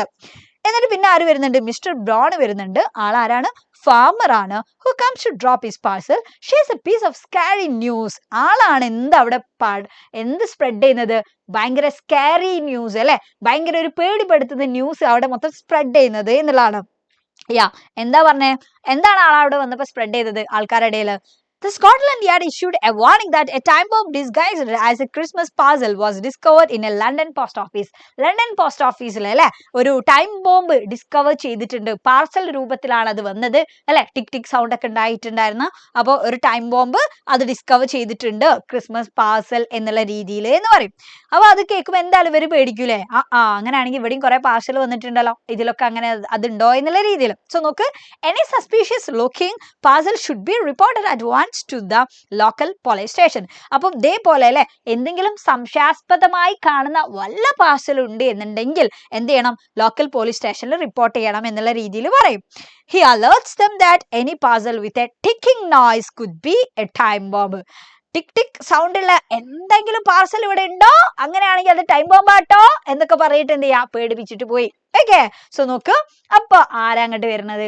യെസ്, നമ്മുടെ മെയിൻ അതിഥി വരാം, ടൂറിസ്റ്റ് വരാം. ശ്രദ്ധിച്ചോ, നോക്ക്. Well, Bertie, an untidy little urchin and his mother, a large loud woman, are arguing over grammar and manners. A man enters the office. അല്ലെ, ഒരു അമ്മയും മകനും ഇങ്ങനെ ഗ്രാമർ മാനേഴ്സ് ഒക്കെ പറഞ്ഞിട്ട് അങ്ങോട്ടും ഇങ്ങോട്ടും ഇങ്ങനെ തർക്കിച്ച് ഇങ്ങനെ നിൽക്കായിരുന്നു, സംസാരിക്കായിരുന്നു. അപ്പൊ ആ സമയത്താണ് നമ്മുടെ ടൂറിസ്റ്റ് അതിലേക്ക് കടന്നു വരുന്നത്. എങ്ങോട്ട്? പോസ്റ്റ് ഓഫീസിലേക്ക് വന്നത്. He is a foreign tourist and wishes to post his parcel. ആൾക്കല്ലേ പാർസൽ അവിടെ എന്ത് ചെയ്യണം, പോസ്റ്റ് ചെയ്യണം. Okay, the man seems a little anxious and enquires about the delivery time and safety of his parcel before leaving. എന്നിട്ട് ആളെന്ത് ചെയ്യാ, ആൾക്ക് ഭയങ്കര ഒരു പേടിയുണ്ട്. കാരണം ഇയാളൊരു ഫോറിൻ ടൂറിസ്റ്റ് അല്ലേ, അപ്പം അല്ലെ അദ്ദേഹത്തിൻ്റെതല്ലാത്തൊരു രാജ്യത്ത് ഒരു പാർസൽ കൊടുക്കുക. അപ്പോൾ ഇത് എപ്പോൾ അവിടെ എത്തും, ഇതിന്റെ ഡെലിവറി ടൈം എങ്ങനെയാണ്, അതിന്റെ സേഫ്റ്റി എത്രത്തോളാ, ഇതൊക്കെ ആള് ചോദിക്കുന്നുണ്ട് അവിടുന്ന് പോരുന്നതിന്റെ മുന്നേ. However, he forgets his gloves on the counter. പക്ഷേ ആൾ എന്താ അവിടെ വെച്ച് മറന്നുടാ, അദ്ദേഹത്തിന്റെ ഗ്ലൗസ് അവിടെ വെച്ച് മറന്നു കേട്ടോ, പോകുമ്പോ അത് വെച്ച് മറന്നു. എന്നിട്ടോ the assistant is not very convinced with the man's behavior and she suspects hearing a peculiar sound coming from the parcel, a ticking sound. അപ്പോൾ ഇതിന് ഡെലിവറി ടൈമോ അതിന്റെ സേഫ്റ്റിയും ഇതൊക്കെ ചോദിച്ചിട്ടാണല്ലോ ആള് പോയേ, കാണാത്ത ഒരാളും അല്ലെ, ഒരു ഫോറിൻ ടൂറിസ്റ്റും ആണ്. അപ്പൊ അതുകൊണ്ട് തന്നെ ആൾക്ക് കുറച്ചൊരു സംശയം തോന്നി. പോരാത്തതിന് ഇതിന്റെ ഉള്ളിൽ നിന്ന് എന്ത് സൗണ്ടും, ടിക് ടിക് സൗണ്ടും കേട്ടു. ഓക്കെ, സോ നോക്ക്. She suspects hearing a peculiar sound coming from the parcel, a ticking sound. Soon everyone agrees to hear the ticking and they begin to panic as the farmer announces it is a time bomb that will soon blow. അപ്പൊ എന്ത് പറഞ്ഞു എന്നുള്ളതാണ്. Yes, എല്ലാ ആൾക്കാരും പറഞ്ഞു അത് ടിക് ടിക് sound ഉണ്ടാക്കണേ.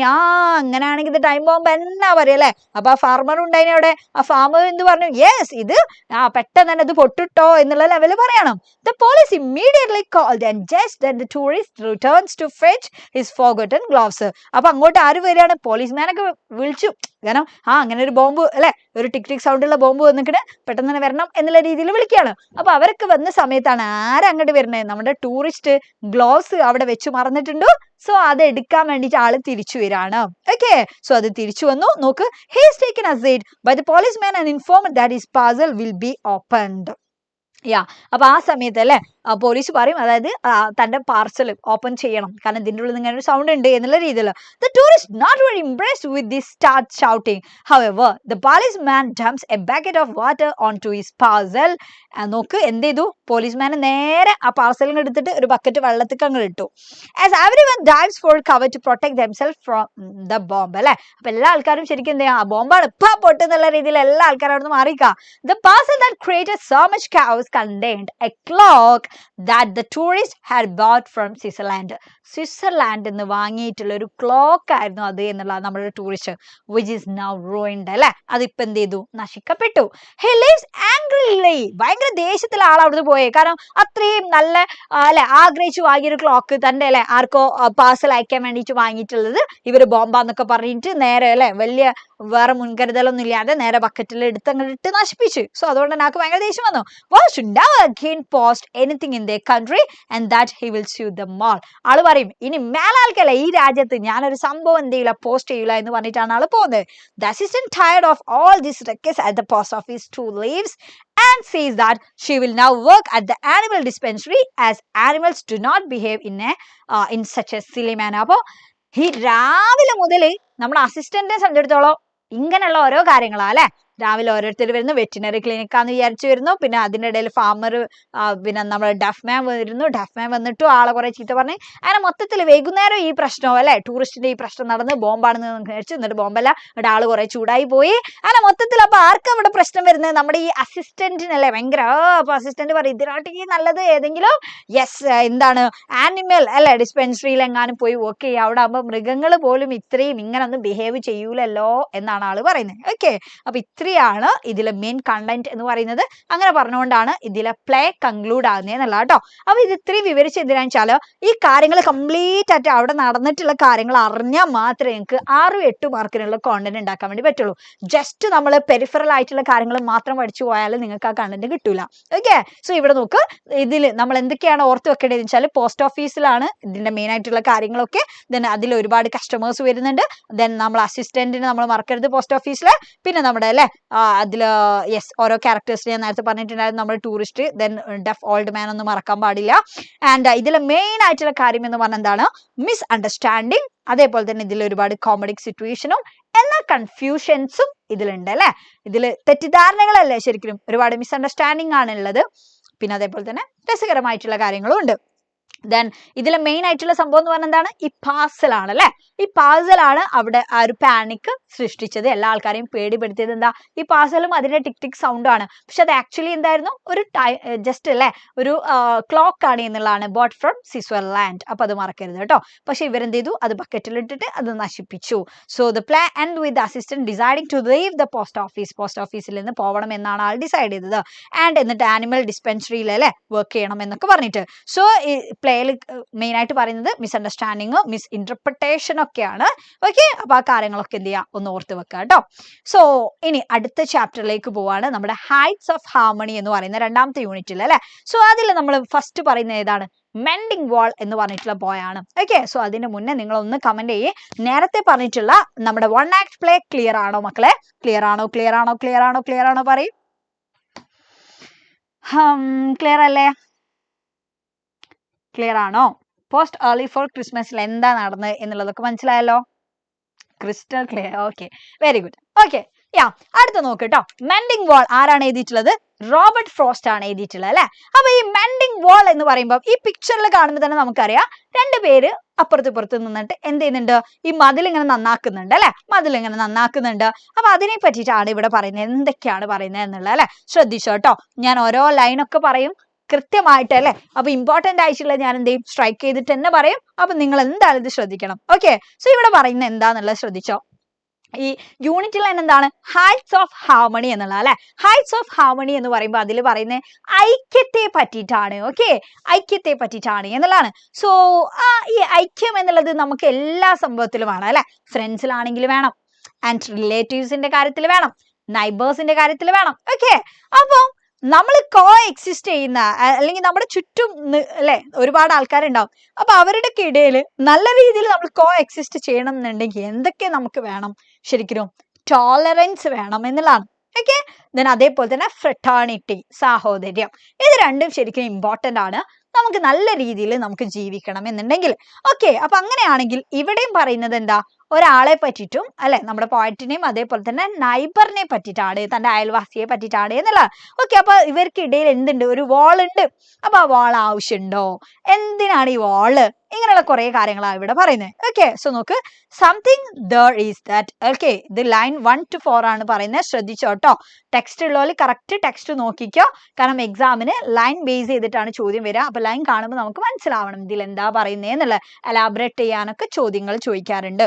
Okay, so നോക്ക്, something there is that doesn't love a wall, that sends the frozen ground swell under it and spills the upper boulders in the sun and makes the gap even two can pass abreast. ഇവിടെ പറയുന്ന കാര്യം എന്താ, ഈ വാള് അല്ലെ, വാള് ഇഷ്ടപ്പെടാത്ത എന്തോ ഒന്ന് ഇതിനുള്ളിലുണ്ട് എന്നാ പറഞ്ഞേ. ഓക്കെ, ഈ വാള് അതുകൊണ്ടാണ് കേടുവരുന്നേന്നല്ല. അപ്പം നടുവിലുള്ള ഈ മതില് ഇഷ്ടപ്പെടാത്ത എന്തോ ഒരു കാര്യം അവിടെ ഉണ്ട്. That send the frozen ground cell under it. അതായത് ചിലപ്പോ അതിന്റെ അടിയിലല്ലേ എന്തുണ്ട്, വെള്ളം ഉണ്ട്, അത് ഭയങ്കരമായിട്ട് തണുത്തിട്ട് അല്ലെ അത് എന്ത് ചെയ്യുന്നുണ്ട് എന്ന് പറഞ്ഞേ, സോളം ചെയ്യാം. അതായത് ഇങ്ങനെ കല്ല് പോലെ ആവൂലേ, തണുത്ത ഭയങ്കര. ഓക്കെ, അപ്പൊ അതാവുമ്പോ അത് വികസിക്കാണ്. അപ്പൊ അത് വികസിച്ചിട്ടാണ് മുകളിലുള്ള ഈ കല്ലുകളല്ലേ ഇതിങ്ങനെ ഗ്യാപ്പ് വരുന്നേന്നാണ് പറഞ്ഞേ. അപ്പൊ അങ്ങനെ എന്തോ ഒരു സംഭവം, ചിലപ്പം ഈ വെള്ളം, അതിന്റെ അടിയിൽ വെള്ളം ഉണ്ട്, വെള്ളം ഇങ്ങനെ തണുത്ത് വികസിച്ചിട്ടായിരിക്കാം എന്തോ ഒന്ന് ഈ വാൾ ഇഷ്ടപ്പെടാത്തത് അവിടെ ഉണ്ട് എന്നാണ് പറഞ്ഞത്. And spills upper boulders in the sun and makes gap even two can pass abreast അല്ലെ. അതുകൊണ്ടാണ് അതിന്റെ മുകളിലുള്ള ഈ കല്ലുകളൊക്കെ താഴേക്ക് വരുന്നതും 2 പേർക്ക് അല്ലെ അതിലൂടെ പാസ് ചെയ്യാൻ പറ്റുന്ന രീതിയിൽ ഗ്യാപ്പ് ഈ വാളിൽ വരുന്നേ എന്നുള്ളതാണ്. ഓക്കെ, അപ്പൊ നോക്ക്, പോയിന്റിന്റെ അഭിപ്രായം എന്ന് പറഞ്ഞാല് സംതിങ് അല്ലെ, എന്തോ ഒന്ന് അവിടെ ഉണ്ട് ഈ വാൾ ഇഷ്ടപ്പെടാത്ത. ദെൻ അടുത്ത് നോക്ക്. അടുത്ത് ലൈൻ 5 to 7 11 എന്താ പറയുന്നത്? The work of hunters is another thing. I have come after them and made repair when they have left not one stone on a stone, but they would have the rabbit out of hiding. To please the yelping dogs, the gaps I mean, no one has seen them made or heard them made. But at spring mending time, we find them there. ഇവിടെ പറഞ്ഞിട്ടുള്ള കാര്യം എന്താ? അതായത് ഇവിടെ ഹണ്ടേഴ്സിനെ പറ്റി പറയുന്നുണ്ട്. Okay, ഹണ്ടേഴ്സിനെ പറ്റി ഇവിടെ പറയുന്ന കാര്യം എന്താ വെച്ചാല്, ഈ ഹണ്ടേഴ്സ് അതിലൂടെ വരുന്ന സമയത്ത്, വേട്ടക്കാരൊക്കെ ആ സമയത്ത് അതിലൂടെ വരുമ്പോൾ അവരെന്ത് ചെയ്യുന്ന പറഞ്ഞിട്ടുള്ളത്? ഇവിടെ പറയുന്നത് എന്താന്ന് വെച്ചാല് ഈ വാള് ബ്രേക്ക് ചെയ്യുന്നത് ശരിക്കും ഈ ഹണ്ടേഴ്സ് ആണ് എന്നാണ് പറയുന്നത്. ഓക്കെ, പക്ഷേ അതെന്തുകൊണ്ടാണ് അങ്ങനെ പറയുന്നത്? ഹണ്ടേഴ്സ് ആയിരിക്കും ഇത് ബ്രേക്ക് ചെയ്യുന്നതെന്ന് പറയാൻ കാരണം എന്താണെന്ന് വെച്ചാൽ ഇവരുടെ കൂടെ എന്തുണ്ടാവും എന്നുള്ളതാണ്, ഡോഗ്സ് ഉണ്ടാവും. ഓക്കെ, അപ്പൊ ആ ഡോഗ്സിനെ ഹാപ്പി ആക്കാൻ വേണ്ടിയിട്ട് അവർക്ക് ഈ വാള് എന്ന് പറയുമ്പോൾ ഇതിന്റെ ഇടയിലൊക്കെ അല്ലെ, കല്ലിന്റെ ഇടയിലൊക്കെ മുയലുകൾ ഇങ്ങനെ അല്ലെ, റാബിറ്റ്സ് ഇങ്ങനെ ഒളിച്ചിരിക്കും. സോ അതിനെ പിടിച്ചിട്ട് ഇവരെന്ത് ചെയ്യും? യെസ്, ഈ ഡോഗ്സിന് കൊടുക്കും. അപ്പൊ ഈ ഓരോ റാബിറ്റിനെ ഇങ്ങനെ പിടിക്കുമ്പോൾ ഇതിന് എന്ത് ചെയ്യും? ആ കല്ലുകളൊക്കെ അങ്ങോട്ട് കിടങ്ങ് മാറ്റല്ലേ, അങ്ങനെയാണ് ഇതിന് ഗ്യാപ്പ് ഉണ്ടാകുന്നത്, അങ്ങനെയാണ് ഇത് ഡിസ്ട്രോയ് ചെയ്യുന്നത് എന്നുള്ളതാണ് പറയപ്പെടുന്നത് എന്നാണ് പറഞ്ഞത്. പക്ഷേ നമ്മുടെ പോയിറ്റിനെ സംബന്ധിച്ചിടത്തോളം അല്ലെ, പോയിറ്റ് പറയുന്നത് എന്താ? The gaps I mean, no one has seen them made or heard them made, but at spring mending time we find them there. അല്ലെ, അപ്പൊ ഇവിടെ പറഞ്ഞ എന്താന്ന് വെച്ചാൽ നോക്ക്, the gaps that have now appeared on the wall have been made by something unseen and unheard. പക്ഷെ പോയിറ്റ് അത് വിശ്വസിക്കുന്നില്ല. പോയിറ്റ് പറയുന്നത് നമുക്ക് കാണാൻ പറ്റാത്ത എന്തോ ഒന്ന്, നമുക്ക് കാണാൻ പറ്റാത്തതോ നമുക്ക് കേൾക്കാൻ പറ്റാത്തതായിട്ടുള്ള എന്തോ ഒരു സംഭവമാണ് ഇതിങ്ങനെ നശിപ്പിക്കുന്നേ എന്നാണ് ഇവിടെ പറയുന്നത്. ഓക്കെ, അല്ലാതെ ഈ ഹണ്ടേഴ്സ് ഒന്നും അല്ല എന്നുള്ള രീതിയിലാണ്. then ഇവിടെ നോക്ക്, I let my neighbor know beyond the hill, and on a day we meet to walk the line and set the wall between us once again. We keep the wall between us as we go. ഇവിടെ എന്താ പറഞ്ഞിട്ടുള്ളത്? ഈ ലൈനിൽ പറയുന്നത് എന്താണെന്ന് വെച്ചാല് ഈ രണ്ട് നൈബേഴ്സ്, അതായത് നമ്മുടെ പോയറ്റും നൈബറും, അപ്പൊ ഇവരെ ഇടയിലുള്ള ഒരു സംഭവം എന്ന് വെച്ചാൽ ഈ ഹില്ലാണ് അല്ലെ, ഒരു കുന്നുണ്ട്. അപ്പൊ ആ കുന്നിനാൽ ഇവർ സെപ്പറേറ്റ് ചെയ്യപ്പെട്ടിട്ടുണ്ട്. അപ്പൊ അതിലൂടെയാണ് ഈ വാളൊക്കെ പോകുന്നത്. അപ്പൊ കറക്റ്റ് ആയിട്ട് ഇത് എപ്പോഴാണ് റിപ്പയർ ചെയ്യേണ്ട സമയമാകുന്നത്, ആ സമയത്ത് കറക്റ്റ് ആയിട്ട് അവരറിയുന്നുള്ളതാണ്. അവരറിഞ്ഞിട്ട് രണ്ടുപേരും വരും, എന്നിട്ട് അത് റിപ്പയർ ചെയ്യും എന്നാണ് പറഞ്ഞിട്ടുള്ളത് കേട്ടോ. എന്നിട്ട് നോക്ക്, ഇവിടെ എന്താ പറഞ്ഞത്? The farmer on the other side of the hill is informed about the hole. അല്ലെ, ഇതിപ്പോ വാളാണെങ്കിൽ അവിടെ ഒരു ഹോൾ വന്നിട്ടുണ്ട്, റിപ്പയർ ചെയ്യാനായിട്ടുണ്ട് എന്നുള്ളത് രണ്ടുപേരും അത് അറിഞ്ഞിട്ട് എന്ത് ചെയ്യും? A day is fixed on which they both meet and walk along the wall, each on his side surveying the damage. രണ്ടുപേരും എന്ത് ചെയ്യും? ഒരാൾ ഇവിടെ നിന്നിട്ടും ഒരാൾ ഇവിടെ നിന്നിട്ടും ഈ വാളുമൊക്കെ ഇങ്ങനെ നോക്കിയിട്ട് യെസ് ഇവിടെ എന്തൊക്കെ ഡാമേജ് ഇല്ല, ഇയാൾ എന്ത് ചെയ്യും? ഇവിടെ നിന്ന് നോക്കും ഇവിടെ എന്തൊക്കെ ഡാമേജ് ഇല്ല അല്ലെ. അപ്പൊ കറക്റ്റ് ആയിട്ട് എന്ത് ചെയ്യും? ഈ രണ്ടുപേരും വന്നിട്ട് ഇതിന്റെ റിപ്പയർ ഇങ്ങനെ നോക്കും എന്നുള്ള അല്ലെ, എന്തൊക്കെയാണ് ഇവിടെയൊക്കെ പ്രശ്നങ്ങൾ എന്നുള്ളത് നോക്കും. ഓക്കെ, അതാണ് ഇതിൽ പറയുന്നത് കേട്ടോ. നൈബർ കറക്റ്റ് അറിയും, രണ്ടാളും വരും, രണ്ടാളും വന്നിട്ട് എന്ത് ചെയ്യും? കറക്റ്റ് ആ വാള് നോക്കിയിട്ട് അത് സെറ്റ് ചെയ്യും എന്നുള്ളതാണ്. നെക്സ്റ്റ് നോക്കും, to each the boulders that have fallen to each, some are, ഇത് വളരെ ഇമ്പോർട്ടന്റ് ആണ്, some are lofts and some so nearly balls. അങ്ങനെ പറഞ്ഞെന്താ? ഈ അതായത് ഇതിന്റെ അതിമന്ന് ഇങ്ങനെ വികുന്ന വലിയ ഇങ്ങനെ പാറക്കല്ല് പോലെയല്ലേ ഉണ്ടാവാ, അതാണ് ഇവിടെ പറഞ്ഞിട്ടോ. to each the boulders എന്ന് പറയുന്നൊക്കെ ആ ഒരു സ്റ്റോണിനെയാണ്. അത് ഓരോന്ന് വികുമ്പോഴും അതിന് പല ഷേപ്പാണ്. Some are loaves, some so nearly balls. അതായത് ചിലതിങ്ങനെ ഒരു ബ്രെഡ് ഷേപ്പിലും ചിലതിങ്ങനെ അല്ലെ ബോൾ ഷേപ്പിൽ റൗണ്ടിലൊക്കെ പല പല ഷേപ്പിലാണ് ഇത് ഉണ്ടാവുന്നത് ഈ കല്ലുകളൊക്കെ.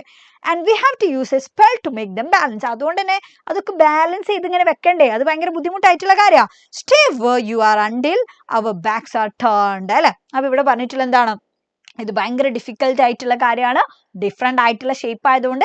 അപ്പൊ അതൊക്കെ എവിടെ ആയിരുന്നോ അല്ലെ, അങ്ങോട്ട് തന്നെ അത് തിരിച്ചു വെക്കുക എന്നുള്ളത് വളരെ ഡിഫിക്കൽട്ട് ആയിട്ടുള്ള കാര്യമാണ്. The stone are not always the same shape or size, so some are oblong and some are round and only magic can hold them in their places അല്ലെ.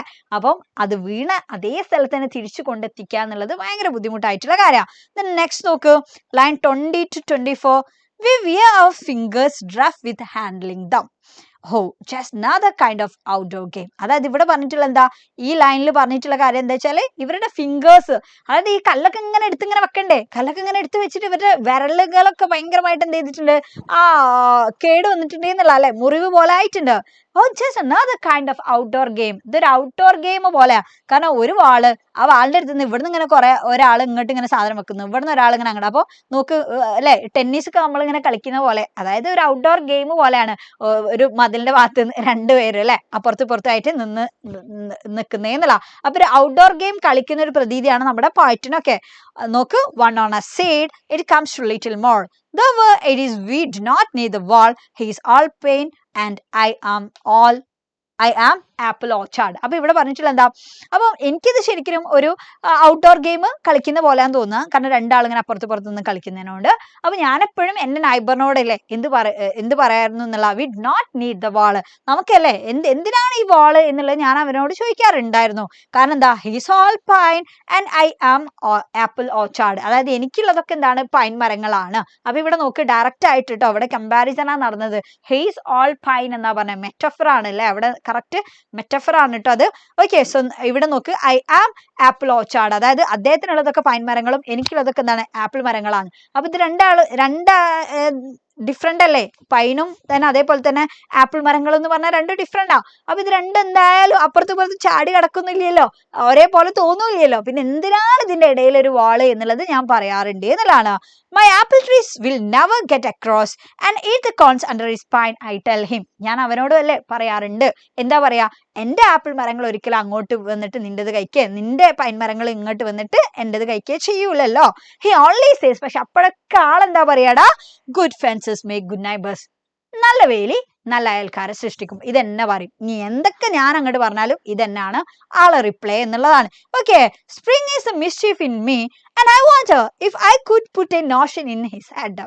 അപ്പം ഈ സ്പ്രിംഗ് കാലത്തിലാണ് ഇവരിത് മെൻഡ് ചെയ്യുന്നത്. അപ്പൊ ആ സ്പ്രിംഗ് കാലം എന്ന് പറയുമ്പോൾ എനിക്ക് ഭയങ്കര എന്താണ്, ഒരു വികൃതി പോലെ ആയിട്ടാണ് തോന്നുന്നത് എന്നുള്ളത് അല്ലെ, ഒരു മിസ്ചീഫ് ആയിട്ട് തോന്നും, കാരണം ആ സമയത്താണല്ലോ ഈ ഒരു പ്രവൃത്തി ചെയ്യുക എന്നുള്ളതാണ്. അപ്പൊ ഇനി എന്തൊക്കെ ഞാൻ പറഞ്ഞാലും ആർക്കൊരു മാറ്റം വരൂല, പക്ഷെ എനിക്ക് ഇങ്ങനെ എപ്പോഴും തോന്നും, if I could put a Notion in his head അല്ലെ, അദ്ദേഹത്തിന് എന്തെങ്കിലുമൊക്കെ ഒരു നോഷൻ, എന്തെങ്കിലുമൊക്കെ ഒരു ആശയം ശരിക്കും അദ്ദേഹത്തിന്റെ മൈൻഡിൽ ഉണ്ടാക്കി കൊടുത്തിട്ടുണ്ടെങ്കിൽ എന്നുള്ളത്. പക്ഷേ ഉണ്ടായിരുന്നില്ല. Why do they make good neighbors? Isn't it? Where there are cows? എന്തിനാണ് ശരിക്കല്ലേ, നോക്ക് എങ്ങനെയാണ് ഈ വാൾസ് നല്ല അയൽക്കാരെ സൃഷ്ടിക്കുന്നത് എന്ന് ചോദിക്കാം. ഓക്കെ, ഇത് നല്ല ഗുഡ് ഫെൻസസ് ഗുഡ് നൈബേഴ്സിനെ സൃഷ്ടിക്കും എന്നല്ലേ പറഞ്ഞേ, എങ്ങനെയാണ്, ഇവിടെ കൗസ് ഉണ്ടോ, ഇവിടെ എന്താ പശുക്കളുണ്ടോ എന്ന് ചോദിക്കാം. But here there are no cows അല്ലെ, പക്ഷെ ഇവിടെ പശുക്കളൊന്നും ഇല്ല. Before I build a wall I would ask to know, ഈ ഒരു വാള് ബിൽഡ് ചെയ്യുന്നതിന്റെ മുന്നേ എനിക്ക് എന്തറിയണം എന്നാ പറഞ്ഞത്, വാട്ട് ഐ വാസ് വാളിങ്, ഇത് വളരെ ഇമ്പോർട്ടന്റ് ആണ്. What I was വാളിങ് in or വാളിങ് out, ഞാൻ എന്താ ഈ മതിൽ കെട്ടിയിട്ട് ഇതിന്റെ ഉള്ളിലാക്കുന്നത്, ഞാൻ എന്താ ഇതിന്റെ പുറത്താക്കുന്നത് എന്നുള്ളത് എന്ത് ചെയ്യണം, യെസ് എനിക്ക് അറിയണം എന്നുള്ള. And to whom I was like to give offence അല്ലെ, ആരോടാണ് എന്താണ് ഇപ്പൊ ഞാൻ ഇവിടെ ഒഫൻസ് ചെയ്യുന്നത് എന്നുള്ളത് പോയിറ്റിന് അറിയണം എന്നാ പറഞ്ഞത്. കാരണം എന്തിനാ ഈ വാൾ ഉണ്ടാക്കണത്, വാൾ ഇങ്ങനെ എല്ലാ സ്പ്രിങ്ങിലും ഇങ്ങനെ കറക്റ്റ് വന്നിട്ട് ശരിയാക്കുക. ഇത് എനിക്കാണെന്നുണ്ടെങ്കിൽ എന്താണ് ഇവിടെ പറഞ്ഞത്, ആപ്പിൾ മരങ്ങളും അവന് പൈൻ മരങ്ങളൊക്കെയാണ്, ഇത് രണ്ടും അങ്ങോട്ടും ഇങ്ങോട്ടും ഒന്നും പോവില്ല, ഇവിടെ എന്തില്ല എന്നാ പറഞ്ഞേ, കൗസും ഇല്ല, പിന്നെ എന്തിനാ അത്, എന്താ ഈ വാൾ ഉണ്ടാക്കുന്നതോട് കൂടിയിട്ട് ഞാൻ സംരക്ഷിക്കുന്നത്, ഞാൻ എന്താ പ്രൊട്ടക്ട് ചെയ്യുന്നത് എന്നുള്ളത് പോയിറ്റിന് അറിയണം എന്നുള്ളതാണ് പറയുന്നത് കേട്ടോ. നോക്ക്, the poet would like to know what is he keeping out and what he is protecting by building the wall, and also might not take kindly to the idea of wall being put up അല്ലെ. The next അടുത്ത് നോക്ക്, important ആയിട്ടുള്ള 36 to 41. Something there is that doesn't love a wall. അതെ, ഈ വാൾ ഇഷ്ടപ്പെടാത്ത എന്തോ ഒന്ന് അവിടെയുണ്ട്. That wants it down, I could say else to him. അതായത് ആ ഇഷ്ടപ്പെടാത്ത സംഭവമാണ് ഈ മതിലിനെ അല്ലെ ഇങ്ങനെ താഴേക്ക് ആക്കുന്നത്, എപ്പോഴും ഈ കല്ല് താഴേക്ക് ഇടുന്നത്. I could say else to him, എനിക്ക് വേണമെങ്കിൽ പറയാം അല്ലെ, എനിക്ക് അദ്ദേഹത്തോട് പറയാം ഇത് എൽബ്സ് ആണ്, അല്ലെങ്കിൽ എന്താണ് പിശാചാണ് എന്നുള്ള രീതിയിൽ. But it's not elves exactly, പക്ഷെ ശരിക്കും അതെന്തല്ല, എൽബ്സ് ഒന്നും അല്ല. I would rather, and he said it for himself. I see him there bringing a stone grasped firmly by the top in each hand like an old stone savage armed അല്ലെ. അപ്പൊ ഇവിടെ പറഞ്ഞിട്ടുള്ള കാര്യം എന്താണെന്ന് വെച്ചാൽ നോക്ക്, ഇവിടെ ഇമ്പോർട്ടന്റ് ആയിട്ടുള്ള പോയിന്റ് ഇതൊക്കെയാണ്. The wall could have been pulled down by elves എന്നുള്ളതാണ് അല്ലെ, അവിടെ കറക്റ്റ് ആയിട്ട് അങ്ങനെയാണ് തോന്നുക. പക്ഷേ ഇവിടെ പറയുന്നത് he doesn't want to tell his neighbor that, hoping instead that the neighbor would come to the same conclusion by himself. അതായത് ഞാൻ എന്തൊക്കെ പറഞ്ഞാലും ആളെന്ത് ചെയ്യും, ആ സെയിം കൺക്ലൂഷനിൽ തന്നെയാണ് നൈബർ എത്തുക. As the neighbor works on the rebuilding the wall, the poet feels that he resembles an uncouth and uncivilised inhabitant of the stone age. ഇത് വളരെ ഇമ്പോർട്ടൻ്റ് ആട്ടോ. അതായത് ഇവിടെ നോക്ക്, ഇത് ഈ ഒരു നൈബർ ഈ ഒരു വാൾ ഇങ്ങനെ കറക്റ്റ് എല്ലാ പ്രാവശ്യം ഇതിങ്ങനെ ശരിയാക്കല്ലേ. ഇതേ ഇനി എന്തൊക്കെ പറഞ്ഞാലും ആക്കൊരു കുലുക്കൂല്ല അല്ലെ, ആക്കൊരു ചേഞ്ചും ഇല്ല. അപ്പം good fences make good neighbours എന്നിങ്ങനെ പറഞ്ഞിട്ട് ഇതിങ്ങനെ നന്നാക്കുന്ന സമയത്ത് നമ്മുടെ പോയറ്റിന് എന്താ ഫീൽ ചെയ്യാ, ഏതോ ഒരു ശിലായുഗത്തിലെ അല്ലെ, ഏതോ ഒരു സ്റ്റോൺ ഏജിലുള്ള ആ ഒരു സംഭവം മാത്രം മൈൻഡിൽ വെച്ചിട്ട് നടക്കുന്ന ഒരാളെ പോലെയാണ് തോന്നുന്നത് എന്നുള്ളതാണ് കേട്ടോ. അതാണ്, അതായത് പ്രത്യേകിച്ച് പ്രോഗ്രഷൻ ഒന്നും ഇല്ലാതെ ഇപ്പൊ എന്താണോ കാര്യം അത് അക്സെപ്റ്റ് ചെയ്യാൻ തയ്യാറല്ലാതെ വർഷങ്ങൾക്ക് മുന്നേ ആരോ എന്തോ പറഞ്ഞത് മാത്രം വെച്ചിട്ട് നടക്കുന്ന അല്ലെ, ആ ഒരാളായിട്ടാണ് എനിക്ക് ഫീൽ ചെയ്യുക എന്നാണ് പറഞ്ഞത്. Poet feels that he resembles an uncouth and uncivilized inhabitant of the stone age. മറക്കരുത് കേട്ടോ. അപ്പൊ നോക്ക്, whose weapons are the very rock that make up the wall. And next എന്താ പറയുന്നത്, he moves in darkness as it seems to me, not of woods only and the shade of trees. ഇവിടെ പറയുന്ന കാര്യം എന്താ വെച്ചാല്, ആ പോയറ്റിന്റെ neighbour അല്ലെ ഇതെല്ലാം ശരിയാക്കിയിട്ട് ആള് ഇങ്ങനെ തിരിച്ചിങ്ങനെ പോകുന്ന സമയത്ത് ആ ഒരു ഡാർക്ക്നെസ് ആർക്ക് ഫീൽ ചെയ്യും, നമ്മുടെ പോയറ്റിന് ഫീൽ ചെയ്യുന്നുണ്ട്. പക്ഷേ ആ നൈബർ ഇങ്ങനെ നടന്നു പോകുമ്പോ ആ ഡാർക്ക്നെസ് ഫീൽ ചെയ്യുന്നത് ജസ്റ്റ് അതിന്റെ രണ്ട് ഷെയ്ഡിലുള്ള ട്രീസിൻ്റെതല്ല എന്നുള്ളതാണ് പറയുന്നത്, മറിച്ച് എന്താണ് എന്നുള്ളതാണ് അദ്ദേഹത്തിന്റെ ആ ഉള്ളിലുള്ള മനസ്സ്, ഇപ്പോഴത്തെ കാര്യങ്ങളൊന്നും ആക്സെപ്റ്റ് ചെയ്യാൻ തയ്യാറല്ലാത്ത ആ ഒരു മനസ്സിന്റെ ഡാർക്ക്നെസ്സിനെയാണ് അവിടെ കാണിക്കുന്നത് എന്നുള്ളതാണ്. He will not go beyond അല്ലെ behind his father saying and he likes having thought of it so well he says again good friends make good neighbours. അതായത് വർഷങ്ങൾക്ക് മുന്നേ എന്താണോ അദ്ദേഹത്തിന്റെ പിതാവ് പറഞ്ഞു വെച്ചത് അതിൽ നിന്ന് ഒരു പടി അല്ലെ അപ്പുറത്തേക്ക് ചിന്തിക്കാനോ ഒന്ന് റീതിങ്ക് ചെയ്യാനോ തയ്യാറല്ലാതെ അന്ന് പറഞ്ഞിട്ടുള്ള കാര്യങ്ങൾ തന്നെ ഇപ്പോഴും ഇങ്ങനെ ചെയ്തു പോവാ. ഓക്കെ, അപ്പൊ അതിനെയാണ് ഇവിടെ പറഞ്ഞിട്ടുള്ളത്. അപ്പൊ അദ്ദേഹം വീണ്ടും എന്ത് പറയും, good friends make good neighbours എന്നുള്ള കാര്യങ്ങൾ തന്നെ പറയും. അപ്പോൾ ആ ഒരു നോക്ക്, the neighbour cannot disagree with his father in saying that good fences account for peace among neighbors. അല്ലെ, ഫാദർ പറഞ്ഞിട്ടുള്ള കാര്യം ഒരിക്കലും ഡിസഗ്രി ചെയ്യാൻ അദ്ദേഹം തയ്യാറല്ല എന്നുള്ളതാണ്. Okay, yes. അപ്പൊ ഇതിലെ സെൻട്രൽ ഐഡിയ എന്ന് പറയുന്നത് എന്താന്ന് വെച്ചാല്, ഇപ്പൊ നമ്മൾ വാളിനെ പറ്റിയൊക്കെ പറഞ്ഞു, പോയറ്റ് ഇവിടെ ഇങ്ങനെയൊക്കെ കാര്യങ്ങൾ പറഞ്ഞു കൊടുത്താലും നൈബർ അതിന് തയ്യാറല്ല എന്ന് പറഞ്ഞു അല്ലെ, ഇങ്ങനെ ഒരു വാളിന്റെ ആവശ്യമൊന്നുമില്ല എന്ന് പറഞ്ഞാലും നൈബർ അത് കേൾക്കൂല. നൈബർ വരെ അന്ന് എന്റെ ഫാദർ അങ്ങനെ പറഞ്ഞിട്ടുണ്ട്. ഓക്കെ, അപ്പൊ അതെന്നെ ഇപ്പോഴും എന്ത് ചെയ്യാണ്, പാലിച്ചു കൊണ്ടിരിക്കുകയാണ്. അപ്പൊ ഇവിടെ പറയുന്ന കാര്യം എന്താന്ന് വെച്ചാൽ നോക്ക്, ഇവിടെ എന്താണ് ഇത് കാണിക്കുന്നത് എന്നുള്ളതാണ്. ഇതൊരു മെറ്റഫറും കൂടിയാണ് കേട്ടോ. മെറ്റഫർ ആണ്. എന്തിനെ കാണിക്കുന്നത്, സൊസൈറ്റൽ ബൗണ്ടറീസ്. നമ്മുടെ സൊസൈറ്റിയിൽ ഒരുപാട് ബൗണ്ടറീസ് ഉണ്ട്. കാസ്റ്റ് തമ്മില്, റിലീജിയൻ തമ്മില്, ക്ലാസ്സുകൾ തമ്മില് അല്ലെ, എക്കണോമിക് ബാക്ക്ഗ്രൗണ്ട് തമ്മില്, അങ്ങനെ ഒരുപാട് ഡിഫറൻസ് ഉണ്ട് അല്ലെ. അപ്പൊ ആ ബൗണ്ടറീസിനെയാണ് ഇവിടെ വാളായിട്ട് കണക്കാക്കുന്നത് എന്നല്ല. അപ്പൊ നമ്മൾ എന്ത് ചെയ്യണം, നമ്മളിപ്പോ ഇന്നല്ല അങ്ങനത്തെ ബൗണ്ടറീസും കാര്യങ്ങളൊന്നും ഇല്ലാതെ വി ഷുഡ് ആക്സെപ്റ്റ് ഓൾ എന്നുള്ളതാണ്. നമ്മൾ എല്ലാ ആൾക്കാരെയും ഹ്യൂമൻ ബീങ്സ് ആയിട്ട് നമ്മൾ ആക്സെപ്റ്റ് ചെയ്യുന്നുണ്ട്. അതിന്റെ ഫലമായിട്ടാണ് നമ്മളുടെ ഇവിടുത്തെ ഇപ്പോഴത്തെ ഇന്റിഗ്രേഷനും കാര്യങ്ങളൊക്കെ അല്ലെ. നമ്മളിങ്ങനെ നാഷണൽ ഇന്റിഗ്രേഷൻ എന്നൊക്കെ നമ്മൾ പറയാറുണ്ട്, ദേശീയോദ്ഗ്രഥനം അല്ലെ. ഡിഫറെന്റ് ആയിട്ടുള്ള ആളുകൾ, ഡിഫറെന്റ് ആയിട്ടുള്ള സ്റ്റേറ്റ്സ് എന്നുള്ള ഡിഫറെന്റ് ആയിട്ടുള്ള കൾച്ചറുള്ള ആളുകളൊക്കെ നമ്മൾ ഒരുമിച്ച് കൂട്ടും. അപ്പം ഇതൊക്കെ നമുക്ക് പോസിബിൾ ആകുന്ന എന്താ, ഈ ബൗണ്ടറി നമ്മൾ ബ്രേക്ക് ചെയ്യുമ്പോൾ അല്ലെ.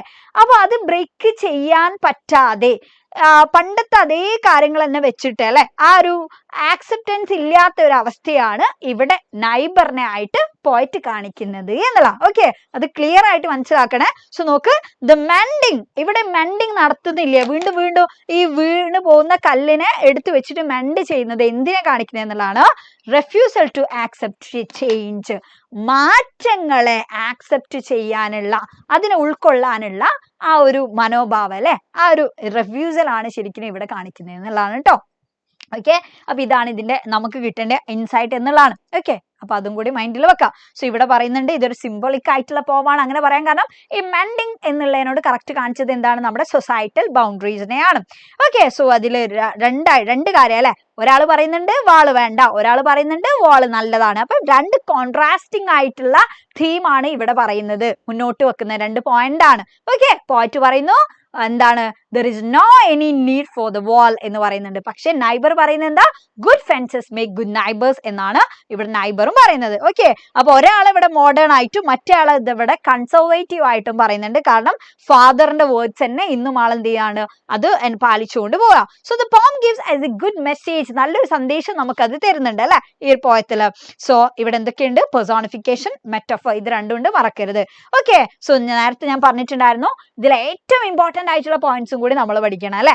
ഈ ചാപ്റ്ററുമായി ബന്ധപ്പെട്ടിട്ടുള്ള ബാക്കിയുള്ള ക്വസ്റ്റ്യൻസ് നമുക്ക് ഡീൽ ചെയ്യണം എന്നുണ്ടെങ്കിൽ നമ്മൾ എന്ത് മനസ്സിലാക്കണം, ഈ പോയത്തില് രണ്ട് കോൺട്രാസ്റ്റിംഗ്, രണ്ട് ഓപ്പോസിറ്റ് ആയിട്ടുള്ള കാര്യങ്ങൾ പറയുന്നുണ്ട്. എന്തൊക്കെയാണ്, നമ്മുടെ പോയറ്റിന്റെയും നമ്മുടെ നൈബർഹുഡിന്റെയും രണ്ട് ഡിഫറെന്റ് ആയിട്ടുള്ള അവരുടെ പെർസ്പെക്റ്റീവ് ആണ് പറയുന്നത്. ഒരാൾ പറയുന്നു വാള് വേണം, മറ്റേ ആൾ പറയുന്നു വാള് വേണ്ട. സോ നോക്ക്, ആ രണ്ട് കാര്യങ്ങൾ നമ്മൾ മറക്കരുത്. ഓക്കെ, രണ്ടാളുടെ അഭിപ്രായങ്ങൾ. ദെൻ അതെന്തിനെ സിംപ്ലൈസ് ചെയ്യുന്നുണ്ട്, വാള് എന്നാ പറഞ്ഞ മനുഷ്യന്മാർക്കിടയിലുള്ള അല്ലെ മാൻ മെയ്ഡ് ആയിട്ടുള്ള ഒരുപാട് ബാരിയേഴ്സ് ഉണ്ട് എന്നുള്ള. അത് ഏതൊക്കെയാണ്, നാഷൻസ്, രാജ്യങ്ങൾ തമ്മിലുള്ള സോഷ്യൽ ഡിവിഷൻസ്, നമ്മുടെ സമ്പത്ത്, വെൽത്ത്, റേസ്, ഇത് തമ്മിലൊക്കെയുള്ള ഒരുപാട് ബാരിയേഴ്സ് ഉണ്ട്. അതിനൊക്കെയാണ് കാണിക്കുന്നത് എന്നല്ല. അപ്പൊ ശരിക്കും എന്ത് വേണ്ട, അതൊന്നും വേണ്ട എന്നുള്ളതും കൂടിയാണ് കേട്ടോ.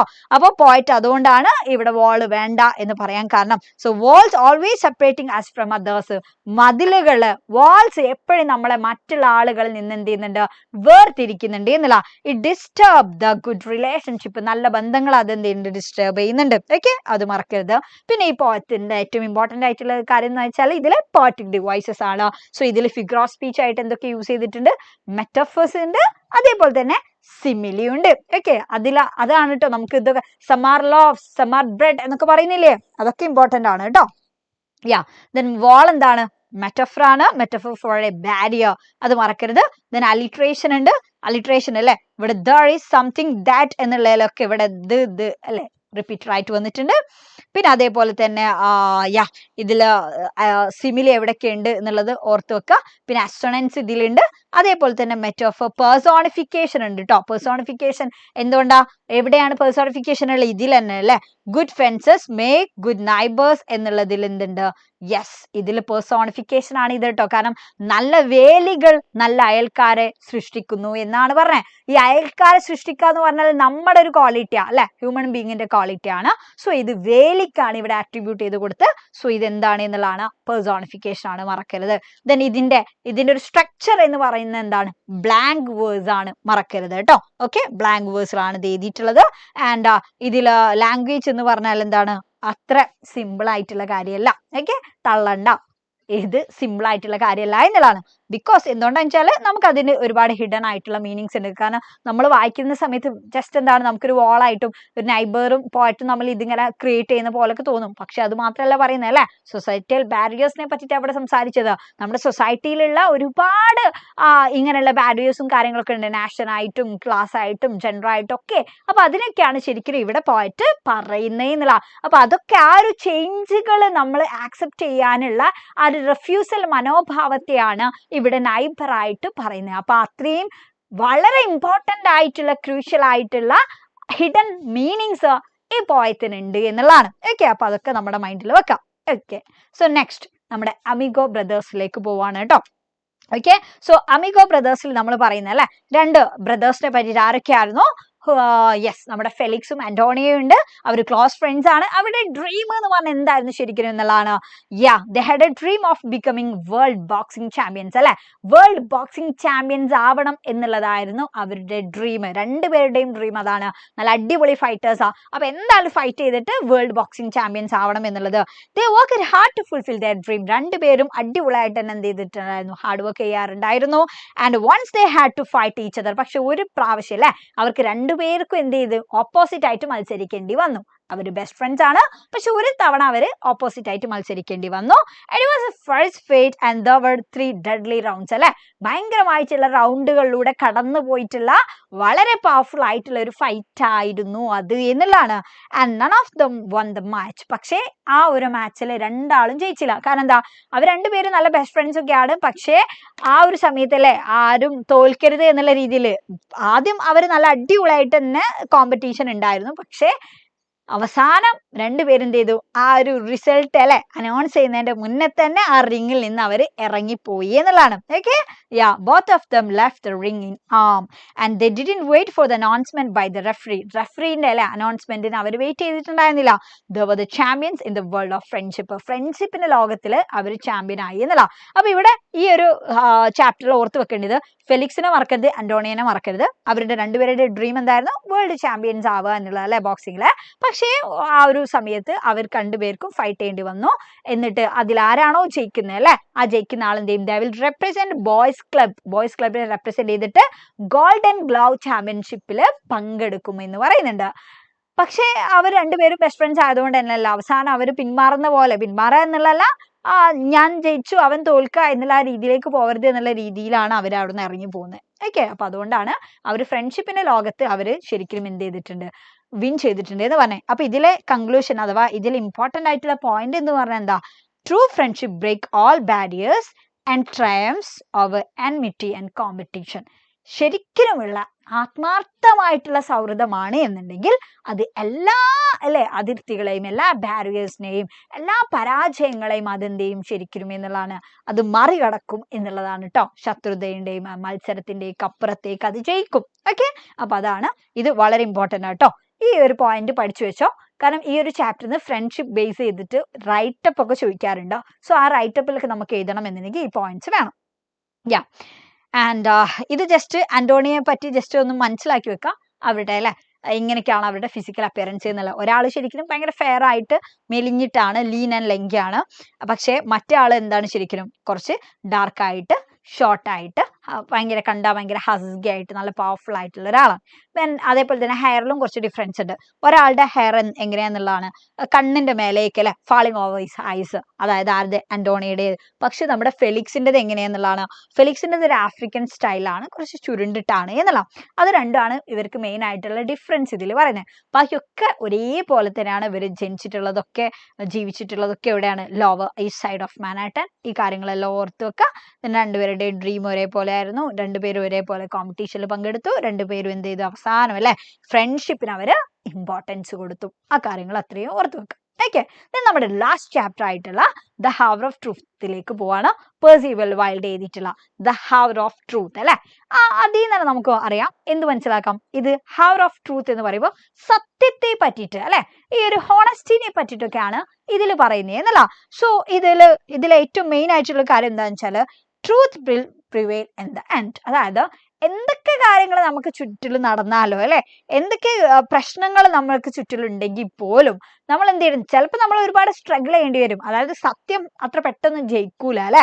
നമ്മുടെ ഭാഗത്ത് നീതി ഉണ്ട്, നമ്മുടെ ഭാഗത്ത് സത്യമുണ്ട് എന്നുണ്ടെങ്കിൽ നമ്മൾ പക്ഷെ എന്ത് ചെയ്യണം? കുറച്ച് സ്ട്രഗിൾ ചെയ്യേണ്ടിയൊക്കെ വരും. ഒരുപാട് പ്രശ്നം ഉണ്ടാവും അല്ലെ, എല്ലാ ആൾക്കാരും നമ്മളെ കുറ്റപ്പെടുത്തൊക്കെ ചെയ്യും. പക്ഷേ അറ്റ് ദ എൻഡ് അവസാനം ഏത് ജയിക്കും എന്നുള്ളതാണ്. ഏത് ജയിക്കും? Truth will prevail in the end എന്നുള്ള അല്ലെ. സത്യം അവസാനം വരെ നിലനിൽക്കും എന്നുള്ള. കാരണം സത്യം പറഞ്ഞാൽ പിന്നെ നമ്മൾ പേടിക്കേണ്ട ആവശ്യമില്ലല്ലോ. ഒരു കള്ളത്തരം പറഞ്ഞാൽ നമ്മളത് മറക്കാൻ വേണ്ടിയിട്ടില്ല അല്ലെ. നമ്മൾ 1000 കള്ളത്തരം പറയേണ്ടി വരും എന്നൊക്കെ പറയാറുണ്ട് അല്ലെ. പക്ഷെ സത്യത്തിന്റെ കേസിൽ അതില്ലല്ലോ. സോ എന്താ ഇതിൽ പറയുന്നത് എന്നുള്ള, ഇതൊരു 1 act പ്ലേ ആണ് അല്ലെ. ആൻഡ് നമ്മുടെ മെയിൻ ക്യാരക്ടർ എന്ന് പറയുന്ന ആരാണ്? റോബർട്ട് ബാൾഡ്വിൻ ആണ്. പിന്നെ ആരൊക്കെയുണ്ട്? അവരുടെ അല്ലെ ഫാമിലി മെമ്പേഴ്സ് ആയിട്ടുള്ള മാർത്ത, ജോൺ, ഏവ് ഉണ്ട്. പിന്നെ അതേപോലെ തന്നെ നമ്മുടെ മെയിൻ ക്യാരക്ടർ ആണ് മറ്റൊരു ആര്? നമ്മുടെ ഗ്രീഷാം എന്ന് പറയുന്നത്. ഓക്കെ, സോ നമ്മുടെ റോബർട്ട് ബാൾവിൻ എന്ന് പറയുന്നത് വളരെ നല്ലൊരു ആളായിരുന്നു അല്ലെ, ഗുഡ് ക്യാരക്ടർ ആണ്. He's honest and bold. വളരെ സത്യസന്ധനും എന്നാൽ വളരെ ബോൾഡും ആണ് ആള്. He didn't accept the bribe offered by Gresham. ഈ ഗ്രീഷാം എന്ന് പറയുന്ന ആള് അല്ലെ ഒരുപാട് കറപ്ഷൻ ചെയ്തിട്ടുണ്ടായിരുന്നു ബാങ്ക് കേസിൽ. അപ്പൊ ആക്കെതിരെ ഇവിടെ ഒരൊറ്റ വിറ്റ്നസ്സേ ഉള്ളൂ അല്ലെ. അതാരാണ്? നമ്മുടെ റോബർട്ട് വാൾവിൻ ആണ്. അപ്പം റോബർട്ട് വാൾവിൻ ആളെ പറ്റിയിട്ട് സത്യം വിളിച്ചു പറയാതിരിക്കാൻ ഹി ഓഫേർഡ് സം ബ്രൈബ്, കൈക്കൂലി ഓഫർ ചെയ്തിട്ടുണ്ടായിരുന്നു. ആര്? നമ്മുടെ ഗ്രീഷാമ. പക്ഷെ ആ സമയത്ത് his family persuaded him to accept the bribe money. വാങ്ങിക്കോളി എന്ന് പറഞ്ഞിട്ട് അദ്ദേഹത്തിന്റെ ഫാമിലി മെമ്പേഴ്സ് ഒക്കെ അദ്ദേഹത്തെ ഭയങ്കരമായിട്ട് പ്രേരിപ്പിച്ചിട്ടുണ്ടായിരുന്നു, പ്രോംപ്റ്റ് ചെയ്തിട്ടുണ്ടായിരുന്നു. പക്ഷെ അറ്റ് ദാറ്റ് ടൈം നമ്മുടെ റോബർട്ട് ബാൾവിൻ എന്ത് ചെയ്തു എന്നാ പറഞ്ഞത്? He stood for truth and justice. സത്യത്തിനും നീതിക്കും വേണ്ടി ആള് നിലകൊണ്ടു. ആൾ അതിന് കൂട്ടുനിന്നില്ല, ബ്രൈബ് വാങ്ങിയില്ല. He was ready even to speak against Gresham at the court. കോടതിയിൽ വരെ ഗ്രീഷാമിനെതിരെ സംസാരിക്കാൻ ഇദ്ദേഹം റെഡി ആയിരുന്നു. he never supported Grisham in the bank wreck case അല്ലെ. ഈ ബാങ്കിന്റെ റെക്ക് കേസിൽ ആൾ ഒരിക്കലും ഗ്രീഷാമിനെ support ചെയ്തിട്ടുണ്ടായിരുന്നില്ല. At last he got a good job offer from Marshall.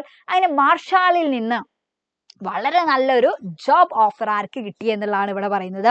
നമ്മുടെ റോബർട്ട് വാൾവിന് കിട്ടും. കാരണം ഇത്രയും നല്ല വലിയൊരു കൈക്കൂലിയൊക്കെ കൊടുത്തിട്ടും അത് ആക്സെപ്റ്റ് ചെയ്യാതെ ആ ബാങ്കിന് വേണ്ടിയിട്ട്, ജസ്റ്റിസിന് വേണ്ടിയിട്ട്, ട്രൂത്തിന് വേണ്ടിയിട്ട് നിലനിന്നില്ലേ. അപ്പൊ അങ്ങനെയുള്ള ഒരാളെ അല്ലെ അത്രയും അടിപൊളിയായിട്ട് നല്ലൊരു ഓഫർ കൊടുത്തിട്ട് യെസ് നമ്മുടെ മാർഷാല് അങ്ങോട്ട് ക്ഷണിക്കുകയാണ് എന്നുള്ളതാണ്. അപ്പൊ it was a reward to his honest character. തന്റെ സത്യസന്ധമായിട്ടുള്ള ക്യാരക്ടറിന് ഈ റോബർട്ട് വാൾവിനെ അല്ലെ മാർഷാല് കൊടുത്തിട്ടുള്ള ഒരു റിവാർഡാണ് ശരിക്കും അത് എന്നുള്ളതാണ്. ഓക്കെ, അപ്പൊ അത്രയും കാര്യങ്ങളാണ് ഇതിൽ ഇമ്പോർട്ടന്റ് ആയിട്ടുള്ള പോയിന്റ്. സോ ഇവിടെ നമ്മൾ മനസ്സിലാക്കേണ്ടത്, നമ്മളിവിടെ വെറുതെ പഠിക്കല്ല ആരെ പറ്റിയിട്ട്, റോബർട്ട് വാൾവിനെ പറ്റിയിട്ടോ അല്ലെങ്കിൽ നമ്മുടെ അല്ലെ ഈ ഒരു ചാപ്റ്റർ നമ്മൾ വെറുതെ പഠിച്ചതല്ല. ഇതിൽ പറയുന്ന കാര്യം എന്താണെന്ന് വെച്ചാല് മനുഷ്യന്മാർക്കിടയിൽ ഒരു കറപ്റ്റിംഗ് ഇൻഫ്ലുവൻസ് അല്ലെ, ഒരു കറപ്റ്റിംഗ് ഇൻഫ്ലുവൻസ് വരാറുണ്ട്. യെസ്, എങ്ങനെ? Money on people. അതായത് ഇവിടെ മനസ്സിലാക്കേണ്ടത് ക്യാഷ് കാണുമ്പോൾ, പണം കാണുന്ന സമയത്ത് അല്ലെ അഴിമതി മനോഭാവം, കറപ്റ്റിംഗ് ഇൻഫ്ലുവൻസ് ആളുകളിൽ ഉണ്ടാവാറുണ്ട് എന്നുള്ളതാണ്.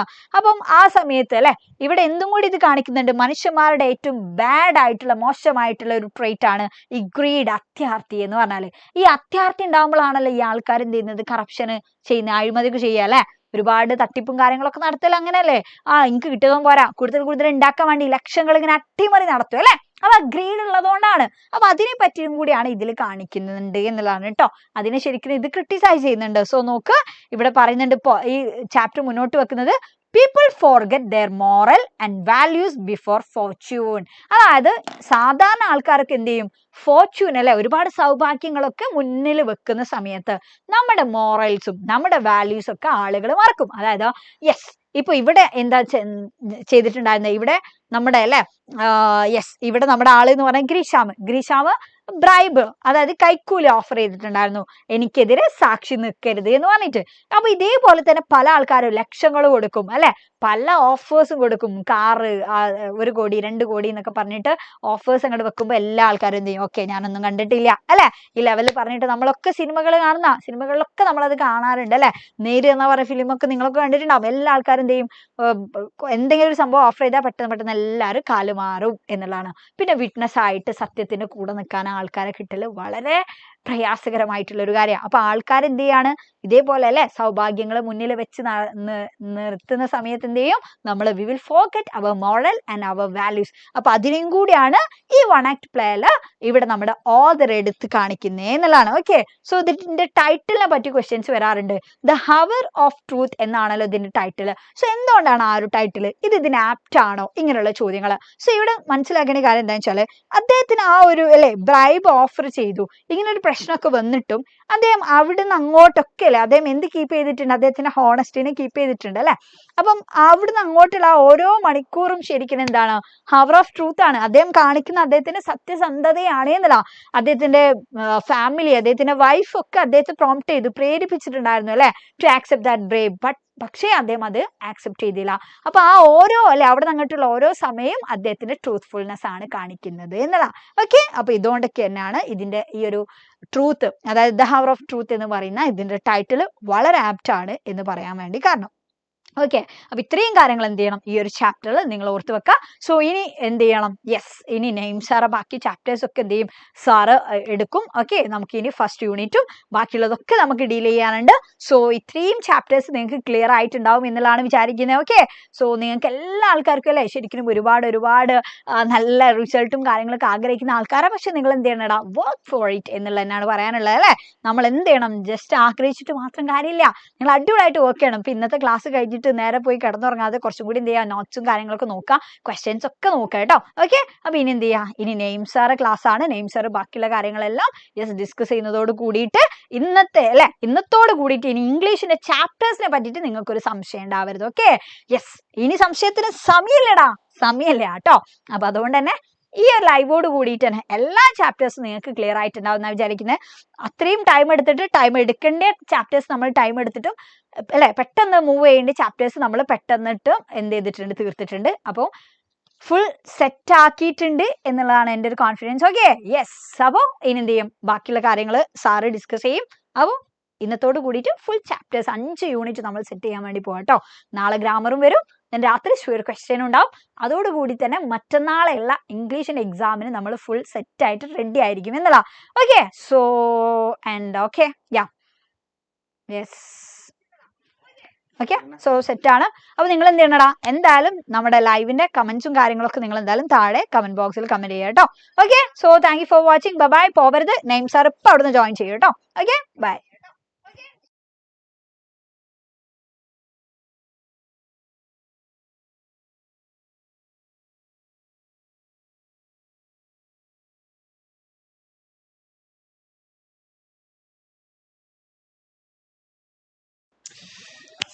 എടാ hello hi, welcome back to Eduport. എടാ, ചെറുതായിട്ടൊന്ന് ടെക്നിക്കൽ ഇറർ വന്നത് കാരണം നമ്മുടെ ഒന്നാമത്തെ ചാപ്റ്ററിൽ നിർഭാഗ്യവശാൽ നമുക്ക് നിർത്തേണ്ടി വന്നു. പക്ഷേ നമ്മുടെ ജസ്റ്റ് നാമിസ് സമയത്തിന് വന്നത് കൊണ്ട് നമ്മൾ സേവ് ചെയ്യപ്പെട്ടു. നമുക്ക് വേറെ അല്ലലുകളൊന്നും ഉണ്ടായില്ല. പ്രതീക്ഷിക്കാതെ വന്ന ഒരു ടെക്നിക്കൽ എററാണ്. ഞാൻ ആദ്യമേ അതിന് ക്ഷമ ചോദിക്കുകയാണ് നിങ്ങളോട്. ശരിക്കും പറഞ്ഞാൽ നമ്മുടെ ആദ്യത്തെ 2 യൂണിറ്റ് കഴിഞ്ഞതിന് ശേഷമായിരുന്നു ജസ്റ്റ് നാമിസ് വരേണ്ടത്. നമ്മുടെ ഒരു ടൈം തമ്മിൽ ഒരു ചെറിയ ക്ലാഷ് വന്നതുകൊണ്ടാണ് ഇടക്ക് എന്താ പറയുക ഒരു ചെറിയൊരു ലാഗ് വന്നത്. സമയത്തിന് നമ്മുടെ ജസ്റ്റ് നാമിസ് വന്നതുകൊണ്ട് വേറെ പ്രശ്നമൊന്നും ഉണ്ടായില്ല. അപ്പോൾ അതിനാദ്യം ക്ഷമ ചോദിക്കുന്നു. നമ്മൾ ഇനി അധിക സമയം കളയാനില്ല, നമുക്ക് ഇനി ബാക്കിയുള്ള ചാപ്റ്റേഴ്സ് നമുക്ക് നോക്കാം. രണ്ടാമത്തെ ചാപ്റ്റർ, ഒന്നാമത്തെ യൂണിറ്റിലെ രണ്ടാമത്തെ ചാപ്റ്റർ എനി വുമൻ എന്ന് പറയുന്ന ഒരു പോയമാണ് നമുക്ക് ഇവിടെ പഠിക്കാനുള്ളത്. ചാപ്റ്ററിന്റെ ടൈറ്റിൽ ശ്രദ്ധിച്ചു, പോയത്തിന്റെ ടൈറ്റിൽ ശ്രദ്ധിച്ചു. എനി വുമൻ എന്നാണ് പറഞ്ഞത്. ഏതൊരു സ്ത്രീയും എന്നാണ് അതിന്റെ അർത്ഥം. ഒരു സ്ത്രീ എന്നല്ല, വുമൺ എന്നല്ല, നമ്മൾ ആദ്യത്തെ ചാപ്റ്ററിൽ സ്ത്രീ ശാക്തീകരണം, വിമൺ എംപവർമെന്റും അതൊരു ഡെവലപ്പിംഗ് നേഷന്റെ ഗ്രോത്തിനെ എങ്ങനെ ബാധിക്കുന്നു എന്നൊക്കെയാണ് നമ്മൾ ഒന്നാമത്തെ ചാപ്റ്ററിൽ പഠിച്ചത്. രണ്ടാമത്തെ ചാപ്റ്ററിൽ വരുമ്പോഴേ ഒരു കുടുംബത്തില്, ഒരു വീട്ടിനകത്ത് ഒരു അമ്മയുടെ, ഒരു സ്ത്രീയുടെ റോൾ എന്താണെന്നുള്ളതും അതിന്റെ ഇമ്പോർട്ടൻസ് എന്താണെന്നുള്ളതുമാണ് നമുക്ക് ഇവിടെ പഠിക്കാനുള്ളത്. നോക്കാം. അപ്പൊ നമുക്ക് ഒന്നാമത്തെ സ്റ്റാൻസിൽ നിന്ന് സ്റ്റാർട്ട് ചെയ്യട്ടെ. ശ്രദ്ധിച്ചിരുന്നോ? ഒന്നാമത്തെ സ്റ്റാൻസിൽ നിന്നാണ് നമ്മൾ സ്റ്റാർട്ട് ചെയ്യുന്നത്. ഓക്കെ, നിങ്ങളെ കമന്റുകളൊക്കെ ഞാൻ കാണുന്നുണ്ട്. പക്ഷെ നിങ്ങൾ എന്താ പറയാ, ഓക്കെ, ധൈര്യമായിട്ടിരുന്നോടാ. ഇനി ഇതുവരെ പോയം നോക്കിയിട്ടില്ല എന്ന് പറയുന്നതൊന്നും നിങ്ങൾ പേടിക്കണ്ട. നമുക്ക് മുന്നിലേക്ക് പോവാം. Am the pillars of the house, the keystone of the arch am I. ഞാനാണ് ഈ വീടിന്റെ പില്ലർ, ഈ വീടിന്റെ തൂണുകൾ ഞാനാകുന്നു എന്നാണ് പറഞ്ഞത്. എന്ന് പറഞ്ഞാൽ എന്താ, അതിവിടെ ഒരു മെറ്റഫറിക്കൽ ആയിട്ട് പറഞ്ഞതാണ്. ഒരു മെറ്റഫറാണ്, ശ്രദ്ധിച്ചോ, ഇവിടെ ഒരു മെറ്റഫർ ഉണ്ട്. ഞാനാണ് ഈ വീടിന്റെ തൂണ് എന്ന് പറഞ്ഞത് എന്താ, ഞാനാണ് ഈ വീടിനെ താങ്ങി നിർത്തുന്നത് എന്നാണ് പറയുന്നത്. ഈ വീടിനെ വീടാക്കി മാറ്റുന്നത് ഞാനാണെന്ന് പറയുന്നത്. Keystone of arch am I. Keystone എന്ന് വെച്ചാലേ ആണിക്കല്ല് എന്നുള്ളതാണ്. ആർച്ച് എന്ന് പറയുന്ന സംഭവം നിങ്ങൾക്ക് അറിയാലോ, ഒരു വീടിന്റെ ആർച്ച് നിങ്ങൾക്ക് അറിയാലോ. ആ വീടിന്റെ വളരെ ഇമ്പോർട്ടന്റ് ആയിട്ടുള്ള ഒരു സ്ട്രക്ചറാണ് ആർച്ച് എന്ന് പറയുന്നത്. ആർച്ചിന്റെ കീ സ്റ്റോൺ, ആണിക്കല്ലാണ് ഞാൻ എന്ന് പറയുന്നത്. ആ വീടിനെ വീടാക്കുന്നതും ആ വീടിന് റിജിഡിറ്റി കൊടുക്കുന്നതും ആ വീടിനെ നിലനിർത്തുന്നതും ഞാനാണെന്ന് പറയുന്നത്. ആദ്യത്തെ 2 വരികളിൽ നമുക്ക് മെറ്റഫർ കാണാൻ വേണ്ടി പറ്റും. Take me away, the roof and wall would ruin me utterly. നിങ്ങൾ എന്നെ അവിടുന്ന് മാറ്റിക്കഴിഞ്ഞാലല്ലേ ആ വീട് ഒന്നടങ്കം തകർന്നു പോകുന്ന പറയുന്നത്. റൂയിൻഡ് ആകുന്ന പറഞ്ഞത്, തകർന്നടിഞ്ഞു പോവും. അട്ടർലി, പൂർണ്ണമായും, എല്ലാ അർത്ഥത്തിലും ആ വീട്, ആ കുടുംബം നഷ്ടപ്പെട്ടു പോകും, തകർന്നടിഞ്ഞു പോകും എന്ന് പറയുന്നത്.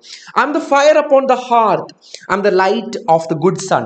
Fire upon the heart. Hearth എന്ന് വെച്ചാലില്ലേ, ഈ തണുപ്പുള്ള രാജ്യങ്ങളിലേക്ക് തീ കായാൻ വേണ്ടിയിട്ട് യൂസ് ചെയ്യുന്ന നെരിപ്പോടുകളാണ് നമ്മൾ ഹാർത്ത് എന്ന് പറയുന്നത്. ആ ഹാർത്തിലുള്ള ഫയറാണ് ആ വീടിന് ഊഷ്മളത പകരുന്നത്, ആ വീടിനെ തണുപ്പിൽ നിന്ന് പ്രൊട്ടക്ട് ചെയ്യുന്നത്, ആ വീടിനെ ഡേഞ്ചേഴ്സിൽ നിന്ന് പ്രൊട്ടക്ട് ചെയ്യുന്ന ഫയറാണ് ഞാൻ എന്നാണ് അവിടെ പറയുന്നത്.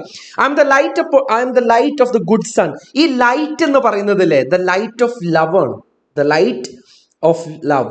Light of love and hope. പ്രതീക്ഷയുടെയും സ്നേഹത്തിന്റെയും വെളിച്ചമാണെന്ന് പറഞ്ഞത്. ആ വീടിന്റെ പ്രതീക്ഷയുടെയും സ്നേഹത്തിന്റെയും, the light of love and hope. And the heat that warms the earth. ആ വീടിനെ വാമയിക്കുന്നത്, ആ വീടിന് സ്നേഹത്തിന്റെ ഊഷ്മളത കൊടുക്കുന്നത്, വാംത്ത് ഓഫ് ലവ്. ആ വീടിന് വാംത്ത് ഓഫ് ലവ് പകരുന്നത് അത് ഞാനാണ്. Which else were colder than a stone. ഞാനില്ലായിരുന്നെങ്കിലല്ലേ ആ വീട് ഒരു തണുത്തുറഞ്ഞ കല്ല് പോലെ ആകുന്ന പറയുന്നത്. ഈ 5ഉം 6ഉം 7ഉം വരികളിൽ നമുക്ക് എന്ത് കാണാൻ വേണ്ടി പറ്റും?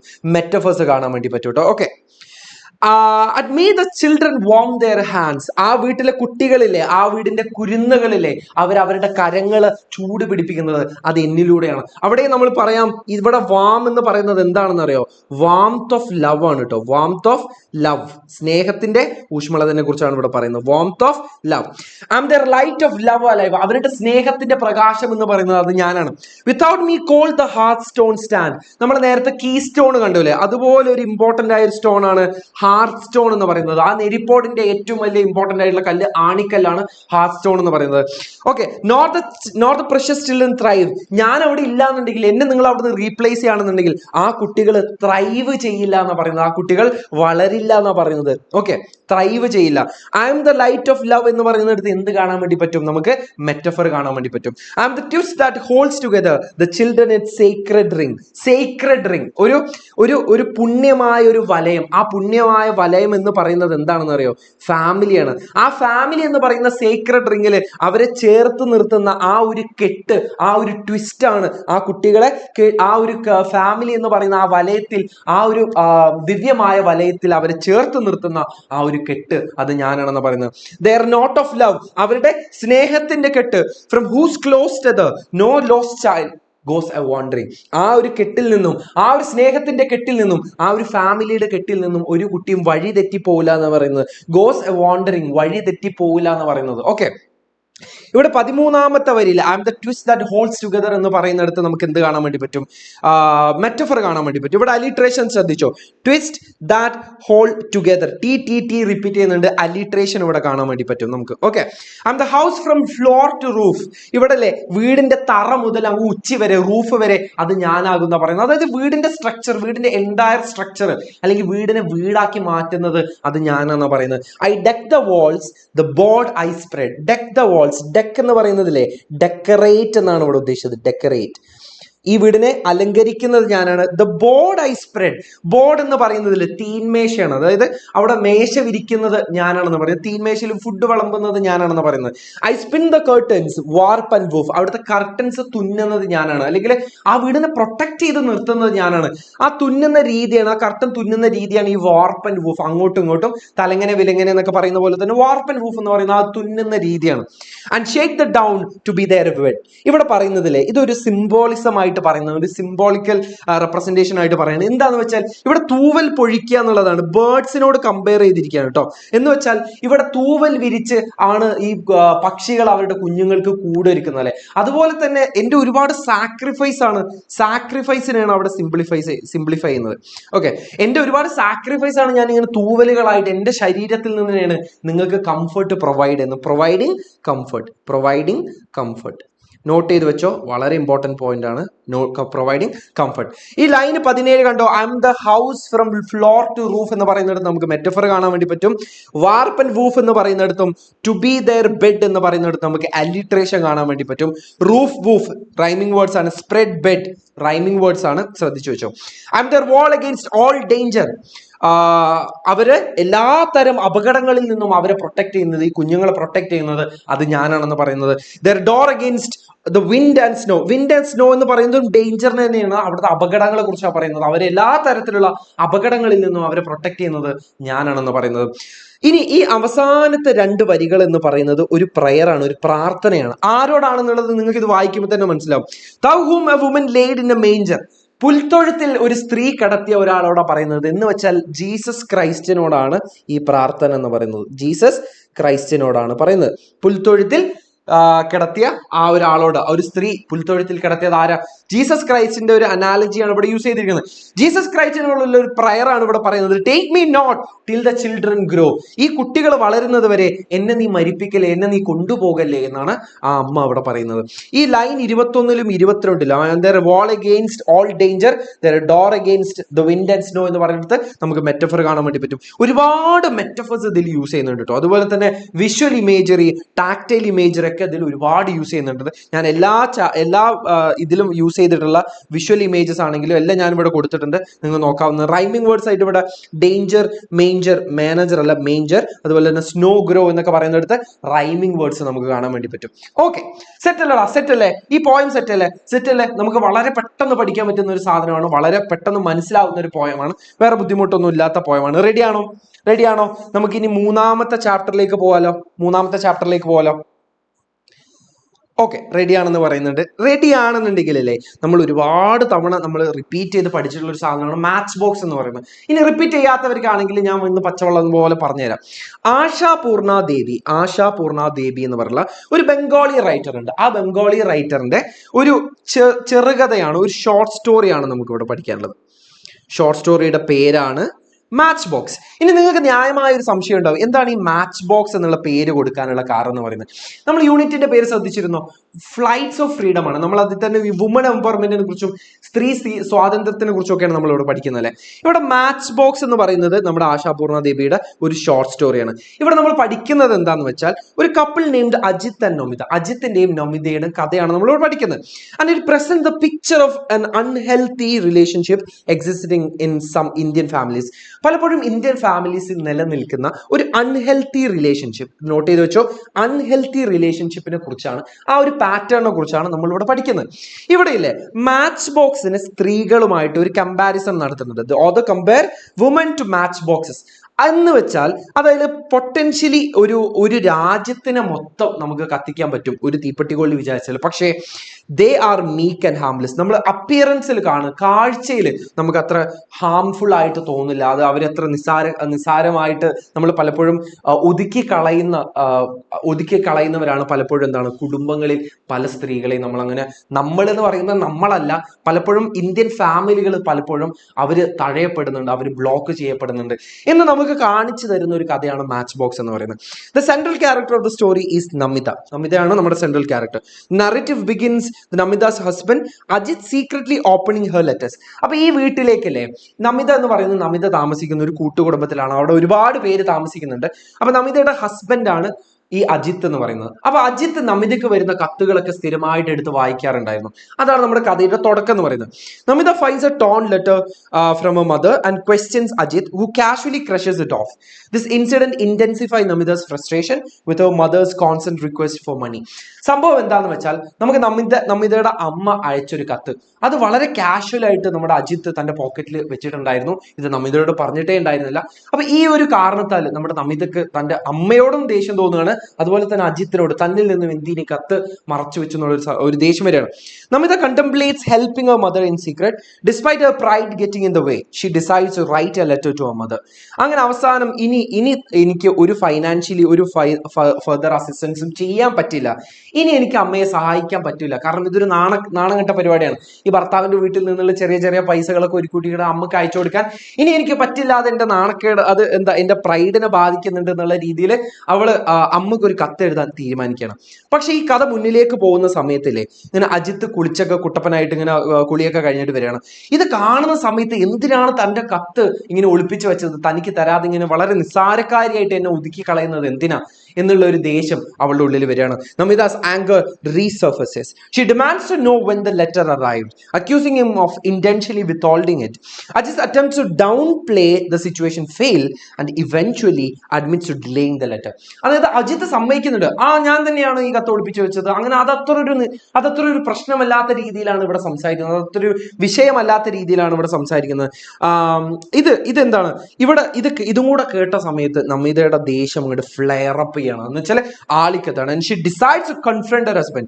She unexpectedly takes a matchstick from his table and set her sari on fire to symbolize her frustration. അപ്പൊ ഈ അജിത്തിനെ ഇവിടെ എത്രത്തോളം ദേഷ്യം പിടിച്ചിട്ടാണുള്ളതെന്ന് അയാൾക്ക് മനസ്സിലായില്ല. അപ്പൊ ഇത് കാണിച്ചു കൊടുക്കാൻ നമിത എന്താ ചെയ്തതെന്ന് അറിയോ? അവിടെ മേശപ്പുറത്ത് തീപ്പെട്ടിക്കൊള്ളികൾ ഉണ്ടായിരുന്നു, അതിൽ തീപ്പെട്ടി ഉരച്ചുകൊണ്ട് അതെന്റെ സാരി തുമ്പിൽ അവൾ കത്തിക്കാനുണ്ടായത്. ഇതുകൂടെ കണ്ടപ്പോ അയാൾക്ക് കാര്യം മനസ്സിലായി. Ajith rushes to put out the fire and his fear of Namida's anger become evident. ഇപ്പൊ അയാൾക്ക് കാര്യം മനസ്സിലായി, നമിത എത്രത്തോളം ദേഷ്യം പിടിച്ചിട്ടുണ്ടെന്ന് നമുക്ക് മനസ്സിലായി. പക്ഷെ ഇവിടെ ഒരു ട്വിസ്റ്റ് എന്താണെന്ന് അറിയോ? ഇത്രയും ദേഷ്യം പിടിക്കുന്നിടത്തും ആളി കത്തുന്നിടത്തും ഇല്ലേ, ഈ കഥയുടെ ആ ഒരു ഗതിയെ മാറുന്നുണ്ട്. എപ്പോഴും അറിയോ? This conversation interrupted by their niece Rini. Rini എന്ന് പറയുന്ന അവരുടെ നീസ് പെട്ടെന്ന് ഈ കോൺവെർസേഷനിലേക്ക് വന്ന സമയത്ത് ആ കഥയുടെ ഡൈനാമിക്സ് ആകെ മാറുകയാണ്. Who inquired about the washerman waiting down stairs. നമ്മുടെ കഥ സ്റ്റാർട്ട് ചെയ്തത് ഓർമ്മയുണ്ടായിരുന്നു. ഈ അലക്കാനുള്ള ഡ്രസ്സുകൾ താഴെ വാഷർമാന് കൊടുക്കാൻ വേണ്ടിയിട്ട് അലക്കാൻ വേണ്ടി കൊടുക്കുന്ന സമയത്ത് ആ പോക്കറ്റിൽ നിന്ന്, തന്റെ ഹസ്ബൻഡിന്റെ പോക്കറ്റിൽ നിന്നുമാണ് അമ്മ തനിക്ക് അയച്ചൊരു കത്ത് ഇതൊക്കെ കിട്ടുന്നത്. അപ്പൊ ഇനി വാഷർമാന് ഡ്രസ് ഒന്നും കൊടുക്കുന്നില്ല എന്ന് പറഞ്ഞിട്ട് നീസ് വരികയാണ്. ആ നീസ് വരുന്ന സമയത്താണ് ഈ കോൺവെർസേഷൻ ഇന്ററപ്റ്റഡ് ആകുന്നത്. Nomita handles A situation calmly, reflecting her ability to navigate family dynamics. അതായത് കുടുംബത്തിനകത്തുള്ള ഇത്തരം പ്രശ്നങ്ങളെ കൈകാര്യം ചെയ്യാനുള്ള അവളുടെ എബിലിറ്റിനെയാണ് ഇവിടെ കാണിക്കുന്നത്. The conversation shifts to a light-hearted banter amongst the family members. ഇത്രയും ദേഷ്യം പിടിച്ചിരിക്കുന്ന സമയത്തും ഇത്രയും ക്രൂഷ്യൽ ആയിരുന്ന സമയത്തല്ലേ ആ കോൺവെർസേഷന്റെ ഒരു ടോൺ തന്നെ ഇവിടെ മാറുകയാണ്. In the midst of this, the story delves into Namida's thoughts about her role and her mother's constant financial demands. അവള് പിന്നെ അമ്മയെ കുറിച്ച് ആലോചിക്കുകയാണ്. നമുക്ക് ഫൈനാൻഷ്യലി സപ്പോർട്ട് ചെയ്യാൻ വേറെ ആരും ഇല്ല എന്നുള്ളൊരു കാര്യം അവൾ ആലോചിക്കുകയാണ്. അവിടെയാണ് പിന്നെ കഥ മുന്നിലേക്ക് പോകുന്നത് കേട്ടോ. The narrative explores the complexities of relationship and societal expectation that often restricts women expressions and anger and power. സ്ത്രീകളെ പലപ്പോഴും തഴയപ്പെടുന്നതും ബ്ലോക്ക് ചെയ്യപ്പെടുന്നതും ഒതുക്കി കളയുന്നതാണ് പലപ്പോഴും ഇന്ത്യൻ കുടുംബങ്ങൾ. സൊസൈറ്റൽ എക്സ്പെക്ടേഷൻ, ഒരു സ്ത്രീ എങ്ങനെ ആയിരിക്കണം എന്നുള്ള സൊസൈറ്റൽ എക്സ്പെക്ടേഷൻ, അതുപോലെ തന്നെ ഇന്ത്യൻ കുടുംബങ്ങളിൽ നിലനിൽക്കുന്ന കോംപ്ലക്സിറ്റീസ് ഓഫ് റിലേഷൻഷിപ്പ്, അതായത് റിലേഷൻഷിപ്പ് ബന്ധങ്ങളുടെ സങ്കീർണത, കോംപ്ലക്സിറ്റി, അതിനെക്കുറിച്ചൊക്കെയാണ് ഇവിടെ പറയുന്നത്. ഇനി Namita's analogy of woman being unlit match box, true potential use ചെയ്യപ്പെടാതെ കുടുംബങ്ങളിൽ നിന്ന് നിസ്സാരവൽക്കരിക്കപ്പെടുന്ന ഒരു മാച്ച് ബോക്സ് പോലെ, ഒരു തീപ്പട്ടിക്കൊള്ളി പോലെയാണ് നമിത എന്നുള്ളതാണ് ഇവിടെ ഒരു അനാലജി യൂസ് ചെയ്തിരിക്കുന്നത്, ഒരു കമ്പാരിസൺ യൂസ് ചെയ്തിരിക്കുന്നത്. ഇവിടെ എന്താണ് ഇവിടെ ഉദ്ദേശിക്കുന്നത് എന്താണെന്ന് വെച്ചാൽ, this comparison captures the theme of suppressed strength and the societal norms that influence women's behaviour. സ്ത്രീകളുടെ ബിഹേവിയറിന്, സ്ത്രീകളെ പലപ്പോഴും അവരുടെ ഇമോഷണൽ എക്സ്പ്രഷനെ തന്നെ ബ്ലോക്ക് ചെയ്യപ്പെടുന്ന, ലിമിറ്റ് ചെയ്യപ്പെടുന്ന ഇത്തരം സപ്രഷനെയാണ് ഈ ഒരു കഥ നമുക്ക് കാണിച്ചു തരുന്നത്. റെഡി അല്ലേ? വളരെ ഇമ്പോർട്ടൻ്റ് ആയ ചാപ്റ്റർ ആണ്. ഒരുപാട് ചോദ്യങ്ങൾക്ക് സാധ്യതയുള്ള ഒരു ചാപ്റ്റർ ആണ്. റെഡി ആണെന്നുണ്ടെങ്കിൽ നമുക്ക് ഈ യൂണിറ്റിലെ 4ാമത്തെ ചാപ്റ്ററിലേക്ക് നമുക്ക് പോകാം. വളരെ ഇമ്പോർട്ടൻ്റ് ആയ ചാപ്റ്റർ ആണ്. ഒരു അനക്ഡോട്ടാണ് നമുക്ക് ഇവിടെ പഠിക്കാനുള്ളത്. സുധാമൂർത്തിയുടെ ഹൊറിഗല്ലു എന്ന് പറയുന്ന ഒരു ചാപ്റ്ററാണ് നമുക്ക് ഇവിടെ പഠിക്കാനുള്ളത്. റെഡിയാണോ? എന്താണ് നമ്മൾ കഴിഞ്ഞ ചാപ്റ്ററിനെ കുറിച്ചുള്ള അവസ്ഥ എന്താണ്? വളരെ ഇമ്പോർട്ടൻ്റ് ആയിട്ടുള്ള തീമുകളും കാര്യങ്ങളൊക്കെയാണ് നമ്മൾ ഇവിടെ ഡിസ്കസ് ചെയ്യുന്നത്. അതുകൊണ്ട് നിങ്ങൾ ടെൻഷൻ ആവണ്ട. ഇനി എന്തെങ്കിലും വിട്ടുപോയിട്ടുണ്ടോ എന്നുള്ള കാര്യത്തിലൊന്നും ടെൻഷൻ ആവണ്ട. ആ ചാപ്റ്ററിനെ കുറിച്ച് അറിയേണ്ട കംപ്ലീറ്റ് കാര്യങ്ങൾ നമ്മൾ ഇവിടെ ഓൾറെഡി പറഞ്ഞിട്ടുണ്ട്. ഓക്കെ, അപ്പൊ ആ കാര്യത്തിൽ ടെൻഷൻ ഒന്നും വേണ്ട. ഇനി നമുക്ക് ഹൊറിഗല്ലുവിലേക്ക് നോക്കാം. ഓക്കെ, റെഡിയാണെന്ന് പറയുന്നുണ്ട്. ഓക്കെ, ഹൊറിഗല്ലുവിൽ സംശയം ഉണ്ടോ? സെറ്റാക്കാം.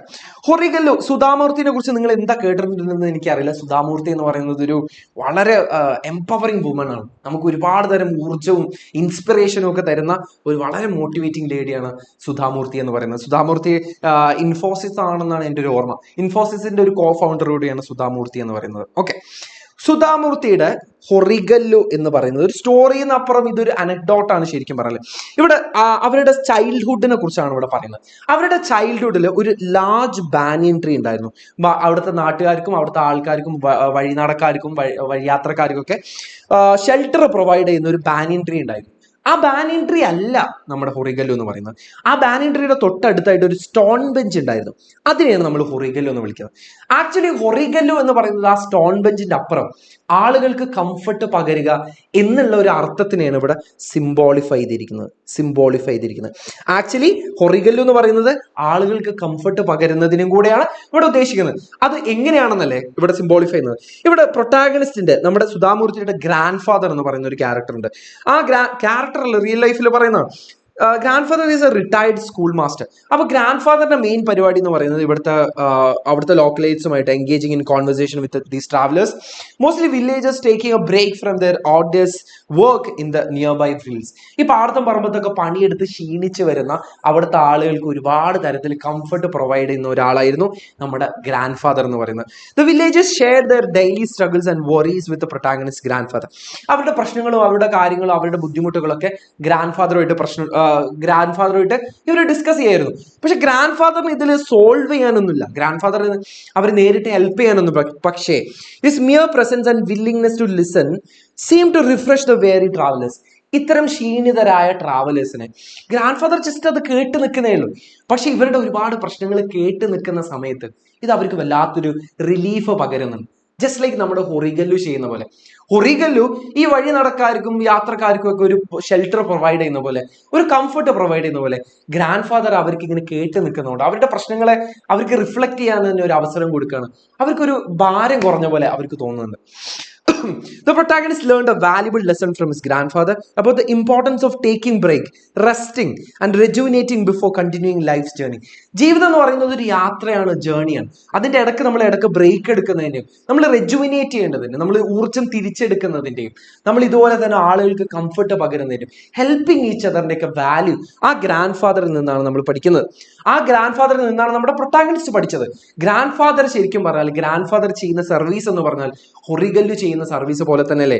Sentiment symbolified by symbolised by Horigallu. Horigallu എന്താണ് സിംബലൈസ് ചെയ്യുന്നതെന്ന് വെച്ചാൽ അത് ഗ്രാൻഡ് ഫാദർ ചെയ്യുന്ന പോലെ തന്നെ ഒരു കംഫർട്ടാണ് ആളുകൾക്ക് പ്രൊവൈഡ് ചെയ്യുന്നത്. ഇതിന് ഒരുപാട് ശേഷം നമ്മുടെ പ്രൊട്ടാഗണിസ്റ്റ് മുംബൈയിലേക്ക് വർക്കിന്റെ ആവശ്യത്തിന് പോയ സമയത്ത് അവിടെ വേറെയും ഒരാളെ കാണുന്നുണ്ട്. രത്ന എന്നാണ് അവരുടെ പേര്. നമ്മുടെ ഗ്രാൻഡ് ഫാദർ പോലെ തന്നെ ഈ ലഞ്ച് ബ്രേക്ക് സമയത്തൊക്കെ അവരുടെ കൊലീഗ്സും അവരുടെ കോവർക്കേഴ്സിനും അവരുടെ ഒരുപാട് പ്രശ്നങ്ങളെ ഇങ്ങനെ ഗ്രാൻഡ് ഫാദർ ചെയ്ത പോലെ ആരും കേൾക്കുമായിരുന്നു. നമ്മുടെ രത്നയും കേൾക്കുമായിരുന്നു. രത്ന ഡിഡ്ന്റ് ഓഫർ സൊല്യൂഷൻസ്. നമ്മുടെ ഗ്രാൻഡ് ഫാദറിന്റെ കാര്യം പറഞ്ഞ പോലെ തന്നെ സൊല്യൂഷൻ ഒന്നും പറയാനില്ല, പക്ഷെ ഒരുപാട് എന്താ പറയാ, but provided a non judgmental listening ear to those burden by their troubles. അവരുടെ ജീവിതത്തിലുള്ള ഒരുപാട് പ്രശ്നങ്ങളല്ലേ അതൊക്കെ കേട്ടിരിക്കുമായിരുന്നു. ഒരു നോൺ ജഡ്ജ്മെന്റലായിട്ട് ആ വേർഡ് ശ്രദ്ധിക്കണേ, നോൺ ജഡ്ജ്മെന്റൽ ലിസ്ണിംഗ് ഇയർ. അത് ശ്രദ്ധിക്കണം, ആ വേർഡ് ശ്രദ്ധിക്കണം. അവിടെ നോൺ ജഡ്ജ്മെന്റൽ ആയിട്ട് കേട്ടിരിക്കുക, വെറുതെ കേട്ടിരിക്കല്ല, അവരുടെ പ്രശ്നങ്ങളെ ഒരു നോൺ ജഡ്ജ്മെന്റൽ ആയിട്ട്, അതിന് ജഡ്ജ് ചെയ്യാതെയാണ് അവർ കേട്ടിരിക്കുന്നത്. She emphasise the significance of maintaining confidentiality. വേറൊരു കാര്യമുണ്ട്, നമുക്ക് ഒരാളോട് തുറന്നു പറയാനുള്ള ധൈര്യം എപ്പോഴാണ് കിട്ടുന്നത്? പറയുന്ന കാര്യങ്ങൾ വേറെ എവിടെയും പോകില്ല എന്നുള്ളൊരു വിശ്വാസത്തിലല്ലേ നമുക്ക് ആ ധൈര്യം കിട്ടുന്നത്. ആ ഒരു കോൺഫിഡൻഷ്യാലിറ്റി, ആ ഒരു ട്രസ്റ്റ്, അതിന്റെ ഇമ്പോർട്ടൻസിനെ കുറിച്ചും നമുക്ക് രത്നയാണ് പറഞ്ഞു തരുന്നത്. രത്നയും ആക്ച്വലി ഒരു ഹൊറിഗല്ല് പോലെ തന്നെയാണ്, ആളുകൾക്ക് കംഫർട്ട് പകരുന്നതാണ് ചെയ്യുന്നത്. അപ്പൊ രത്നയാണെന്നുണ്ടെങ്കിലും നമ്മുടെ ഗ്രാൻഡ് ഫാദർ എന്നാണെങ്കിലും they are providing invaluable service to others. ആളുകൾക്ക് ഇൻവാല്യുബിൾ ആയിട്ടുള്ള, മൂല്യം കൽപ്പിക്കാനാവാത്ത അത്രയും ഒരു സർവീസാണ് ആളുകൾക്ക് പ്രൊവൈഡ് ചെയ്യുന്നത്. Just like Horigallu. അതുകൊണ്ടാണ് ഇതിന്റെ ടൈറ്റിൽ ഹൊറിഗല്ലു എന്ന് തന്നെ കൊടുത്തത്. അപ്പോൾ ഈ സ്റ്റോറി അല്ലെങ്കിൽ ഇതിന്റെ anecdote highlights the importance of empathy, listening and providing A safe space for others share their burdens, echoing the lessons learned from the Horigallu. Horigallu എന്നുള്ള ആ ഒരു കൺസെപ്റ്റ് അത് സിംബലൈസ് ചെയ്യുന്നത് അത് ആളുകൾക്ക് പ്രൊവൈഡ് ചെയ്യുന്ന കംഫർട്ടാണ്, എംപതിയാണ്, ആളുകൾ കേട്ടിരിക്കാനും ആളുകൾക്ക് സേഫ് ആയുള്ള ഒരു സ്പേസ് പ്രൊവൈഡ് ചെയ്യുന്നതിനുമാണ് അത് ആക്ച്വലി പറയുന്നത്. ഈ കഥയും ഈ കഥയുടെ ടൈറ്റിലും അല്ലെങ്കിൽ അനക്ഡോട്ടിന്റെ ടൈറ്റിലും അതിനെയാണ് സിംബോളിഫൈ ചെയ്യുന്നത്, അല്ലെങ്കിൽ അതിനെയാണ് റെപ്രസെന്റ് ചെയ്യുന്നത് എന്നുള്ളത് മനസ്സിലാക്കുക. എക്കോയിങ് the lessons learned from the Horigallu, taking breaks and finding strength in moments of rest before continuing life's journey. ജീവിതമാകുന്ന ആ യാത്രയിൽ നമ്മൾ മുന്നിലേക്ക് പോകുന്നതിൽ ആ യാത്രയിൽ ഒരു മിനിറ്റ് ഓക്കെ, ആ യാത്രയുടെ ഇമ്പോർട്ടൻസ്, അതിൽ ബ്രേക്ക് എടുക്കുന്നതിനും ആളുകൾക്ക് ഇങ്ങനെ ഒരു സേഫ് സ്പേസ് പ്രൊവൈഡ് ചെയ്യുന്നതിന്റെ ഇമ്പോർട്ടൻസ് ആണ് ഹൊറിഗല്ലു നമുക്ക് കാണിച്ചു തരുന്നത്. അപ്പൊ ഇതിൽ നമുക്ക് പ്രതീക്ഷിക്കാവുന്നത് ഗ്രാൻഡ് ഫാദറിന്റെ ഒരു രത്നയുടെയോ നമുക്ക് ചിലപ്പോൾ ക്യാരക്ടർ സ്കെച്ച് നമുക്ക് ചോദിക്കാനുള്ള സാധ്യതയുണ്ട്. വേറെയും ക്വസ്റ്റ്യൻസ് നമുക്ക് പ്രതീക്ഷിക്കാവുന്നതാണ്. ഇതിൽ വരുന്ന ക്വസ്റ്റ്യൻസ് ഒക്കെ നമുക്കിനി ഡിസ്കസ് ചെയ്യാനും ഉള്ളതാണ്. Okay okay, moving on. ഇനി നമുക്ക് എന്താ പഠിക്കാനുള്ളത്? ഇനി നമുക്ക് യൂണിറ്റുകൾ കുറേ മുന്നിലേക്ക് വന്നിട്ട് ഇനി നമുക്ക് 5ാമത്തെ യൂണിറ്റിലേക്കാണ് വരാനുള്ളത്. ചെമ്മനം ചാക്കോയുടെ റൈസ് എന്ന് പറയുന്ന ഒരു പോയമാണ് ഇനി നമുക്കിവിടെ പഠിക്കാനുള്ളത്. റൈസ്. ഓക്കെ, ചെമ്മനം ചാക്കോ എന്ന് പറയുന്നത് ഒരു മലയാളിയാണ്, ഒരു കേരളക്കാരനാണ്. നിങ്ങൾക്ക് അറിയാവുന്നതായിരിക്കും. ചെമ്മനം ചാക്കോയുടെ കവിതകൾ നിങ്ങൾ മലയാളത്തിൽ പഠിച്ചിട്ടുണ്ടോ എന്ന് എനിക്കറിയില്ല. ഓക്കെ, ഇതിന് മുന്നത്തെ എന്തെങ്കിലും സംശയം ഉണ്ടെങ്കിൽ നിങ്ങളൊന്ന് കമന്റ് ചെയ്യണേ, എന്നാൽ മാത്രമേ എനിക്ക് അറിയുള്ളൂ. കാരണം എനിക്കറിയാം നമ്മൾ നോമ്പൊക്കെയാണ്, നമുക്ക് അടുത്ത ദിവസം ഇനി നോമ്പെടുക്കാനുള്ളവരുണ്ടാവും കുറേ പേര്. അപ്പൊ നമുക്ക് വേറെ ഡയലോഗ് അടികളൊക്കെ ഞാൻ പരമാവധി ഒഴിവാക്കുകയാണ്. കാരണം നമ്മൾ മറ്റന്നാളത്തെ എക്സാമിന്റെ ഉദ്ദേശം മനസ്സിൽ വെച്ചുകൊണ്ട് നമ്മൾ മുന്നിലേക്ക് പോവാണ്. Okay, rice. ഓക്കെ, റൈസ് എന്ന് പറയുന്ന പോയം.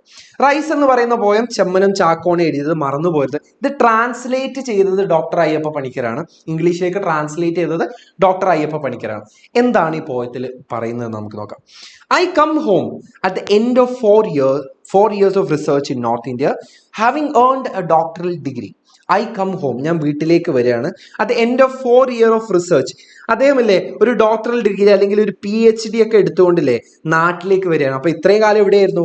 നോർത്ത് ഇന്ത്യയിലായിരുന്നു. നോർത്ത് ഇന്ത്യയിൽ PhD ചെയ്തുകൊണ്ടിരിക്കുകയായിരുന്നു. അതെല്ലാം കഴിഞ്ഞ് അവിടുത്തെ പഠിത്തമൊക്കെ കഴിഞ്ഞ് നാട്ടിലേക്ക് വരികയാണ്. And having earned a doctoral degree and generous praise for my work on making toys with husk. അദ്ദേഹത്തിന്റെ PhD എന്തായിരുന്നു? ഈ ചകിരി വെച്ചുകൊണ്ട്, ഹസ്ക് വെച്ചുകൊണ്ട്, ചകിരി വെച്ചുകൊണ്ട് ഈ കളിപ്പാട്ടങ്ങൾ ഉണ്ടാക്കുന്നതായിരുന്നു, ടോയ്സ് ഉണ്ടാക്കുന്നതായിരുന്നു പുള്ളിക്കാരന്റെ ഒരു റിസർച്ച് എന്ന് പറയുന്നത്.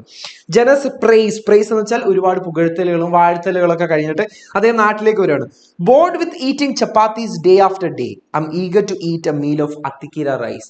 അദ്ദേഹം ഈ ചപ്പാത്തി നാൾക്ക് നാൾ ചപ്പാത്തി മാത്രം കഴിച്ച് 4 വർഷം കഴിച്ചു കൂട്ടിയതായിരുന്നു. അങ്ങനെ നാട്ടിലേക്ക് വരികയാണ്. എന്തിനാ? ഒരു പറ അത്തിക്കീര റൈസ് കഴിക്കാൻ വേണ്ടിയിട്ട്. ആ meal of Athikkira rice. അത്തിക്കീര rice എന്നുള്ള പേര് നിങ്ങൾ കേട്ടിട്ടുണ്ടാവില്ല, ചിലപ്പോൾ കേട്ടിട്ടില്ലെങ്കിലും അതൊരു തരം അരിയുടെ ഒരു ബ്രീഡിനെയാണ് നമ്മൾ അങ്ങനെ പറയുന്നത്, അത്തിക്കീര റൈസ് എന്ന് പറയുന്നത്. നമ്മൾ ഈ കുറുവ അരി, എന്താ പറയാ, അങ്ങനെ പല ടൈപ്പുകൾ അരി നമ്മൾ പറയില്ല. വെള്ളരി മറ്റേ അരിയല്ല, സോറി, പടവലം വെള്ളരി, ആ വെള്ളരി അല്ല ഞാൻ പറയുന്നത്. അങ്ങനെ ഒരു ടൈപ്പ് ഒരു അരിയുണ്ട്. അതുപോലെ തന്നെ അത്തിക്കീര റൈസ് എന്ന് പറയുന്ന ഒരു വകഭേദമാണ് നമ്മൾ കഴിക്കുന്ന കുറുവ അരി എന്നൊക്കെ പറയുന്ന പോലെ തന്നെ ഒരു അത്തിക്കീര റൈസ് എന്ന് പറയുന്നതാണ്. Okay, it will be planting season when I get there. ഞാൻ അവിടെ ചെല്ലുന്ന സമയത്ത് അവിടെ ഞാറ് നടുന്ന സീസൺ ആയിരിക്കും, പ്ലാന്റിംഗ് സീസൺ ആയിരിക്കും. And my father is handloom dhoti stained with yellow mud. എൻ്റെ അച്ഛൻ ഉടുത്തിരിക്കുന്ന മുണ്ടിൽ എന്തുണ്ടാവും? ഹാൻഡ്ലൂം, കൈത്തറി മുണ്ടിൽ എന്തുണ്ടാവും? ആ മുണ്ടിൽ ഇങ്ങനെ ആ ചളി പറ്റിയിട്ടുണ്ടാവും, യെല്ലോ മഡ്, ആ ചളി പറ്റിയിട്ടുണ്ടാവും എന്നാ പറയുന്നത്. സ്റ്റെയിൻഡ് ആവും എന്ന് പറഞ്ഞാൽ കറ പിടിക്കുക എന്നുള്ളതാണ്. സ്റ്റെയിൻഡ് ആയിരിക്കും, ആ ചളി പറ്റി പിടിച്ചിട്ടുണ്ടാവും എന്നാ പറയുന്നത്. Excited about the waters of Varankanal canal. ആ വരങ്കനാൽ കനാൽ, ഈ കനാല് തുറന്നു വിടുന്നതൊക്കെ നമ്മൾ ഈ ഞാറ് നടുന്ന സീസണിൽ നടക്കുന്ന കലാപരിപാടികളാണ്. അതിനെക്കുറിച്ച്, ഈ കനാലിലൂടെ വെള്ളം പോകുന്നതിനെ കുറിച്ചൊക്കെ ആര് എക്സൈറ്റഡ് ആയിരിക്കും എന്നാ പറയുന്നത്? ഫാദർ, അച്ഛൻ എക്സൈറ്റഡ് ആയിരിക്കും എന്നാ പറയുന്നത്. കാരണം എന്താ? പ്ലാന്റിംഗ് സീസൺ ആണ്, ഞാറ് നടുന്ന സീസണാണ്. Will greet me from the fields below house.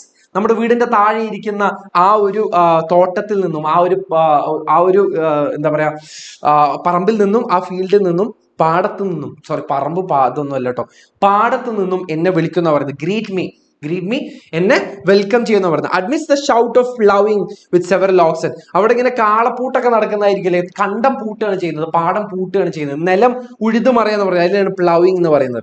അപ്പൊ ഇതിന്റെ ബഹളങ്ങളൊക്കെ ഇടയിലും അദ്ദേഹം എന്നെ ഗ്രീറ്റ് ചെയ്യുന്ന പറയുന്നത്, അദ്ദേഹം എന്നെ വെൽക്കം ചെയ്യുന്ന പറയുന്നത്. The oxen will stop when they see me. അവരെന്നെ കാണുന്ന സമയത്ത് ഈ കാളക്കൂട്ടങ്ങള്, അതൊരു മെറ്റഫറിക്കൽ ആയാലും ഒരു എക്സാജറേറ്റ് ചെയ്ത് പറയണം, ഈ കാളക്കൂട്ടങ്ങൾ എന്നെ കാണുമ്പോൾ നിൽക്കുന്ന പറയുന്നത്. Walking with my suit case and my father without smiling the smile slowly forming on his lips. അതായത് ചിലരില്ല, നമ്മൾ പണ്ട് കാലത്തെ ആൾക്കാരെ നിങ്ങൾ ശ്രദ്ധിച്ചിട്ടുണ്ടോ, അവർ അത്രയും എക്സ്പ്രസീവ് ആയിട്ടുള്ള ആളുകളൊന്നും ആയിരിക്കില്ല, പക്ഷേ അവരുടെ ഒരുപാട് ഇമോഷൻസ്, ഈ സട്ടിലായ ചിരികൾ, അതായത് ഒരു സട്ടിലിറ്റിനെയാണ്. സട്ടിൽ എന്ന് വെച്ചാൽ എന്താ? വളരെ ചെറുത്, അതായത് വളരെ എവിഡന്റ് അല്ല, വളരെ എക്സ്പ്രസീവ് ഒന്നും ആയിരിക്കില്ല, പക്ഷെ ആ ചിരിക്കാത്ത ആ ചിരിയിൽ ഒരുപാട് സന്തോഷം അത് എക്സ്പ്രസ് ചെയ്യുന്നുണ്ട് ആ അച്ഛൻ. Slowly foaming on his lips. Will call from the field. അച്ഛൻ ഈ എന്താ പറയാ, പാടത്ത് നിന്ന് വിളിച്ച് പറയുന്നത്. And when did you start from there. എപ്പോഴാണ് അവിടെ നിന്ന് ഇറങ്ങിയത് എന്നുള്ള ഒരു ചോദ്യം. ആ ചോദ്യത്തിൽ തന്നെ ഒരുപാട് സ്നേഹപ്രകടനങ്ങളൊക്കെ അവിടെ നടക്കുന്നുണ്ട്. Okay. My little brother carrying the tender saplings to be planted in the field where the plowing is done. Little brother, തന്റെ കുഞ്ഞനുജൻ ഈ ഞാറ് നടാനുള്ള ഞാറുമായിട്ട് ആ പാടത്തേക്ക് വരുന്നതായിരിക്കും. വിൽ റൺ വെൻ ഹി സീസ് me and call out loud within year shot of the house, mother brothers arrived.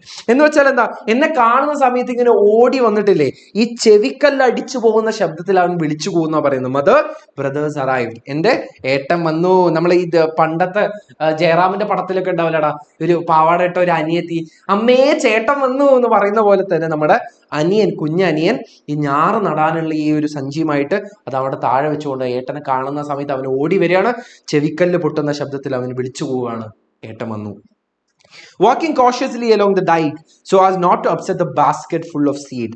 അതായത് ഈ ഞാറുകളൊന്നും തട്ടിമറിക്കാതെ, ഈ നടാനുള്ള ഞാറുകളൊന്നും തട്ടിമറിക്കാതെ, ഈ ബാസ്കറ്റ് ഫുൾ ഓഫ് സീഡ്, ഈ വിത്തുകളൊന്നും തട്ടിമറിക്കാതെ വളരെ സൂക്ഷിച്ച്, കോഷ്യസ്ലി സൂക്ഷിച്ച് ആ വരമ്പത്തൂടെ, ഡൈക്ക് എന്ന് വെച്ചാൽ ആ വരമ്പാണ്, വരമ്പത്തൂടെ ഇങ്ങനെ നടക്കാണ്. I reach home in good time at last. ഞാൻ നല്ല സമയത്താണ് വീട്ടിലേക്ക് എത്തിയിരിക്കുന്നത്. ഏതാ സമയം? Just as my mother drains the well cooked rice. ആ അമ്മ ചോറിങ്ങനെ ഊറ്റുന്ന സമയത്തായിരിക്കും ഞാൻ വീട്ടിലെത്തുന്നതെന്ന് പറയുന്നത്. അപ്പൊ ഇവിടെ ഇത്രയും പറഞ്ഞതില്ലേ, ട്രെയിനിൽ നിന്നുകൊണ്ട് നാട്ടിലേക്ക് പോകുന്ന സമയത്ത് ട്രെയിനിൽ നിന്നുകൊണ്ട് നമ്മുടെ കവി കാണുന്ന സ്വപ്നമാണ്, അല്ലെങ്കിൽ കവി ആഗ്രഹിക്കുന്ന കാര്യങ്ങളാണ് ഇവിടെ പറയുന്നത്. Train, will you run a little faster, let me get home quickly and eat my fill. ഞാനൊന്ന് ഭക്ഷണം കഴിക്കാനും ആ ഭക്ഷണം കഴിക്കാനുള്ള കൊതിയും നാട്ടിൽ പോയിട്ട് ചെയ്യേണ്ട കാര്യങ്ങളെ കുറിച്ചൊക്കെ അദ്ദേഹം മനക്കോട്ട കെട്ടുന്നതാണ് ഇതുവരെ പറഞ്ഞത്. അതായത് ഇതുവരെ പറഞ്ഞ കാര്യങ്ങൾ റിയൽ അല്ല എന്നുള്ളതാണ് നമുക്കവിടെ മനസ്സിലാക്കാൻ പറ്റുന്നത്. ഇനിയാണ് റിയാലിറ്റിയിലേക്ക് തിരിച്ചു വരുന്നത്. ഇനി ആക്ച്വലി അദ്ദേഹം അവിടെ ഇറങ്ങുന്നതാണ് നമുക്ക് അവിടെ കാണുന്നത്. The bus stops on the road across from the house. When I left this place, palm thatched houses could be seen. അതായത് ബസ് ഇപ്പോൾ അവിടെ നിന്നു കേട്ടോ, ബസ് അവിടെ വീട്ടിന്റെ ആ ഒരു പരിസരത്തായിട്ട് ഇറങ്ങി. When I left this place, palm thatched houses could be seen. ഞാൻ ഇവിടുന്ന് പോകുന്ന സമയത്ത് ഇവിടെ ഓലമേഞ്ഞ ഒരുപാട് വീടുകൾ കാണാമായിരുന്നു എന്നാ പറയുന്നത്. In the distance on the right, but now there's nothing. ഇപ്പൊ എങ്ങും എനിക്ക് ഓലമേഞ്ഞ വീടുകളോ അങ്ങനെയുള്ള അടയാളങ്ങളൊന്നും കാണാൻ പറ്റില്ല, except for trees. How this place has changed. ഈ വീടല്ല, ഈ നാട് എത്രത്തോളം മാറിപ്പോയെന്നാ. ഇപ്പൊ അവിടെ എനിക്ക് മരങ്ങൾ മാത്രമേ കാണാൻ വേണ്ടി പറ്റുന്നുള്ളൂ. മുന്നേ ഇവിടെ ഉണ്ടായിരുന്ന വീടുകളൊന്നും, ഓലമേഞ്ഞ വീടുകളൊന്നും എനിക്ക് കാണാൻ വേണ്ടി പറ്റുന്നില്ല. Rubber plants twice my height now stand in rows around me on the ridge. ഇപ്പൊ അവിടെ എനിക്ക് എന്താ കാണാൻ വേണ്ടി പറ്റുന്നത്? എന്ത് മരങ്ങളാ? വെറും പ്ലാന്റുകളല്ല, റബ്ബർ പ്ലാന്റുകളാണ്, റബ്ബർ മരങ്ങളാണ്.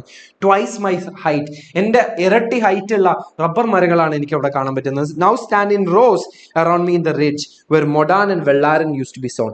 മൊഡാനും വെള്ളാരൻ എന്ന് പറയുന്നത് നമ്മൾ നേരത്തെ അത്തിക്കീര റൈസ് എന്ന് പറഞ്ഞ പോലെ തന്നെ ഈ നെൽച്ചെടികളുടെ ഒരു വകഭേദമാണ് ഈ മൊഡാൻ വെള്ളാരൻ എന്ന് പറയുന്നത്. മൊഡാനും വെള്ളാരനൊക്കെ നട്ടിരുന്ന സമയത്ത്, നട്ട് വളർത്തിയിരുന്ന സ്ഥലത്ത് ഇപ്പൊ എനിക്ക് കാണാൻ വേണ്ടി പറ്റുന്നത് റബ്ബർ മരങ്ങളാണ്. ഇവിടെ ആക്ച്വലി പറയുന്നത് എന്താണെന്ന് വെച്ചാൽ transition from food crops to cash crops. ഈ നെല്ല് പോലെയുള്ള ഫുഡ് ക്രോപ്സിൽ നിന്നും ഈ റബ്ബർ മരങ്ങളിലേക്കുള്ള ഒരു ട്രാൻസിഷനെയാണ് ഇവിടെ കാണിക്കുന്നത്. Transition of food crops to cash crops. ഈ ക്രാഷ് ക്രോപ്സ് എന്ന് പറയുന്നത് അവിടെ ഭക്ഷണത്തിന് വേണ്ടി അല്ല ആക്ച്വലി അത് നട്ടു വളർത്തുന്നത്. അത് ആക്ച്വലി അവരുടെ ഒരു ഫൈനാൻഷ്യൽ ആയിട്ടുള്ള ഇതിനു വേണ്ടി മാത്രമാണ്. നെല്ല് ഗോതമ്പ് പോലെയുള്ളതല്ല നമ്മുടെ ഈ അടയ്ക്കാണെന്നുണ്ടെങ്കിലും, അല്ലെങ്കിൽ ഈ അരീക്കിനട്ടാണെന്നുണ്ടെങ്കിലും, റബ്ബർ ആണെന്നുണ്ടെങ്കിലും, ഏലം, കാപ്പി എന്നൊക്കെ പറയുന്നത്. And confuse my path as I walk home. ഇപ്പൊ എനിക്ക് അവിടെ അടയാളങ്ങൾക്കായിട്ട് അവിടെ ഒന്നും പറയാനില്ല. അവിടെ ഉണ്ടായിരുന്ന ഓലമേഞ്ഞ വീടുകളോ മൊഡാനോ വെള്ളാരനോ ഒന്നും ഇവിടെ ഇല്ല. അവിടെ ഇപ്പൊ എന്താ ഉള്ളത്? അവിടെ റബ്ബർ മരങ്ങളാണുള്ളത്. My little brother runs to meet me, I eager to have a full meal of Athikkira rice. ഇപ്പൊ റിയാലിറ്റിയിൽ ആക്ച്വലി ലിറ്റിൽ ബ്രദർ കുഞ്ഞനുജൻ ഓടി വരികയാണ് എന്നെ കാണുന്ന സമയത്ത്. എനിക്ക് അവിടെ ഒരു മീൽ ഓഫ് അത്തിക്കിര റൈസ്, എനിക്കൊരു പറ ചോറ് കഴിക്കാനാണ് വേണ്ടത്. Is carrying the ration for the whole household. He trips over something and scatters the wheat all over the yard. അവിടെ ഞാൻ ഒരു പ്ലേറ്റ് ചോറ് കഴിക്കാൻ വേണ്ടി വന്ന് എനിക്ക് കിട്ടിയത് എന്താണെന്നറിയോ? റേഷൻ കടയിൽ നിന്ന് വാങ്ങിച്ചിട്ട് വന്നിട്ടുള്ള അതിലെന്താണെന്നാ പറയുന്നത്? He trips over something and scatters the wheat all over the yard. അതായത് അവൻ തട്ടി തടഞ്ഞ് വീഴാണ്. ആ തട്ടി തടഞ്ഞിട്ട് വീഴുന്നത് എന്താണെന്നറിയോ? ഗോതമ്പാണ്, ചോറല്ല. അത്തിക്കിര റൈസ് ഒക്കെ ഇങ്ങനെ മറന്നേക്ക്. വീറ്റാണ്, ഗോതമ്പാണ് അവിടെ തട്ടി തടഞ്ഞു വന്നത്. അത് എവിടുന്നാ വരുന്നത്? അത് റേഷൻ കടയിൽ നിന്നാണ്. അപ്പൊ ഇവിടെ അത്തിക്കിര റൈസും ഇല്ല, അവിടെ പ്ലാന്റേഷനും ഇല്ല, അവിടെ ഇപ്പൊ പ്ലാന്റിങ് സീസണും അല്ല, ഒന്നുമില്ല എന്ന് മാത്രമല്ല, റേഷൻ കടയിൽ നിന്ന് വാങ്ങിച്ച് കിട്ടിയിട്ടുള്ള ഗോതമ്പാണ് ഇപ്പൊ കഴിക്കാനുള്ളത്. Above us, a ship of the sky roars northwards, drowning my brother's loud cries. അവിടെ ഒരു ഷിപ്പ് ഓഫ് സ്കൈ എന്ന് പറയുന്നത് അവിടെ ഒരു എയ്റോപ്ലെയിനാണ് ഉദ്ദേശിക്കുന്നത് കേട്ടോ. എയ്റോപ്ലെയിൻ അല്ലെങ്കിൽ ഒരു ഫ്ലൈറ്റിന്റെ മുകളിലൂടെ ഇങ്ങനെ പാഞ്ഞു പോയി. ആ ശബ്ദമില്ലേ, അത് നോർത്തിലേക്ക് പോയി എന്നാ പറയുന്നത്. നോർത്തിലേക്ക് അല്ലെങ്കിൽ സെൻട്രൽ ഗവൺമെന്റിലേക്ക് പോയി എന്നാണ് അവിടെ കാണിക്കുന്നത്. Drowning my brothers loud cry. എന്റെ അനുജന്റെ ആ ഒരു കരച്ചിലിന്റെ ശബ്ദത്തിനെ കവച്ചു വെച്ചുകൊണ്ട് ഒരു എയ്റോപ്ലെയിന്റെ ശബ്ദം പോയി എന്നാ പറയുന്നത്. The chief minister of like an arrow to the centre. ഒരു അമ്പ് വിട്ട പോലെ തന്നെ ഒരു എയ്റോപ്ലെയിനിൽ നമ്മുടെ ചീഫ് മിനിസ്റ്റർ ആണ്, കേരളത്തിന്റെ ചീഫ് മിനിസ്റ്റർ ആണ് അങ്ങോട്ട് പോയത് എന്ന് പറയുന്നത്. To clamour for more grains Now flying high above the cash crops. Now growing tall like the trees. ഇവിടെ പറയുന്നത് എന്താ വെച്ചാൽ കൂടുതൽ ധാന്യങ്ങൾക്ക് വേണ്ടിയിട്ട് ഇവിടെ മൊത്തം ക്യാഷ് ക്രോപ്പ് ആയില്ലേ, ഇവിടെ മൊത്തം അരീക്കനട്ടും റബ്ബർ പ്ലാന്റേഷൻ ഒക്കെ വന്നില്ലേ, ഇവിടെ ആ നെല്ലൊന്നും ഉൽപ്പാദിപ്പിക്കാനില്ല. അതുകൊണ്ട് തന്നെ കേന്ദ്ര ഗവൺമെന്റിലേക്ക് കൂടുതൽ ധാന്യങ്ങൾ കെഞ്ചാൻ വേണ്ടി പോയിരിക്കുകയാണ് നമ്മുടെ ചീഫ് മിനിസ്റ്റർ എന്ന് പറയുന്നത്. Okay, since no one here promotes the farming of rice, ഇവിടെ ആർക്കും എന്ത് വേണ്ട, ഇവിടെ അരിയുടെ ഫാമിങ്ങോ പ്ലാന്റേഷനോ ഒന്നും നടക്കുന്നില്ല, എന്താ പറയാ പ്ലാന്റിംഗ് ഒന്നും നടക്കുന്നില്ല. അപ്പൊ അതിനു വേണ്ടിയിട്ട് നമ്മുടെ കേന്ദ്രത്തിലേക്ക് പോയിരിക്കുകയാണ് നമ്മുടെ ചീഫ് മിനിസ്റ്റർ എന്ന് പറയുന്നത്. Can we get some husk from the centre to make toys with it? I don't know. ഈ രണ്ട് വരികൾ നമുക്ക് ചെറിയ നിസ്സാര വരിയായിട്ട് തോന്നുമെങ്കിലും ഇവിടെ നമുക്ക് 1000 കാര്യങ്ങൾ ഇവിടെ പറയുന്നുണ്ട്. Can we get the husk from the centre to make toys with it? എനിക്ക് കുറച്ച് ചകിരി കിട്ടുമോ, അതും കേന്ദ്രത്തിൽ നിന്ന് കിട്ടുമോ? രണ്ടർത്ഥം എന്താ ഇവിടെ കേരളത്തിൽ തന്നെ ഉൽപ്പാദിപ്പിക്കുന്ന, കേരളം എന്നുള്ള പേര് തന്നെ വന്നത് തെങ്ങിൽ നിന്നൊക്കെയാണ്. ഇനി അതും നമുക്ക് അവിടുന്ന് ഇറക്കേണ്ടി വരുമെന്ന് ചോദിക്കുന്നത്. ഈ ചകിരിയും നമുക്ക് കേന്ദ്രത്തിൽ നിന്ന് കെഞ്ചി വാങ്ങിക്കേണ്ടി വരുമെന്ന് ചോദിക്കുന്നത്. അത് ഒന്നാമത്തെ അർത്ഥം. രണ്ടാമത്തെ അർത്ഥം എന്ന് പറയുന്നത്, നമ്മൾ ഈ ഇത്തരം കാര്യങ്ങളോട് പ്രതിഷേധമൊക്കെ അറിയിക്കുന്നുണ്ടെങ്കിലും ultimately we end up like this. We end up looking only our own matters. We are only prioritizing our own things. നമുക്ക് ഈ നമ്മുടെ കവിയെ സംബന്ധിച്ചിടത്തോളം, അല്ലെങ്കിൽ നമ്മുടെ കവിതയിലുള്ള സ്പീക്കറിനെ സംബന്ധിച്ചിടത്തോളം പുള്ളിക്കാരൻ്റെ ഏരിയ ഓഫ് എക്സ്പെർട്ടീസ് എന്ന് പറയുന്നത് മേക്കിംഗ് ടോയ്സ് ആണ്. അപ്പൊ അതിൽ ഫോക്കസ് ചെയ്തുകൊണ്ട് പറയാണ്, എന്നെ ഇത് ബാധിക്കുന്നുണ്ട്, ഈ ഫുഡ് ക്രോപ്സ് നിന്നതും അരിയുടെ പ്ലാന്റേഷൻ നിന്നതൊക്കെ എന്നെ ബാധിക്കുന്നുണ്ട്. പക്ഷെ എൻ്റെ മെയിൻ ഉദ്ദേശം എന്ന് പറയുന്നത് എൻ്റെ സെൽഫിഷായ നീഡുകളാണ്. അത് എന്ന് പറയുന്നത് എൻ്റെ ഹസ്ക് വെച്ചിട്ടുള്ള ടോയ്സ് ഉണ്ടാക്കലാണ്. അതും ഇനി കേന്ദ്രത്തിൽ നിന്ന് ഒപ്പിക്കാനുള്ള എന്തെങ്കിലും വഴിയുണ്ടോ എന്നുള്ളതൊക്കെ മാത്രം എൻ്റെ ഫോക്കസും എൻ്റെ ചിന്തകളും എൻ്റെ പ്രയോറിറ്റിയും അങ്ങോട്ടേക്ക് മാറി എന്നുള്ളതാണ് നമുക്ക് ഈ കവിത കാണിച്ചു തരുന്നത്. അതായത് ഫുഡ് ക്രോപ്സിൽ നിന്ന് ക്യാഷ് ക്രോപ്സിലേക്കുള്ള ഒരു ട്രാൻസിഷനും ആളുകൾ അതിനെ എത്രത്തോളം പ്രയോറിറ്റൈസ് ചെയ്യുന്നത് കുറഞ്ഞു എന്നുള്ളതൊക്കെയാണ് നമുക്കിവിടെ കാണിച്ചു തരുന്നത്. ഒറ്റ മിനിറ്റ് ഇടാ, ഞാൻ ഇത്തിരി വെള്ളം കുടിച്ചാട്ടെ.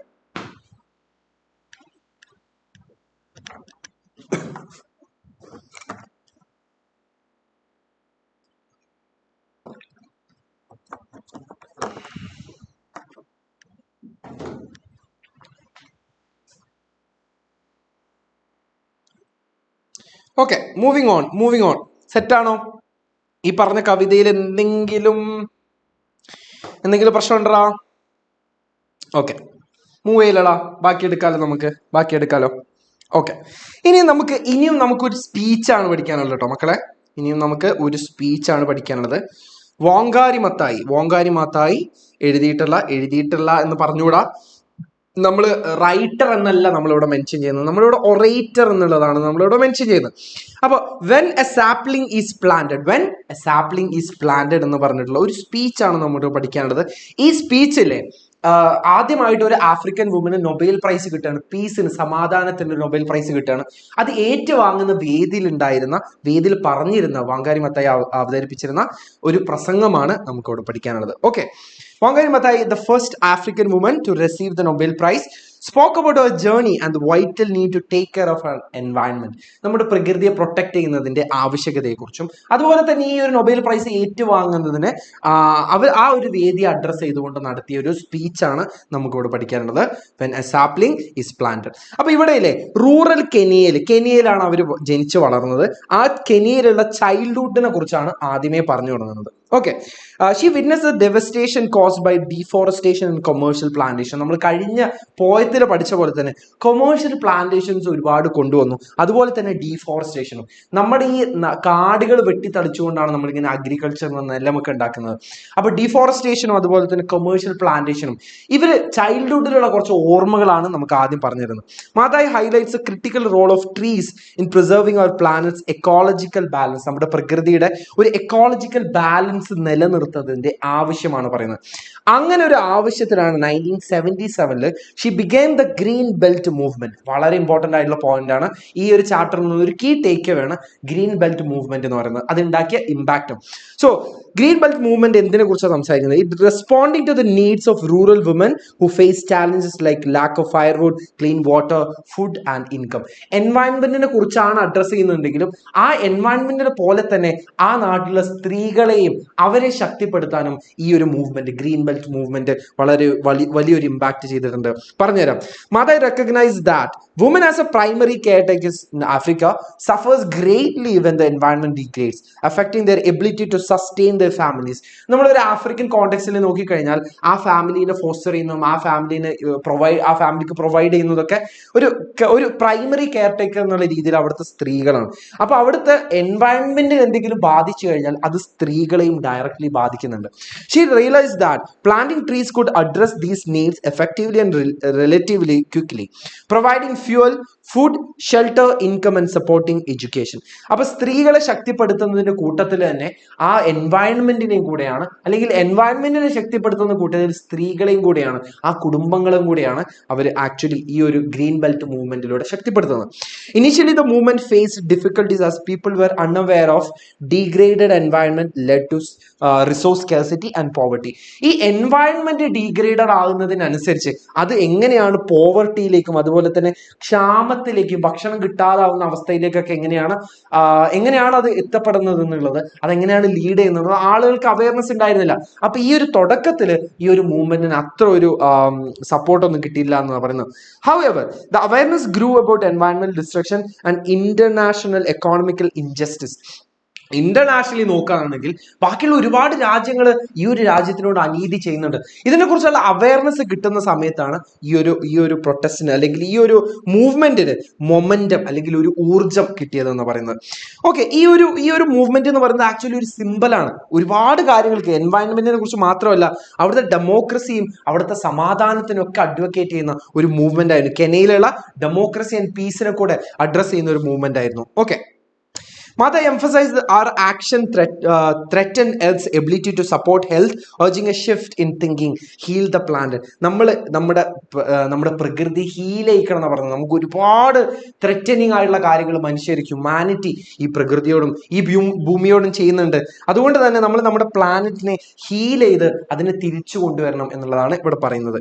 ഓക്കെ, നമുക്കിവിടെ ആളുകളിലേക്ക് ഒരു സെൻസ് ഓഫ് ബിലോങ്ങിങ് കിട്ടും. അതുപോലെ തന്നെ ഇതൊരു ലാർജർ ഫാമിലി ഓഫ് ലൈഫാണ്. അതായത് ആളുകൾ, നമ്മുടെ ഹ്യൂമാനിറ്റി ഒന്നടങ്കം താമസിക്കുന്ന ഒരു വലിയൊരു ഫാമിലി ആയിട്ട് നമ്മൾ ഈ പ്രകൃതിയെ കാണണം. അതിന്റെ ആവശ്യകതയും നമ്മൾ ഈ പ്ലാനറ്റിനെ ഹീൽ ചെയ്യേണ്ടതിന്റെ ആവശ്യകതയുമാണ് ഈ ഗ്രീൻ ബെൽറ്റ് മൂവ്മെന്റിൽ പറയുന്നത്. She called upon world leaders to create fair and just society to foster citizens' creativity and energy.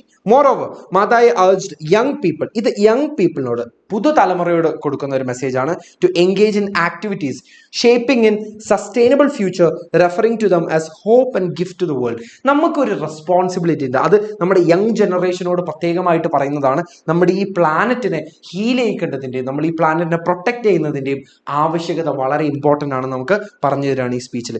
In conclusion, she reflected on a childhood memories by a dried up stream. ഈ അവസാനത്തിലേക്ക്, സ്പീച്ചിന്റെ അവസാനത്തിലേക്ക് വരുമ്പോൾ ഒരു stream വറ്റിപ്പോയതിന്റെ കാര്യങ്ങളെ കുറിച്ച് പറയുന്നുണ്ട്. ഒരു stream വറ്റി വലതിനെയും അതിൽ ജീവിച്ചിരുന്ന ഒരുപാട് ജീവജാലങ്ങളൊക്കെ ഡിസപ്പിയർ ആയി പോയതിന്റെയും ഒക്കെ ഒരു ഓർമ്മ ഇവിടെ പറയുന്നുണ്ട്. Emphasising the urgent need to restore the environment. ഇങ്ങനെയുള്ള ഒരുപാട് സ്ട്രീമുകൾ അല്ലെങ്കിൽ തോടുകൾ അല്ലെങ്കിൽ കുളങ്ങളൊക്കെ ഡിസപ്പിയർ ആയി പോകുന്നതിന്റെ ഒരു ഉത്കണ്ഠ പ്രകടിപ്പിച്ചുകൊണ്ടാണ്, അതിന്റെ ഒരു ത്രെറ്റ്, അതിന്റെ ഒരു ഭീഷണി പ്രകടിപ്പിച്ചുകൊണ്ടാണ് നമ്മുടെ സ്പീച്ച് അവസാനിപ്പിക്കുന്നത്. For the future generation to experience its beauty and wonder. Okay, so അതാണ് നമ്മുടെ സ്പീച്ചിൽ പറയുന്നത് ഇൻ എ നട്ട്ഷെൽ. നിങ്ങൾക്ക് വളരെ പെട്ടെന്ന് മനസ്സിലാകാൻ ഇതിലുള്ള എല്ലാ പോയിന്റുകളും ഉൾപ്പെടുത്തിക്കൊണ്ട് ഞാൻ ചെറിയൊരു ഭാഗം കൊടുത്തിട്ടുണ്ട്. അത് നിങ്ങൾക്ക് വായിച്ച് മനസ്സിലാക്കാവുന്നതാണ്. ഓക്കെ, അപ്പൊ ഇതിൽ മെയിനായിട്ട് പറയുന്നത് എൻവയൺമെന്റൽ ഡിസ്ട്രക്ഷൻസും അത് ഉണ്ടാക്കുന്ന ഒരുപാട് പ്രശ്നങ്ങളുമാണ്. അപ്പൊ ഗ്രീൻ ബെൽറ്റ് മൂവ്മെന്റിനെ കുറിച്ച് പറയുന്നത് 1977 ഗ്രീൻ ബെൽറ്റ് മൂവ്മെന്റിനെ കുറിച്ച് പറയുന്നുണ്ട്. അതുപോലെ തന്നെ വേൾഡ് ലീഡേഴ്സിനും യങ് പീപ്പിളിനോടും ഒരു ആഹ്വാനം ചെയ്തുകൊണ്ടാണ് നമ്മുടെ സ്പീച്ച് എൻഡ് ചെയ്യുന്നത്. അവസാനത്തിലേക്ക് വരുമ്പോൾ ഒരു ചൈൽഡ്ഹുഡ് മെമ്മറി പറയുന്നുണ്ട്, ഒരു ഡ്രൈഡ് അപ്പ് സ്ട്രീം, അതായത് ഒരു വറ്റി വരണ്ടു പോയ ഒരു തോടിന്റെ ഒരു ഓർമ്മ പറഞ്ഞുകൊണ്ട് ആണ് അത് നഷ്ടപ്പെട്ടു പോയതിന്റെ ഒരു ഓർമ്മ പറഞ്ഞുകൊണ്ടാണ് നമ്മുടെ സ്പീച്ച് എൻഡ് ചെയ്യുന്നത്. ഓക്കെ, സെറ്റാണോ? സെറ്റാണെങ്കിൽ മാത്രം നമുക്കിനി അടുത്ത ചാപ്റ്ററിലേക്ക് പോവാം. റെഡിയാണോടാ? റെഡിയാണോ?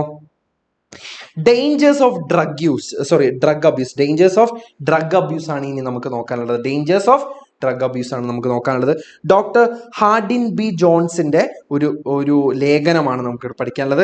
മെയിനായിട്ടുള്ള പോയിന്റ്സ് വെച്ചുകൊണ്ട് മാത്രം ഞാൻ ഈ ഒരു ചാപ്റ്റർ ഞാൻ പറഞ്ഞുതരാം. ഒന്നാമത്, ഡ്രഗ് അബ്യൂസ് എന്ന് പറയുമ്പോഴേ നമ്മൾ ഈ കാണുന്ന പോലെ തന്നെ ഈ കുത്തിവെക്കുന്നതും കഞ്ചാവ് അടിക്കുന്നതും എന്താ പറയാ വേറെ ഡ്രഗ്സ് യൂസ് ചെയ്യുന്ന പോലെ തന്നെ വേറൊരു ടൈപ്പ് ഓഫ് കാറ്റഗറി ഉണ്ട്, അതാണ് പ്രിസ്ക്രൈബ്ഡ് ഡ്രഗ്സ് എന്ന് പറയുന്നത്. പലപ്പോഴും മെഡിക്കൽ ഇൻഡസ്ട്രിയിൽ തന്നെ വളരെയധികം ദുരുപയോഗം നടക്കുന്ന വേറെ എന്തെങ്കിലും അസുഖത്തിനുള്ളതായിരിക്കും ഇത്, പക്ഷെ ദുരുപയോഗം ചെയ്യപ്പെടുന്നതുമായിട്ടുള്ളതാണ് മെഡിക്കലി പ്രിസ്ക്രൈബ്ഡ് ഡ്രഗ്സ് എന്ന് പറയുന്നത്. അത് തമ്മിലുള്ളൊരു കമ്പാരിസണും അത് രണ്ടും ചെയ്യുന്ന ദോഷങ്ങളെ കുറിച്ചും നമുക്ക് ഈ ഒരു ചാപ്റ്ററിൽ കാണാൻ വേണ്ടി പറ്റും. മിസ്ഗൈഡഡ് പെർസെപ്ഷൻ, അതായത് നമുക്കൊരു തെറ്റിദ്ധാരണ, the believe that drugs can solve any ailment, അതായത് ഏതൊരു അസുഖവും മാറ്റാൻ നമുക്ക് ഈ ഡ്രഗ്സ് മതിയാവും എന്നുള്ള ഒരു തെറ്റിദ്ധാരണ നമുക്കുണ്ട്. അതിനെ കുറിച്ച് ഇവിടെ ആദ്യം പറയുന്നുണ്ട്. ഫിസിക്കൽ ഓർ മെന്റൽ, ഫിസിക്കൽ ആയതോ മെന്റൽ ആയ പ്രശ്നങ്ങൾ എല്ലാത്തിനെയും മാറ്റി തരാനുള്ള കഴിവ് ആർക്കുണ്ടെന്ന് പറയുന്നുണ്ട്. ഈ പറഞ്ഞുള്ള പ്രിസ്ക്രൈബ്ഡ് മെഡിസിൻസ് എന്ന് പറയുന്നുണ്ട്. Has led to the widespread misuse of drugs. ഈ ഒരു തെറ്റിദ്ധാരണയാണ് ആളുകൾ ഇത് ഭയങ്കരമായിട്ട് മിസ്യൂസ് ചെയ്യാനുള്ള ഒരു കാരണം ഉണ്ടാക്കിയത്. In seeking easy solutions to problem, എന്തൊരു ഫിസിക്കലും മെന്റലും ആയിട്ടുള്ള പ്രശ്നങ്ങൾക്കും നമ്മൾ ഡ്രഗ്സിനെ ഡിപ്പെൻഡ് ചെയ്യുന്നത്. ഡ്രഗ്സ് എന്ന് ഇവിടെ ഉദ്ദേശിക്കുന്നത് എന്താ? മരുന്നുകളെ കൂടിയാണ് ഇവിടെ ഉദ്ദേശിക്കുന്നത് കേട്ടോ. Dependency and loss of scoping skill. ഇങ്ങനെ ആയതുകൊണ്ട് തന്നെ ആളുകൾക്ക് നാച്ചുറലി ഒരു പ്രശ്നത്തിനോട് കോപ്പ് ചെയ്യാനുള്ള, അതിനോട് നമ്മുടെ ശരീരത്തിന് തന്നെ നാച്ചുറലി കോപ്പിംഗ് മെക്കാനിസം ഉണ്ട്. നമ്മൾ ഒരു പനി വന്നാൽ നമ്മൾ എങ്ങനെയാണ് കോപ്പിംഗ് മെക്കാനിസം വർക്ക് ചെയ്യുന്നത്, അതുപോലെ എല്ലാ അസുഖത്തിനും നമുക്കൊരു കോപ്പിംഗ് മെക്കാനിസം ഉണ്ട്. സോ ചെറിയ പ്രശ്നങ്ങളോട്, മാനസികവും ശാരീരികവും ഫിസിക്കലി മെന്റലി ആയുള്ള പ്രശ്നങ്ങൾക്കൊക്കെ നമ്മൾ ഭയങ്കരമായിട്ട് ഡ്രഗ്സിനെ മിസ്യൂസ് ചെയ്യാൻ തുടങ്ങി. ഇതിന്റെ പ്രശ്നം എന്താ? ലോസ് ഓഫ് റെസീലിയൻസ്, അതായത് നമ്മൾ പഴയ സ്റ്റേജിലേക്ക് തിരിച്ചു വരാനുള്ള നമ്മുടെ ശരീരത്തിന്റെ കഴിവ് അത് നഷ്ടപ്പെട്ടു. Loss of resilience, self discipline and mental effort in handling life challenges, അതായത് നമ്മുടെ ലൈഫ് സ്റ്റൈൽ കാരണം നമുക്ക് ഒരുപാട് പ്രശ്നങ്ങൾ വരുന്നുണ്ട്. അപ്പൊ നമ്മൾ സെൽഫ് ഡിസിപ്ലിൻ ചെയ്യാതെ നമ്മൾ എന്ത് അസുഖം വന്നാലും ഇങ്ങനെ മരുന്നെടുത്ത് കഴിക്കാൻ തുടങ്ങി. മെഡിസിൻസ് ആൻഡ് സെൻഷ്വൽ ഡ്രഗ്സ് ആണ് ഇത് തമ്മിലുള്ള വ്യത്യാസം. നമുക്ക് പ്രിസ്ക്രൈബ്ഡ് ആയിട്ടുള്ള മെഡിസിൻസും ഉണ്ട്, സെൻഷ്വൽ ഡ്രഗ്സ് ഉണ്ട്. Medicines aims to treat specific disorders while sensual drugs are use for pleasure without a genuine need. നമുക്ക് ആവശ്യങ്ങൾക്ക്, നമുക്ക് എന്തെങ്കിലും അസുഖം ഉണ്ടെങ്കിൽ അതിനെ ട്രീറ്റ് ചെയ്യാൻ വേണ്ടിയിട്ടാണ് നമുക്ക് മെഡിസിൻസ് എടുക്കുന്നത്. പക്ഷേ സെൻഷ്വൽ ഡ്രഗ്സ് എന്താ ചെയ്യുന്നത്? It stimulate pleasure centres in the brain but can disrupt natural brain function. Okay, നമ്മളിങ്ങനെ നമ്മുടെ ഒരുപാട് പ്ലഷർ സെന്ററുകളെ ആക്ടിവേറ്റ് ചെയ്യാൻ വേണ്ടിയിട്ടാണ് നമ്മൾ സെൻഷ്വൽ ഡ്രഗ്സ് എടുക്കുന്നത്. അത് നിങ്ങൾക്ക് തന്നെ അതിന്റെ പേരുകൾ അറിയാം. അതിന്റെ പ്രശ്നം എന്താണെന്നറിയോ? നമ്മുടെ നാച്ചുറൽ ആയിട്ടുള്ള ബ്രെയിൻ ഫംഗ്ഷനെ അത് ഡിസ്റപ്റ്റ് ചെയ്യും എന്നുള്ളതാണ് അതിന്റെ പ്രശ്നം. Brain disruption and addiction. Sensual drugs disturb the brain pleasure mechanism leading to addiction and reduced sense of satisfaction over time. നമ്മൾ ഇതിനോട് വല്ലാത്ത രീതിയിൽ അഡിക്റ്റഡ് ആകുന്ന സമയത്തല്ലേ നമുക്ക് ഈ ചെറിയ കാര്യങ്ങൾ ചെയ്യുമ്പോഴുള്ള സാറ്റിസ്ഫാക്ഷൻ നഷ്ടപ്പെടും. നമുക്ക് ഒരുപാട് കാര്യങ്ങൾ ചെയ്യുമ്പോൾ മുന്നേ ഉണ്ടായിരുന്ന സാറ്റിസ്ഫാക്ഷനും സന്തോഷമൊക്കെ നമുക്ക് അങ്ങനെ നഷ്ടപ്പെടും. Severe addiction can cause the brain to lose its ability to find pleasure in natural experience. സ്വാഭാവികമായിട്ട് നമുക്ക് സന്തോഷം കിട്ടിയിരുന്ന, നമുക്ക് ഭക്ഷണം കഴിക്കുമ്പോൾ കിട്ടിയിരുന്ന, അല്ലെങ്കിൽ when we are going for a walk, when we are watching a movie, when we are spending time with our family, ഇതിനൊക്കെയുള്ള സന്തോഷം we completely will lose it. ഇതിന്റെ സൈക്കോളജിക്കലും ഫിസിയോളജിക്കലുമായിട്ടുള്ള ഫിസിക്കൽ ആയിട്ടുള്ള എഫക്റ്റിനെ കുറിച്ചാണ് പറയുന്നത്. Drug addiction can lead to personality changes, paranoia like symptoms and sense of sensory ഡെപ്രിവേഷൻ. നമുക്ക് ഒരുപാട് സെൻസുകൾ നഷ്ടപ്പെടും. ഒരുപാട് സൈക്കോളജിക്കൽ പ്രശ്നങ്ങളുണ്ട്. പാരനോയ, നമുക്ക് ഇല്ലാത്ത കാര്യങ്ങൾ ഉണ്ടെന്നുള്ള തോന്നൽ വരും. പേഴ്സണാലിറ്റി മാറിപ്പോകും. ഇങ്ങനെ ഒരുപാട് സൈക്കോളജിക്കൽ പ്രശ്നമുണ്ട്. അതുപോലെ തന്നെ ഫിസിക്കലായ പ്രശ്നങ്ങളുണ്ട്. എവിടെയാ ഫിസിക്കലായ പ്രശ്നം വരുന്നത്? Mental regeneration, brain damage to physical ailment like infections, damaged organs and increase susceptibility to diseases. നമുക്ക് അസുഖങ്ങൾ വരാനുള്ള സാധ്യതകൾ വളരെ കൂടുതലാവും ഒരു നോർമൽ മനുഷ്യനെ കമ്പയർ ചെയ്യുമ്പോൾ. അതുപോലെ തന്നെ ഒരുപാട് ഇൻഫെക്ഷൻസ്, നമ്മുടെ ഓർഗൻ ഫെയിലിയർ പോലെയുള്ള ഇന്റേണൽ ആയിട്ടുള്ള ഒരുപാട് പ്രശ്നങ്ങളൊക്കെ വരാനുള്ള ചാൻസ് ഉണ്ട്. ബ്രെയിൻ സെൽ കെമിസ്ട്രിയെ കംപ്ലീറ്റ്ലി ഓൾട്ടേർഡ്, അതിന്റെ വലിയൊരു പ്രശ്നമാണ്. നമുക്കില്ലേ സ്വാഭാവികമായിട്ട് നമ്മുടെ ബ്രെയിനിലുള്ള ഓരോ neurons are specifically design to cater to a specific function. അത് നമുക്ക് നാച്ചുറലി ഉള്ള ഒരു മെക്കാനിസമാണ്. അത് ഡിസ്റപ്റ്റഡ് ആവും. അതിൽ സെൽ കെമിസ്ട്രിയിൽ ഒരുപാട് മാറ്റങ്ങൾ വരും. നമ്മുടെ പേഴ്സണാലിറ്റി ചേഞ്ച് വരും, പാരനോയ വരും, ഫിസിക്കൽ എയിൽമെന്റ്സ് വരും, ഒരുപാട് പ്രശ്നങ്ങളുണ്ട്. അപ്പൊ ഒരു ഫൈനൽ വാർണിംഗ് തന്നുകൊണ്ടാണ് ഇവിടെ പറയുന്നത്. Doctor Jones highlights the danger of drug abuse, emphasizing the detrimental effect on mental and physical health addiction and often unrecognized harm caused to the brain's delicate chemistry and functionality. ഒരുപാട് പ്രശ്നങ്ങളെ കുറിച്ച് പറയുന്നുണ്ട്. ഫിസിക്കലും സോഷ്യലും മെന്റലും ആയ പ്രശ്നങ്ങൾ പറയുന്നുണ്ട്. ബ്രെയിനകത്തുള്ള സെൽ കെമിസ്ട്രിക്ക് എത്രത്തോളം മാറ്റം വരുന്നുണ്ട് എന്നുള്ളതിനെ കുറിച്ച് ഇവിടെ പറയുന്നുണ്ട്. സോ ഇത്രയും കാര്യങ്ങൾ പറഞ്ഞുകൊണ്ടാണ് നമ്മുടെ ഈ ചാപ്റ്റർ പറയുന്നത്. The dangers of drug abuse എന്ന് പറയുന്ന എസ്സേ നമുക്ക് വൈൻഡപ്പ് ചെയ്യുന്നത്. ഓക്കെ, ഇതിൽ എന്തെങ്കിലും പ്രശ്നമായിട്ട് തോന്നുന്നുണ്ടോ? ഇനി നമുക്ക് വേറൊരു കിടിലം പോയത്തിലേക്ക് പോവാം. ഓക്കെ, അപ്പോൾ വളരെ കുറഞ്ഞ സമയം കൊണ്ട് നമുക്ക് ഒരുപാട് ചാപ്റ്റേഴ്സ് പഠിച്ചെടുക്കാം. ഈ ചാപ്റ്റേഴ്സ് നമ്മൾ ഇന്നൊന്ന് പൊടി തട്ടാനാണ് നമ്മുടെ ഉദ്ദേശം എന്ന് പറയുന്നത്. ഇതിന്റെ ഇൻ ഡീറ്റെയിലേക്ക് നമ്മൾ ഇന്ന് പോകുന്നില്ല. പക്ഷെ ഈ ചാപ്റ്ററിൽ നിന്ന് നമ്മൾ എന്തൊക്കെ അറിഞ്ഞിരിക്കണോ അതെല്ലാം നമ്മൾ ഈ ഒരു ചാപ്റ്ററിൽ ഇപ്പൊ നമ്മൾ കവർ ചെയ്തെടുക്കുന്നുണ്ട്. സോ ആ കാര്യത്തിൽ നിങ്ങൾക്ക് ടെൻഷൻ വേണ്ട. വളരെ കുറഞ്ഞ സമയം കൊണ്ടില്ലേ ചാപ്റ്റർ ഒന്ന് റിവൈസ് ചെയ്തെടുത്താൽ പിന്നെ നമുക്ക് ധൈര്യമായിട്ട് ഇനി നമുക്ക് എക്സാമിന്റെ തലേന്ന് ക്വസ്റ്റ്യൻസ് അങ്ങനെ പാട്ടും പാടി ചെയ്തു പോകാം. അപ്പൊ ഓൾറെഡി നിങ്ങൾക്ക് ഈ ചാപ്റ്ററിനെ കുറിച്ച് നല്ല ധാരണ ഉണ്ടാവും. അപ്പൊ നമുക്ക് ഈ ക്വസ്റ്റ്യൻസ് ചെയ്യുന്നതിൽ വേറെ ബുദ്ധിമുട്ടൊന്നും ഉണ്ടാവില്ല. അതുകൊണ്ടാണ് ഇൻ ഡെപ്തിൽ ഞാൻ അധികം മുക്കുമൂലയും തൊട്ട് വടിച്ച് പറയാത്തത്. പക്ഷെ ഇന്ന് നമ്മളൊന്ന് പൊടി തട്ടി എടുക്കുകയാണ്. നമ്മൾ ഒന്നും കൂടെ വ്യക്തമായിട്ട് നമുക്ക് ഒരു ഐഡിയ കിട്ടും എപ്പോഴും നമുക്ക് ക്വസ്റ്റ്യൻസ് ഡിസ്കസ് ചെയ്യുന്ന സമയത്ത്. ഓക്കെ, റെഡി ആണെന്ന് പറയുന്നുണ്ട്. അങ്ങനെയാണെന്നുണ്ടെങ്കിൽ ഇനി നമുക്കൊരു 2 ചാപ്റ്റർ കൂടെ പഠിക്കാനുള്ളൂ. This is going to hurt just a little bit എന്ന് പറയുന്ന ഓഗ്ഡൻ നാഷിന്റെ ഒരു പോയമാണ്. വളരെ സർക്കാസ്റ്റിക് ആയിട്ടുള്ള ഒരു പോയമാണ്. സർക്കാസ്റ്റിക് ആയിട്ടുള്ള ഒരു പോയമാണ്. സർക്കാസം എന്ന് പറഞ്ഞാൽ എന്താ, ഒരു തമാശ, ഒരു ഹ്യൂമറസ് എലമെന്റ് ഉള്ള ഒരു കവിതയാണ് നമുക്ക് ഇവിടെ പഠിക്കാനുള്ളത്. This is going to hurt just a little bit. ആ പറയുന്നിടത്ത് തന്നെ ആ ടൈറ്റിൽ തന്നെ നമുക്ക് ഒരു തമാശ കാണാൻ വേണ്ടി പറ്റുന്നു. അല്ലെങ്കിൽ ഭയങ്കര ഘോരം ചിരിക്കുന്നതല്ല സർക്കാസം എന്ന് പറയുന്നത്. അതായത് ഒന്ന് പൊതിഞ്ഞ് പറയുന്നതിനാണ് സർക്കാസം എന്ന് പറയുന്നത്. അതായത് ഇത് ആക്ച്വലി ഇതിന്റെ ഒരു കോണ്ടെക്സ്റ്റ് എന്താണെന്ന് വെച്ചാൽ, ഒരാളൊരു ഡെന്റിസ്റ്റിനെ കാണാൻ പോകുന്നതും ആ ഡെന്റിസ്റ്റിനെ കാണാൻ പോകുന്ന ആ ഒരു ചടങ്ങ് എത്രത്തോളം ഒരു മനം മടുപ്പിക്കുന്ന, മനം വെറുപ്പിക്കുന്ന ഒരു ചടങ്ങാണെന്നുള്ളതാണ് ഈ ഒരു കവിത കാണിച്ചിരുന്നത്. നോക്കിക്കോ കവിതയിൽ. One thing I like less than most things is sitting in a dentist chair with my mouth wide open. അതായത് ഡെന്റിസ്റ്റിന്റെ ആ ചെയറിൽ ഇരിക്കുന്ന ആ ഒരു അനുഭവം പറയുന്നത്, അദ്ദേഹം അത് എത്രത്തോളം ഇഷ്ടപ്പെട്ടിരുന്നില്ല. ആ വാ പൊളിച്ചിരുന്നിരിക്കുന്ന മൗത്ത് വൈഡ് ഓപ്പൻ, അത് തുറന്ന് വാ ഇങ്ങനെ വൈഡായിട്ട് തുറന്നു വെച്ചിരിക്കുന്ന ആ ഒരു അനുഭവത്തിനെ കുറിച്ചാണ് പറയുന്നത്. And that I will never have to do it again is a hope that I am against hoping. അതെന്റെ ഒരു പ്രതീക്ഷയാണ്. ഇതൊരിക്കലും എനിക്ക് ഇനി ചെയ്യേണ്ടി വരില്ല എന്നുള്ളൊരു പ്രതീക്ഷയിൽ ഞാൻ അങ്ങനെ വാ പൊളിച്ചിരിക്കുന്നതെന്നാണ് നമ്മുടെ കവി പറയുന്നത്. Because some tortures are physical and some are mental. ചിലത് ഫിസിക്കലായ ടോർച്ചറുകളാണ്, ചിലത് മെന്റലായ ടോർച്ചറാണ്. But the one that is both is dental.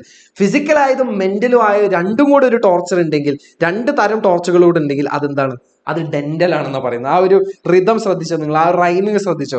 ഫിസിക്കലും മെന്റലും ആയതാണ് dental. Physical and mental torture ആണ് ഡെന്റൽ ടോർച്ചർ എന്ന് പറയുന്നത്. It is hard to be self possessed with your jaw digging into your chest. അതായത് സെൽഫ് പൊസസ് എന്ന് വെച്ചാൽ കാമായിട്ടിരിക്കുക. ഇവിടെ അവിടെ കാമായിട്ടിരിക്കുക, ആ ഡെന്റിസ്റ്റിന്റെ ചെയറിൽ കാമായിട്ടിരിക്കാൻ കുറച്ച് ബുദ്ധിമുട്ടാണ്. കാരണം എന്താ, നിന്റെ ജോ അല്ലെങ്കിൽ നമ്മുടെ ജോ ഇങ്ങനെ താഴെ തട്ടുന്ന വരെ, ആ ഡിഗിങ് യുവർ ചെസ്റ്റ്, ഇങ്ങനെ താഴെ ചെസ്റ്റ് വരെ തട്ടുന്ന രീതിയിൽ കിടക്കുന്ന സമയത്ത് കുറച്ച് കാമായിട്ടിരിക്കാൻ കുറച്ച് ബുദ്ധിമുട്ടാണെന്ന് പറയുന്നത്. So hard to retain your calm. നിങ്ങൾ ഒരു കാമായ ഒരു അവസ്ഥയിലേക്ക് തിരിച്ചു വരാൻ കുറച്ച് ബുദ്ധിമുട്ടാണ്. When your fingernails are making serious alteration in your lifeline or love line or some other important line in your palm.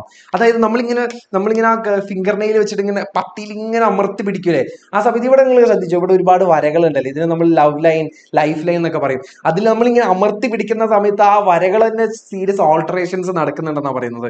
അതായത് ജീവിതത്തിന്റെ ഒരുപാട് ഇത്തരം ഇമ്പോർട്ടന്റ് ലൈൻസിൽ അതിൽ ഓൾട്ടറേഷൻ നടക്കുന്നുണ്ടെന്ന് ഒരു തമാശ രീതിയിൽ പറയുന്നതാണ്. So hard to give you usual effect of cheery benignity. വളരെ ഉത്സാഹവാനായ ഒരാൾക്ക് പോലും ആ ഒരു usual effect of cheery benignity ഒക്കെ കൊണ്ടുവരാൻ, അല്ലെങ്കിൽ ഉത്സാഹം കൊണ്ടുവരാനൊക്കെ കുറച്ച് ബുദ്ധിമുട്ടാണ് അങ്ങനെ ഇരിക്കുന്ന സമയത്ത്. When you know your position is one of the 2 or 3 in life most lacking in dignity.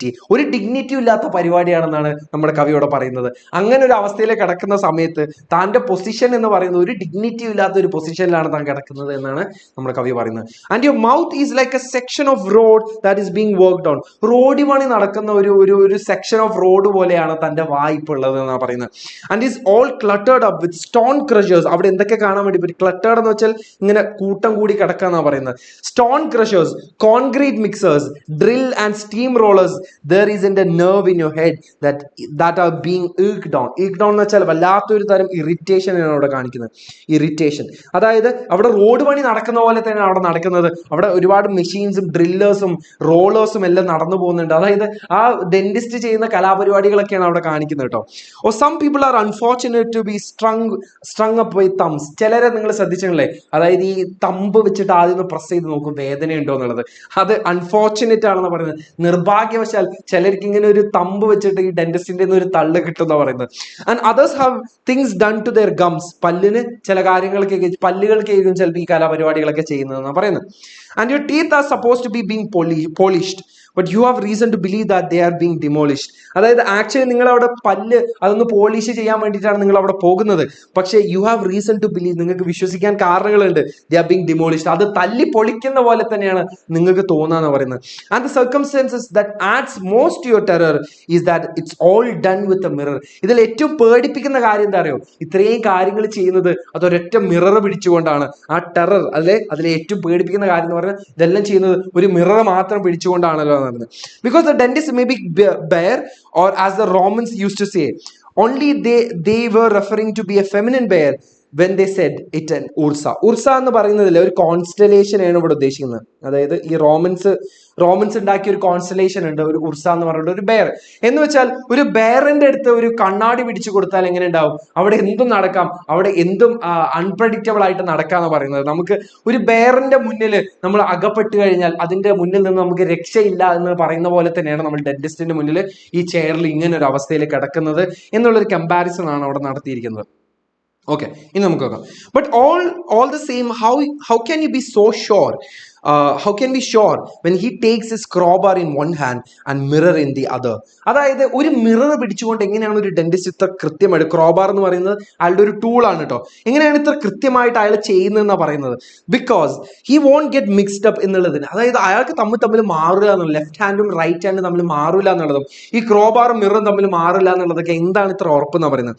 The way you do when you try to tie a bow tie when with the aid of a mirror and forget that left is right and vice versa. നമ്മളൊരു mirror വെച്ചുകൊണ്ട് ഒരു tie കിട്ടുന്ന സമയത്ത് ചിലപ്പോൾ നമുക്ക് right ലെഫ്റ്റിലേക്കും right ലെഫ്റ്റിലേക്കും left റൈറ്റിലേക്കൊക്കെ മാറിപ്പോറുണ്ട്. അതുപോലെ ഇയാൾക്ക് മാറിക്കൂടെ എന്നാണ് നമ്മുടെ കവിയുടെ ന്യായമായ ചോദ്യം. And then at last he says that will be all. And then at last he says that will be all, but it isn't, because he then caused your mouth from cellar to roof. അങ്ങനെ എല്ലാം കഴിഞ്ഞു നമ്മുടെ dentist പറയും, that will be all എന്ന് dentist പറയും. പക്ഷേ കഴിഞ്ഞിട്ടില്ല, ഇനി സെല്ലർ ടു റൂഫ്, നിലം തൊട്ട് റൂഫ് വരെ ഇനി ഒന്ന് കോട്ട് ചെയ്യാനും കൂടെ ഉണ്ടെന്നാണ് അവസാനത്തെ കലാപരിപാടി. With something that I suspect is generally use to put a shine on the horse's hoof, കുതിരയുടെ കൊളമ്പടിയിൽ അടിക്കുന്ന എന്തോ ഒരു, അല്ലെങ്കിൽ അതിന്റെ ലാടയിൽ അടിക്കുന്ന എന്തോ, അതിന്റെ ഷൈന് കൂട്ടാൻ വേണ്ടി യൂസ് ചെയ്യുന്ന എന്തോ ഒരു സാധനമാണ് എന്റെ പല്ലിൽ അടിക്കുന്നത് എന്നാണ് ഇവിടെ പറയുന്നത്. സസ്പെക്ട് എന്ന് വെച്ചാൽ എന്താ, ഞാൻ സംശയിക്കുന്നു എന്നാണ് അതിന്റെ അർത്ഥം. And when you totter to your feet and think, totter എന്ന് വെച്ചാൽ ഇങ്ങനെ ഞെരങ്ങ, കാലിൽ ഇങ്ങനെ ഞെരങ്ങി അവിടുന്ന് പോകുന്ന സമയത്ത്, well it's all over now and after all it was only this once. അതായത് നിങ്ങൾ ആ ഞെരങ്ങി അവിടെ നിന്ന് പോകുന്ന സമയത്ത് നിങ്ങൾ ചിന്തിക്കുകയാണ്, ഇത് ഈ ഒരൊറ്റ പ്രാവശ്യത്തേക്കേ ഉള്ളൂ, ഇനി ഉണ്ടാവില്ല, ഈ ഒരൊറ്റ പ്രാവശ്യത്തേക്കേ ഉള്ളൂ എന്ന് നിങ്ങൾ വിചാരിക്കും. പക്ഷേ and he says come back in 3 months. പക്ഷേ ഡോക്ടർ പറയും നിങ്ങളോട് എല്ലാ 3 മാസത്തിലും തിരിച്ചു വരാൻ നിങ്ങളോട് ഡോക്ടർ പറയുന്നത്. And this O fate I think the most vicious circle എന്ന് വെച്ചാൽ ഒരു അറ്റമില്ലാതെ പിന്നെ നടന്നുകൊണ്ടിരിക്കുന്ന ഒരു ലൂപ്പാണ്. അതായത് എല്ലാ 3 മാസത്തിലും നമ്മൾ ഇത് ചെയ്തുകൊണ്ടേ ഇരിക്കേണ്ടി വരുന്ന പറയുന്നത്. That man has dentist to keep his teeth in good condition when the chief reason he wants his teeth in good condition is so that he won't have to go to the dentist. ഇവിടെയാണ് ഒരു sarcastic ആയിട്ടുള്ള ഒരു കാര്യം പറയുന്നത്. Actually ഒരാൾ ഡെന്റിസ്റ്റിനെ കാണാൻ വേണ്ടി പോകുന്നത് എന്താണെന്നറിയോ? ഈ 3 മാസം കൂടുമ്പോൾ കാണാൻ വേണ്ടി പോകുന്നത് എന്താണെന്നറിയോ? അതായത് പല്ലിനെ ഗുഡ് കണ്ടീഷനിലാക്കാൻ വേണ്ടിയിട്ടാണ്. ഒബിയസ്ലി അത് എന്തിനാ ചെയ്യുന്നത് വെച്ചാൽ ഇനി ഒരിക്കൽ ഡെന്റിസ്റ്റിന്റെ അടുത്തേക്ക് പോകണ്ടല്ലോ എന്നുള്ള ആ ഒരു പേടി കൊണ്ടാണ്, ആ ഒരു ദുരനുഭവം ആലോചിച്ചിട്ടാണ് ഈ പല്ല് പിന്നെ റെഡിയാക്കാൻ വേണ്ടി പോകുന്നത്. പക്ഷെ ഇതൊരു വിഷ്യസ് സർക്കിൾ ആണെന്ന് പറയുന്നത്, ഇതൊരു ലൂപ്പാണ്. പക്ഷെ എല്ലാ 3 മാസം കൂടുമ്പോഴും ഇയാളെ കണ്ടേ പറ്റുള്ളൂ, എന്നാൽ മാത്രമേ ഇയാളെ കാണാതിരിക്കാനും പറ്റുള്ളൂ എന്നുള്ള ഒരു ലൂപ്പില് ഒരു കൺഫ്യൂസ്ഡ് ലൂപ്പ് അവിടെ ക്രിയേറ്റഡ് ആവുകയാണെന്നുള്ളത് ഈ പോയം. ഒരു വളരെ സർക്കാസ്റ്റിക് ടേക്കാണ്, വളരെ സിമ്പിൾ ആണ്, വളരെ വായിച്ചാൽ മനസ്സിലാവുന്ന ഒരു കവിതയാണ് നമുക്കിവിടെ പഠിക്കാനുള്ളത്. വളരെ ബുദ്ധിമുട്ടൊന്നുമില്ല. ഓക്കെ, ഇതിൽ എന്തെങ്കിലും നമ്മൾ വിട്ടുപോയിട്ടുണ്ടോ, എന്തെങ്കിലും നിങ്ങൾക്ക് മനസ്സിലാകാതെ പോയിട്ടുണ്ടോ എങ്കിൽ ഇപ്പൊ നമുക്ക് പറയാം, ഇപ്പൊ നമുക്ക് ഡിസ്കസ് ചെയ്യാം. ഓക്കെ, വേറെ പ്രശ്നമൊന്നുമില്ല എന്ന് വിചാരിക്കുന്നു. ഇനി നമുക്ക് അവസാനത്തെ ഒരു ചാപ്റ്ററും കൂടെ പഠിച്ചു കഴിഞ്ഞാൽ നമ്മുടെ ചാപ്റ്റർ സമ്മറികൾ നമ്മളെല്ലാം കവർ ചെയ്തെടുത്തു. ഇനി ഇതും കൂടെ ഉള്ളൂ, നമുക്ക് സിമ്പിളായിട്ട് നമുക്ക് നോക്കാവുന്നതേ ഉള്ളൂ.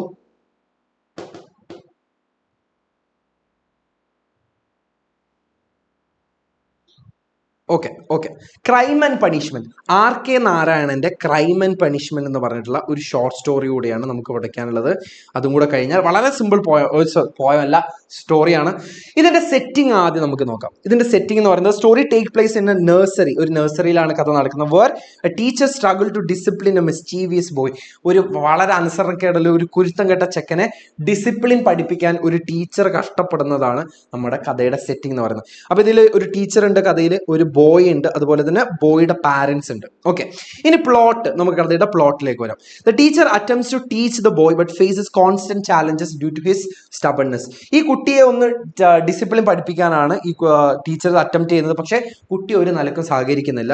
2, the boy repeatedly gives incorrect answers to simple math problem frustrating the teacher. The ടീച്ചറിനെ വളരെ മനഃപൂർവ്വം ചൊറി പിടിപ്പിക്കാൻ വേണ്ടിയിട്ട്, ഫ്രസ്ട്രേറ്റ് ചെയ്യിപ്പിക്കാൻ വേണ്ടിയിട്ട് ഈ കുട്ടി ഇൻകറക്റ്റ് ആയിട്ടുള്ള ആൻസർ ആണ് വളരെ സിമ്പിൾ ആയ ചോദ്യങ്ങൾക്കൊക്കെ കൊടുക്കുന്നത്. The teacher feeling desperate, resorts to playing along with the boys' demands to maintain peace. പക്ഷെ ഇവിടെ ഒരു സമാധാനം മെയിൻറ്റെയിൻ ചെയ്യാൻ വേണ്ടി മാത്രം ഈ കുട്ടിയുടെ ഡിമാൻഡുകൾക്ക് വഴങ്ങി കൊടുക്കുകയാണ്. Despite the teacher's effort, the boy continues to manipulate the situation and disobeys instruction. ഈ കുട്ടി പറഞ്ഞതൊന്നും കേൾക്കുന്നില്ല, ഈ ടീച്ചറിനെ തന്നെ മാനിപ്പുലേറ്റ് ചെയ്യണമെന്നാണ് ഇവിടെ കാണിക്കുന്നത്. The teacher contemplates confessing the boy's behavior to his parents, but ultimately covers for him to avoid punishment. അതായത് ഈ കുട്ടിയെ പക്ഷെ അനുസരണ പഠിപ്പിക്കാൻ വേണ്ടി നോക്കിയിട്ടും കാര്യമൊന്നും ഉണ്ടായില്ല. അപ്പൊ പാരന്റ്സിന്റെ അടുത്തേക്ക് ഈ കംപ്ലൈന്റ് കൊണ്ട് പറയാണ്. പക്ഷെ okay, the story highlights a struggle between the teacher's desire for discipline and the parents' indulgent parenting approach. Indulgent parenting approach, അതായത് നമ്മൾ കൊഞ്ചിച്ചും ലാളിച്ചും വളർത്തുന്നതിന്റെ ഒരു പ്രശ്നമാണ് ഈ സ്റ്റോറി നമുക്ക് കാണിച്ചു തരുന്നത്. ഈ സ്റ്റോറിയിലുള്ള തീമുകൾ എന്ന് പറയുന്നത് പാരന്റിങ് സ്റ്റൈലാണ്. പാരന്റിങ് സ്റ്റൈലുകളുടെ വ്യത്യാസമാണ്. Contrasting approach to the discipline and parenting between the teacher and the boy's parents. ഈ ബോയുടെ പാരന്റ്സ് വളരെ കൊഞ്ചിച്ചും ലാളിച്ചും അമിതമായ ഫ്രീഡം കൊടുത്തുകൊണ്ടാണ് വളർത്തുന്നത്. അപ്പൊ അവിടെ തമ്മിലുള്ള ഒരു കോൺട്രാസ്റ്റ് ആണ്. അങ്ങനെ വളർത്തുന്നതും ഡിസിപ്ലിൻ വെച്ച് ഒരു കുട്ടിയെ വളർത്തുന്നതും തമ്മിലുള്ള ഒരു വ്യത്യാസത്തിനെ കുറിച്ചാണ് ഇവിടെ കാണിച്ചിരുന്നത്. Authority and rebellion. The boy's defiance of authority and teacher's struggle to maintain control. അതായത് നമ്മളൊരു കുട്ടിയെ അങ്ങനെ ഒരു എന്താ പറയുക, ഒരു കോർപ്പറേറ്റ് റൂളിൽ അല്ലെങ്കിൽ ഒരു പട്ടാള ചിട്ടയിൽ വളർത്തണമെന്നല്ല. പക്ഷെ അവിടെ ഒരു ചെറിയ വ്യത്യാസം എന്താണെന്ന് വെച്ചാൽ, ഇങ്ങനെ ഒരു അതോറിറ്റിയെ തീരെ ബഹുമാനിക്കാതിരിക്കുന്ന സമയത്ത് ഒരു കുട്ടി എങ്ങനെയാണ് ഡിസിപ്ലിൻ പഠിച്ചെടുക്കുന്നത് എന്നുള്ളൊരു ചോദ്യം ഈ സ്റ്റോറി നമുക്ക് റേസ് ചെയ്യുന്നുണ്ട്. ദ കോൺസിക്വൻസ് ഓഫ് ഇൻ്റലിജൻസ് വളരെ ഇമ്പോർട്ടൻ്റ് ആണ്. നമ്മൾ ഭയങ്കരമായിട്ട് ലാളിക്കുന്ന സമയത്ത് ഈ കുട്ടിയുടെ ബിഹേവിയറിൽ ഉണ്ടാകുന്ന മാറ്റമാണ് വരുന്നത്. The consequences of intelligent parenting on the child's behaviour and academic performance. അത് ഒരു കുട്ടിയെ സ്കൂളിലുള്ള ആ കുട്ടിയുടെ പെർഫോമൻസിനെ എങ്ങനെ ബാധിക്കും. 3 തീമുകളാണ് നിങ്ങൾക്ക് മനസ്സിലാവാൻ വേണ്ടിയിട്ട് വളരെ ഷോർട്ടായിട്ട് ഞാൻ ഇവിടെ കൊടുത്തിട്ടുണ്ട്. ഇതാണ് മെയിൻ ആയിട്ടുള്ള തീമുകൾ എന്ന് പറയുന്നത്. അപ്പൊ ഇത്രയാണ് നമുക്ക് പഠിക്കാനുള്ളത്. കംപ്ലീറ്റ് ചാപ്റ്ററിന്റെ സമ്മറി ഞാൻ നമ്മൾ നോക്കിയിട്ടുണ്ട്. വളരെ കുറഞ്ഞ സമയം കൊണ്ടാണ് നമ്മൾ ഒരു വർഷം പഠിച്ചിട്ടുള്ള കാര്യങ്ങളാണ് വളരെ ചെറിയ ബിൽഡിംഗ് ബ്ലോക്കുകളായിട്ട് ഞാൻ പറഞ്ഞു തന്നിട്ടുള്ളത്. ഇത്രയും കാര്യങ്ങളാണ് നമുക്ക് അറിഞ്ഞിരിക്കേണ്ടത്. ഈ നോട്ട് ഞാൻ തരാം. ഈ നോട്ടിലുള്ള കാര്യങ്ങൾ മാത്രം നമ്മൾ അറിഞ്ഞിരുന്നാൽ മതി. ചാപ്റ്ററിന്റെ ബേസിസിൽ ചാപ്റ്റർ മാത്രമാണ് നോക്കുന്നുണ്ടെങ്കിൽ. ഇനി ഇതിനെ നമ്മൾ എന്തിലേക്ക് മാറ്റും? ഇതിനെ നമ്മൾ ഡിസ്കോഴ്സുകളാക്കി മാറ്റും. നമ്മൾ ഒരുപാട് ക്വസ്റ്റ്യൻസ് ഡിസ്കസ് ചെയ്യും. നാളെ ഞാൻ നിങ്ങൾക്ക് ഏറ്റവും ഇമ്പോർട്ടൻ്റ് ആയിട്ടുള്ള ഗ്രാമർ പോർഷൻസ് പറഞ്ഞു തരുന്നതായിരിക്കും. സോ ആ കാര്യങ്ങളൊക്കെ നിങ്ങൾ ആ ടെൻഷനൊക്കെ നിങ്ങൾ മാറ്റി വെച്ചേക്ക്. നാളത്തെ ഗ്രാമർ ലൈവിന് എന്തായാലും വരണം. അവിടെയാണ് നമ്മൾ ഇനിയും മുന്നിലേക്ക് പോകുന്നത്, ഇനിയും ധൈര്യം സംഭരിക്കുന്നത്, ബാക്കിയുള്ള എല്ലാ പരിപാടികളും നടത്തുന്നത്. Okay, so all the very much മക്കളെ. നിങ്ങളുടെ എല്ലാ പ്രിപ്പറേഷൻസും അടിപൊളിയായിട്ട് പോകട്ടെ. നാളെ ഗ്രാമർ ലൈവ് മറക്കണ്ട. നാളെയാണ് നമ്മളെ മെയിൻ പ്രിപ്പറേഷൻസ് നടക്കുന്നത്. നാളെ ഒരു ദിവസത്തോടെ കൂടെ നമ്മൾ കംപ്ലീറ്റ് കോൺഫിഡൻസ് നമ്മൾ ഗെയിൻ ചെയ്യുന്നതായിരിക്കും. So all the very best മക്കളെ. Thank U.